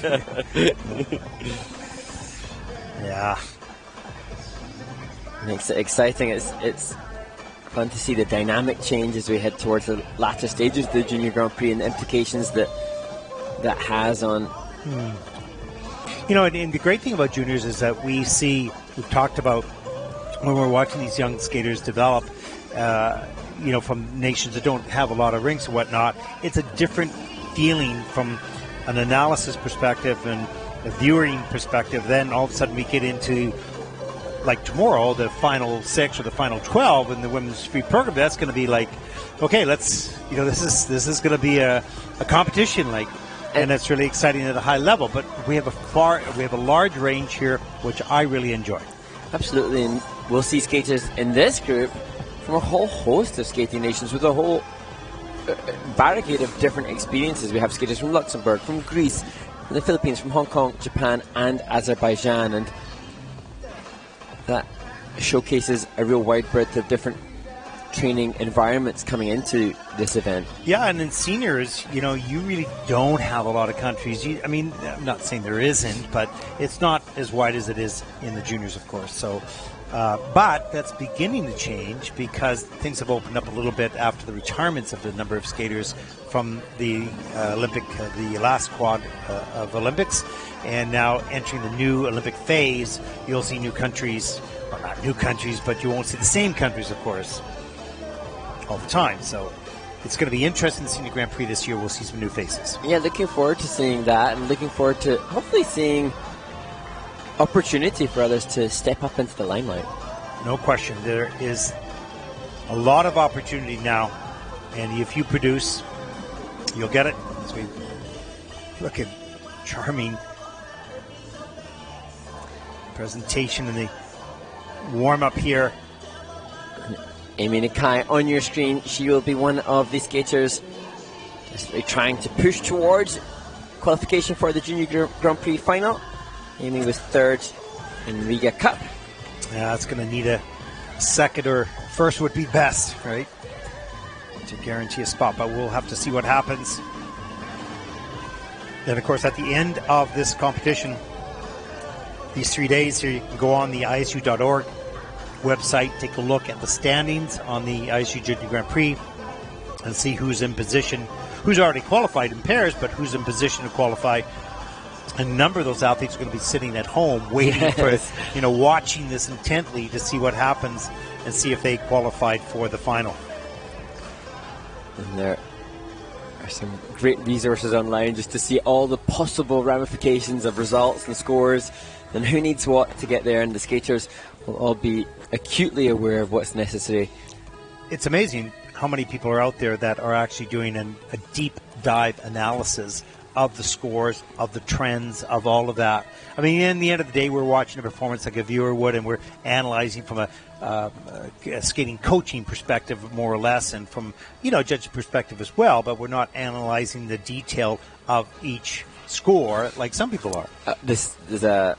The skating scores on Twitter is just an amazing resource center, an absolute encyclopedia of different results and scores and the implications of different scores and results, and amazing analysis of the implications of our sport. Yeah, I just don't know that the scores tell as much in our sport over time as they would in perhaps football or baseball or hockey or something like that, but because these young people are changing all the time, so the scores they're relevant for that period of time, but not over a large amount of time. You see the progress, of course.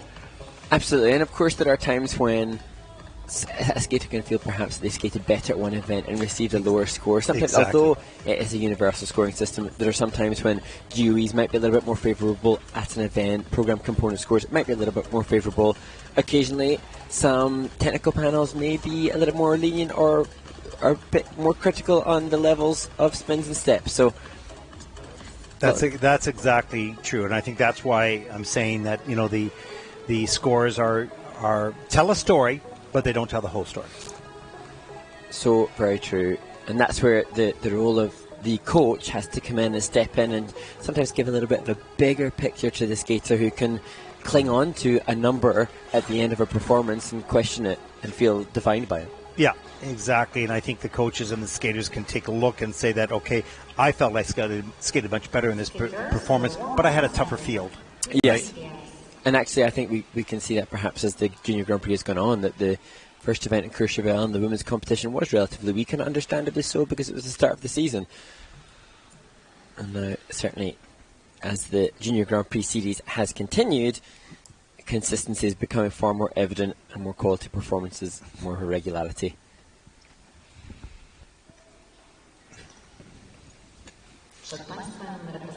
And interestingly now, we see Swiss skater encouraging Sabina Alieva onto the ice. That was cute. Well, 39.66 for Sabina, first Junior Grand Prix season, second event, 34th last week here at Solidarity Cup. Looking to improve on that short program score.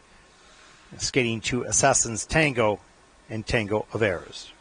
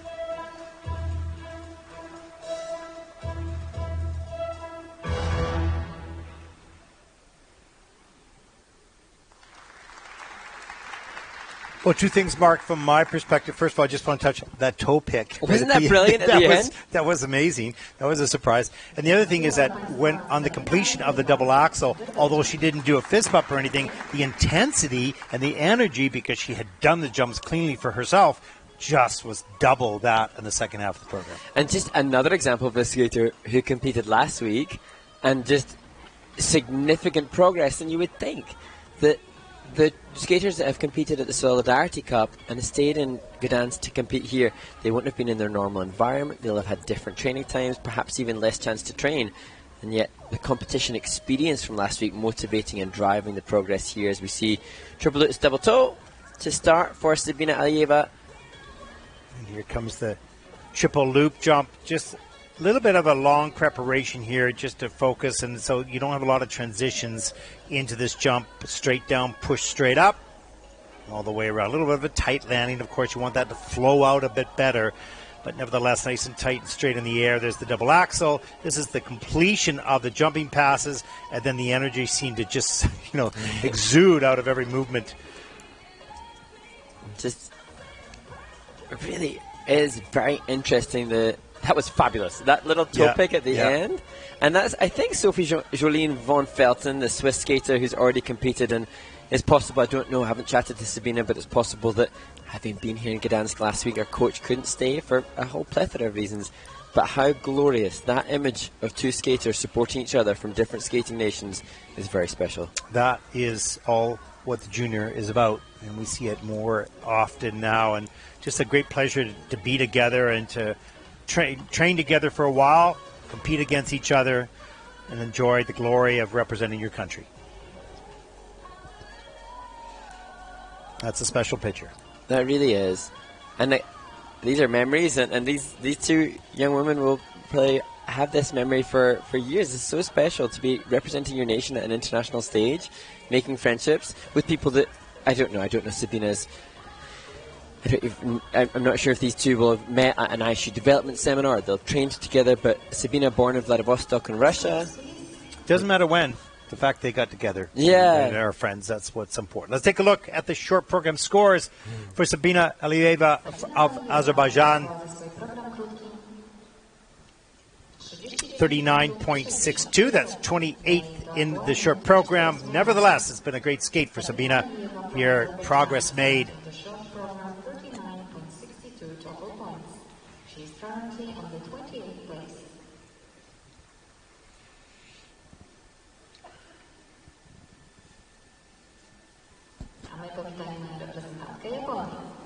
Next to skate, representing Japan,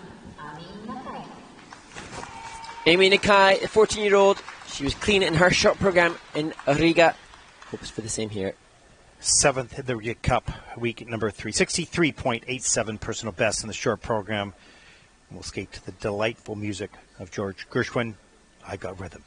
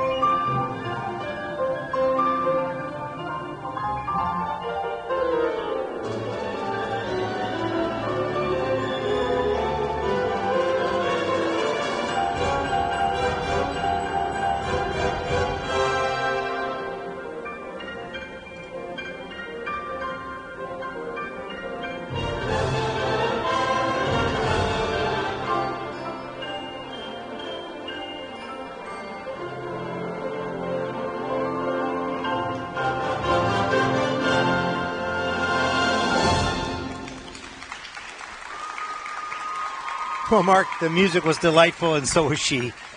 Complete agreement with you there. Synonymity between her movement and the music. And we can't take for granted how impressive it is to deliver a performance like that. Well, the jump technique has always been solid, but sometimes you can have great takeoffs and have to fight for the landings. I think one of the jumps maybe was a fight, but the rest were just right on cue. Yeah, I think that opening double axel, difficult entry, there was a wally jump before it.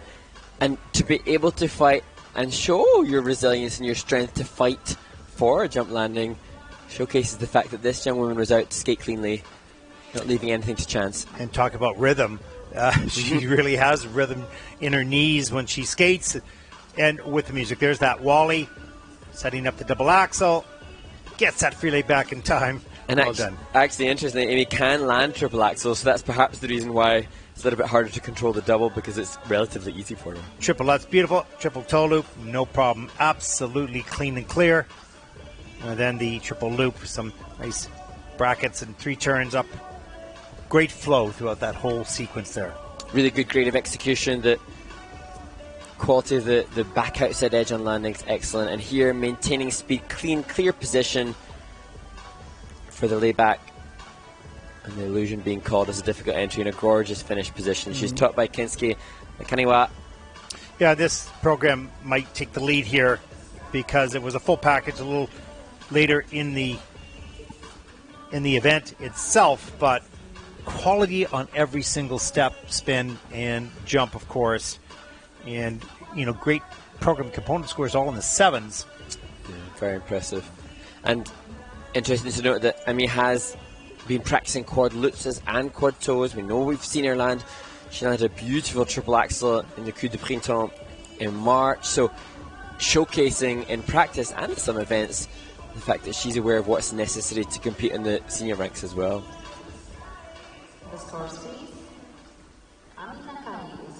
Okay, clasped hands. She's going to need to take her first or second in this whole event.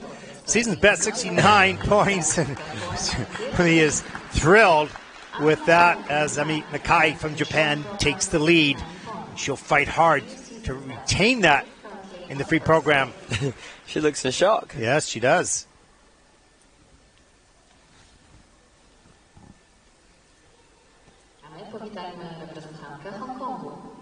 Next to skate, representing Hong Kong, China, Jada Emily Chui. From Hong Kong, China, Jada Emily Chui. First Junior Grand Prix season, 18 years old.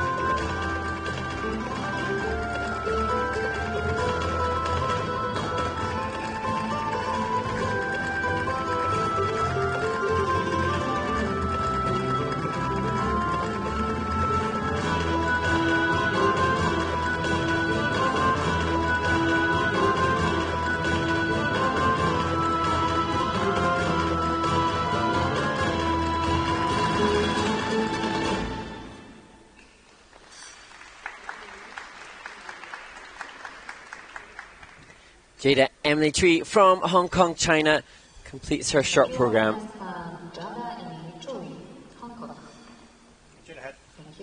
Jed had a very nice change combination spin. It was only level 2, but good positions, good speed. I actually thought some real great spinning. She seemed to find the sweet spot on the blade to rotate with good speed.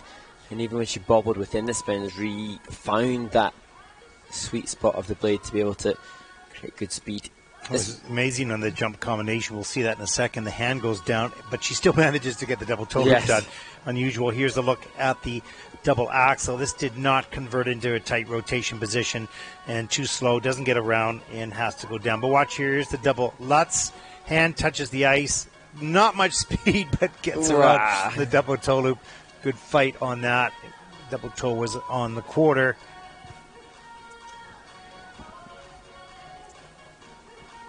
Here, back inside rocker, a little bit of a counter, setting up for a double loop. Just a bit of a leg wrap, not the optimal air position, and that would need tightening for triple. Yeah, no question. That's not from an aesthetic perspective, but just from efficiency, those legs have to be tight and straight together in order to get faster rotation. Really required for triple jumps. She salvaged that well as she changed feet. Manages to connect with the speed. Judges looking for good speed or acceleration.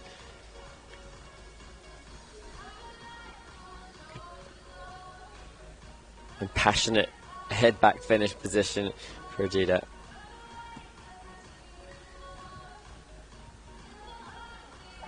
Actually, Jada just had her 18th birthday on the 2nd of the month. Wow. Happy birthday. The scores, please. The short program scores for Jada 25.94, and that will put Jada currently into 42nd place. Jada Emily Choi from Hong Kong, China has earned in the short program 25.94 total points. She is currently on the 42nd place.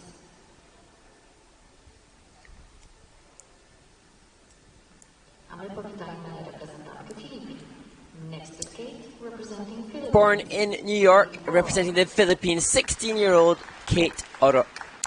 Very first junior Grand Prix event. I'm excited to be here skating the short program this afternoon to Ninja by Maxine Rodriguez.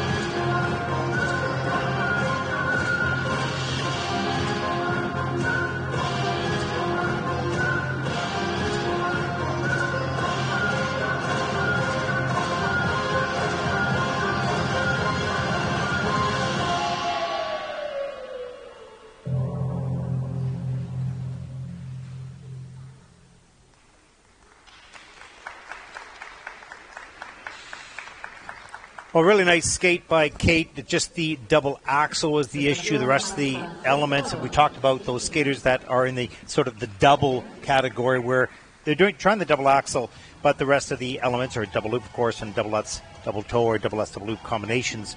But overall, nicely done by Kate. Yeah, and I like the technique of the double Lutz, double toe, and the double loop. I thought they were good quality jumps, lending themselves to the potential for triple jumps. When the time is right, you can just see from the double axel, just not yet seasoned or confident enough to squeeze out the full 2.5 rotations as we look at the Lutz.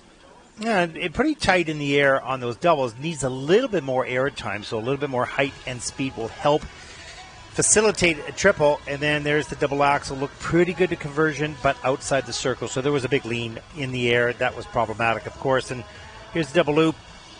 And we'll see the air position here. Nice and straight. Gets the free leg out. So, pretty well organized to start those triple jumps. Going to need a little bit more speed and height in order to carry that off. A good concept using the Ninja music by Maxime Rodriguez. You could see an attempt and awareness of trying to deliver something with a theme throughout. And that delivered through the costume as well. Second skater from the Philippines here at the Baltic Cup 2022, proudly promoting her nation there. Well, it was so nice on the way back from the skaters' lounge. Kate stopped and asked me something, and so did the coach, and they were all happy and excited to go out on the ice. So it was kind of a nice moment. I felt guilty because I stopped. They seemed so chilled out before they went out to the warm up. Very, very chilled out, and she seemed well organized in the competition itself. So well done. Nice, pragmatic approach to the competition. Yes. 25.57 for Kate Ulrich from the Philippines. That's 44th in the competition. She goes, she's not happy. Yeah. But a good skate, loving the moment.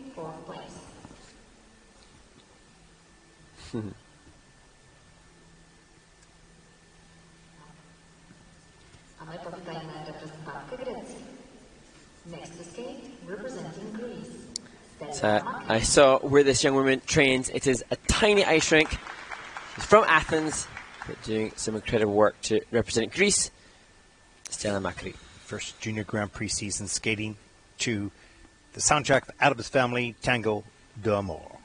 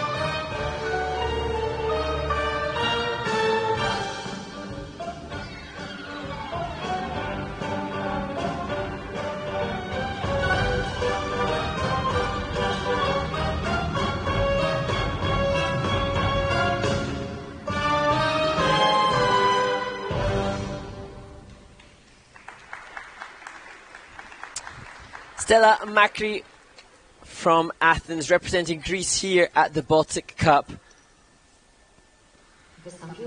Yeah, unfortunately, the falls on the Salchow and the triple loop as well marred the program, of course.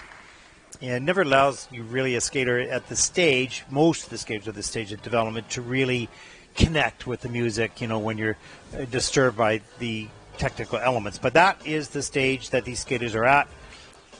We see them developing live. Right in front of our eyes. Getting experience right in front of our eyes.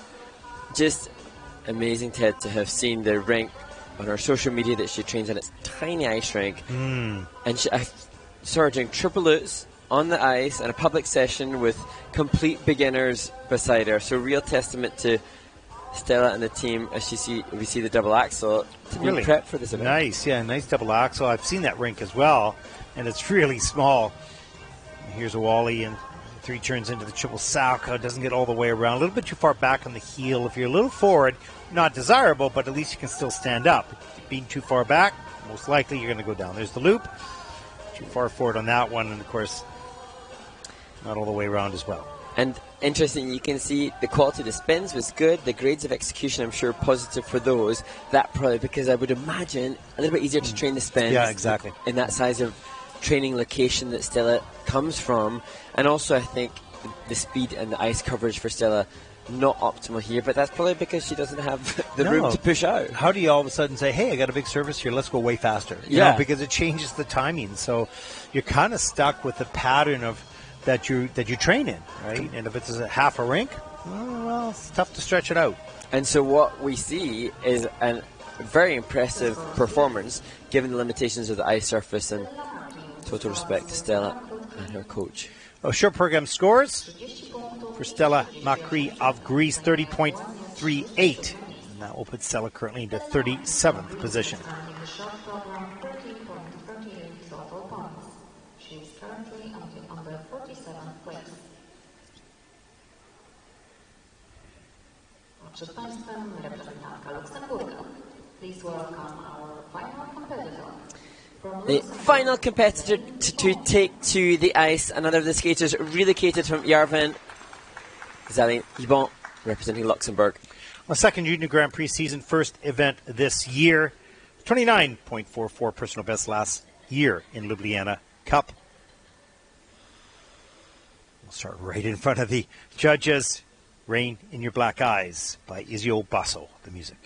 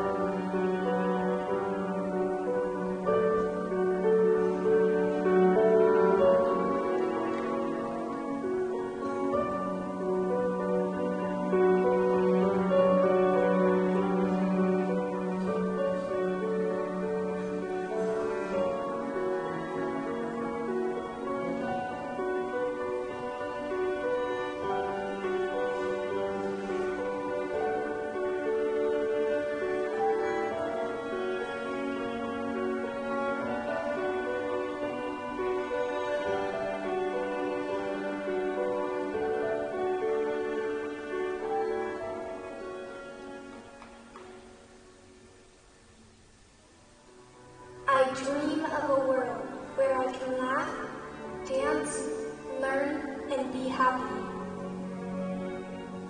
Let us come together in the spirit of love. Let us heal the world through peace.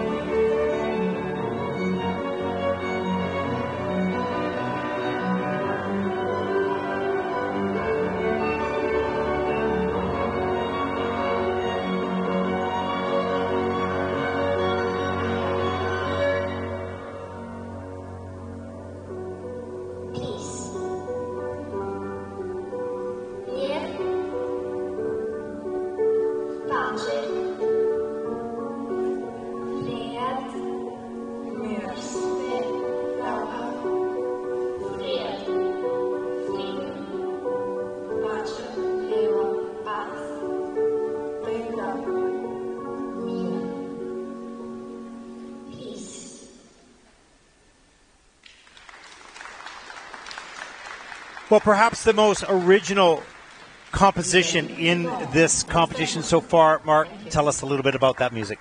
Yes, chatting to our coach and choreographer Daniel Yagiano, they've created a completely original music score with all of the children from her rink where she trains speaking through the different languages and using the word peace.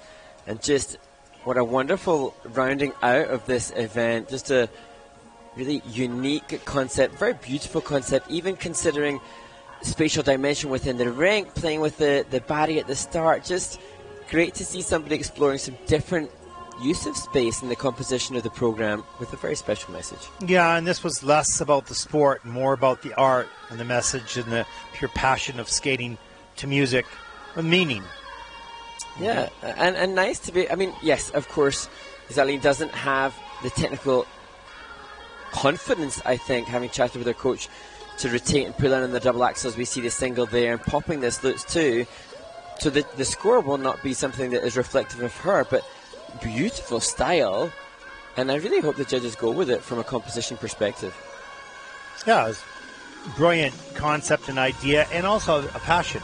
You don't do that. We talked about some skaters who don't choose their music, aren't involved with it, and they skate to it. Yes. You know? They might jump well to it, but they may not be connected to it. Completely, this young woman is bought into the concept, and to a degree feels responsible to those children who were singing the song. Yeah, I think so. And or voicing the words. As we saw there, we can't obviously hear it in the replay, but even within the step sequence, the musical awareness, stopping on cue with music, changing the energy when the music changed as well. Just a really well-constructed composition. And judges looking for a meaningful whole according to the principles of proportionate unity in space, and that certainly the consideration behind the concept for this short program. Yeah, really nicely done. Appreciate that. And to close out the event, really enjoyable. Let's take a look at the short program scores. A 30.91. And that'll put Celine Ibon into 37th position. She is on the 37th place. I szanowni Państwo, tym samym zakończyliśmy konkurencję stolistek juniorek w programie krótkim. Well, that concludes the women's free program. 6.5 hours, almost coming up on 7 hours, as we watch the ice patchers come onto the ice to prepare it for the Paris free program. Mark? Yeah, we've had some wonderful skating. Japan's Ami Nakai leads, and she has a fairly strong and convincing lead at this juncture, just ahead of Minsol Kwon. So we look forward to seeing how that event will unfold in the women's free skate. But for now, we have a short break before we resume the competition with the pairs and the men's disciplines yet to come today on this first day of skating at the Baltic Cup. Stay with us. We'll be back with the pairs free. Pairs short, pardon me.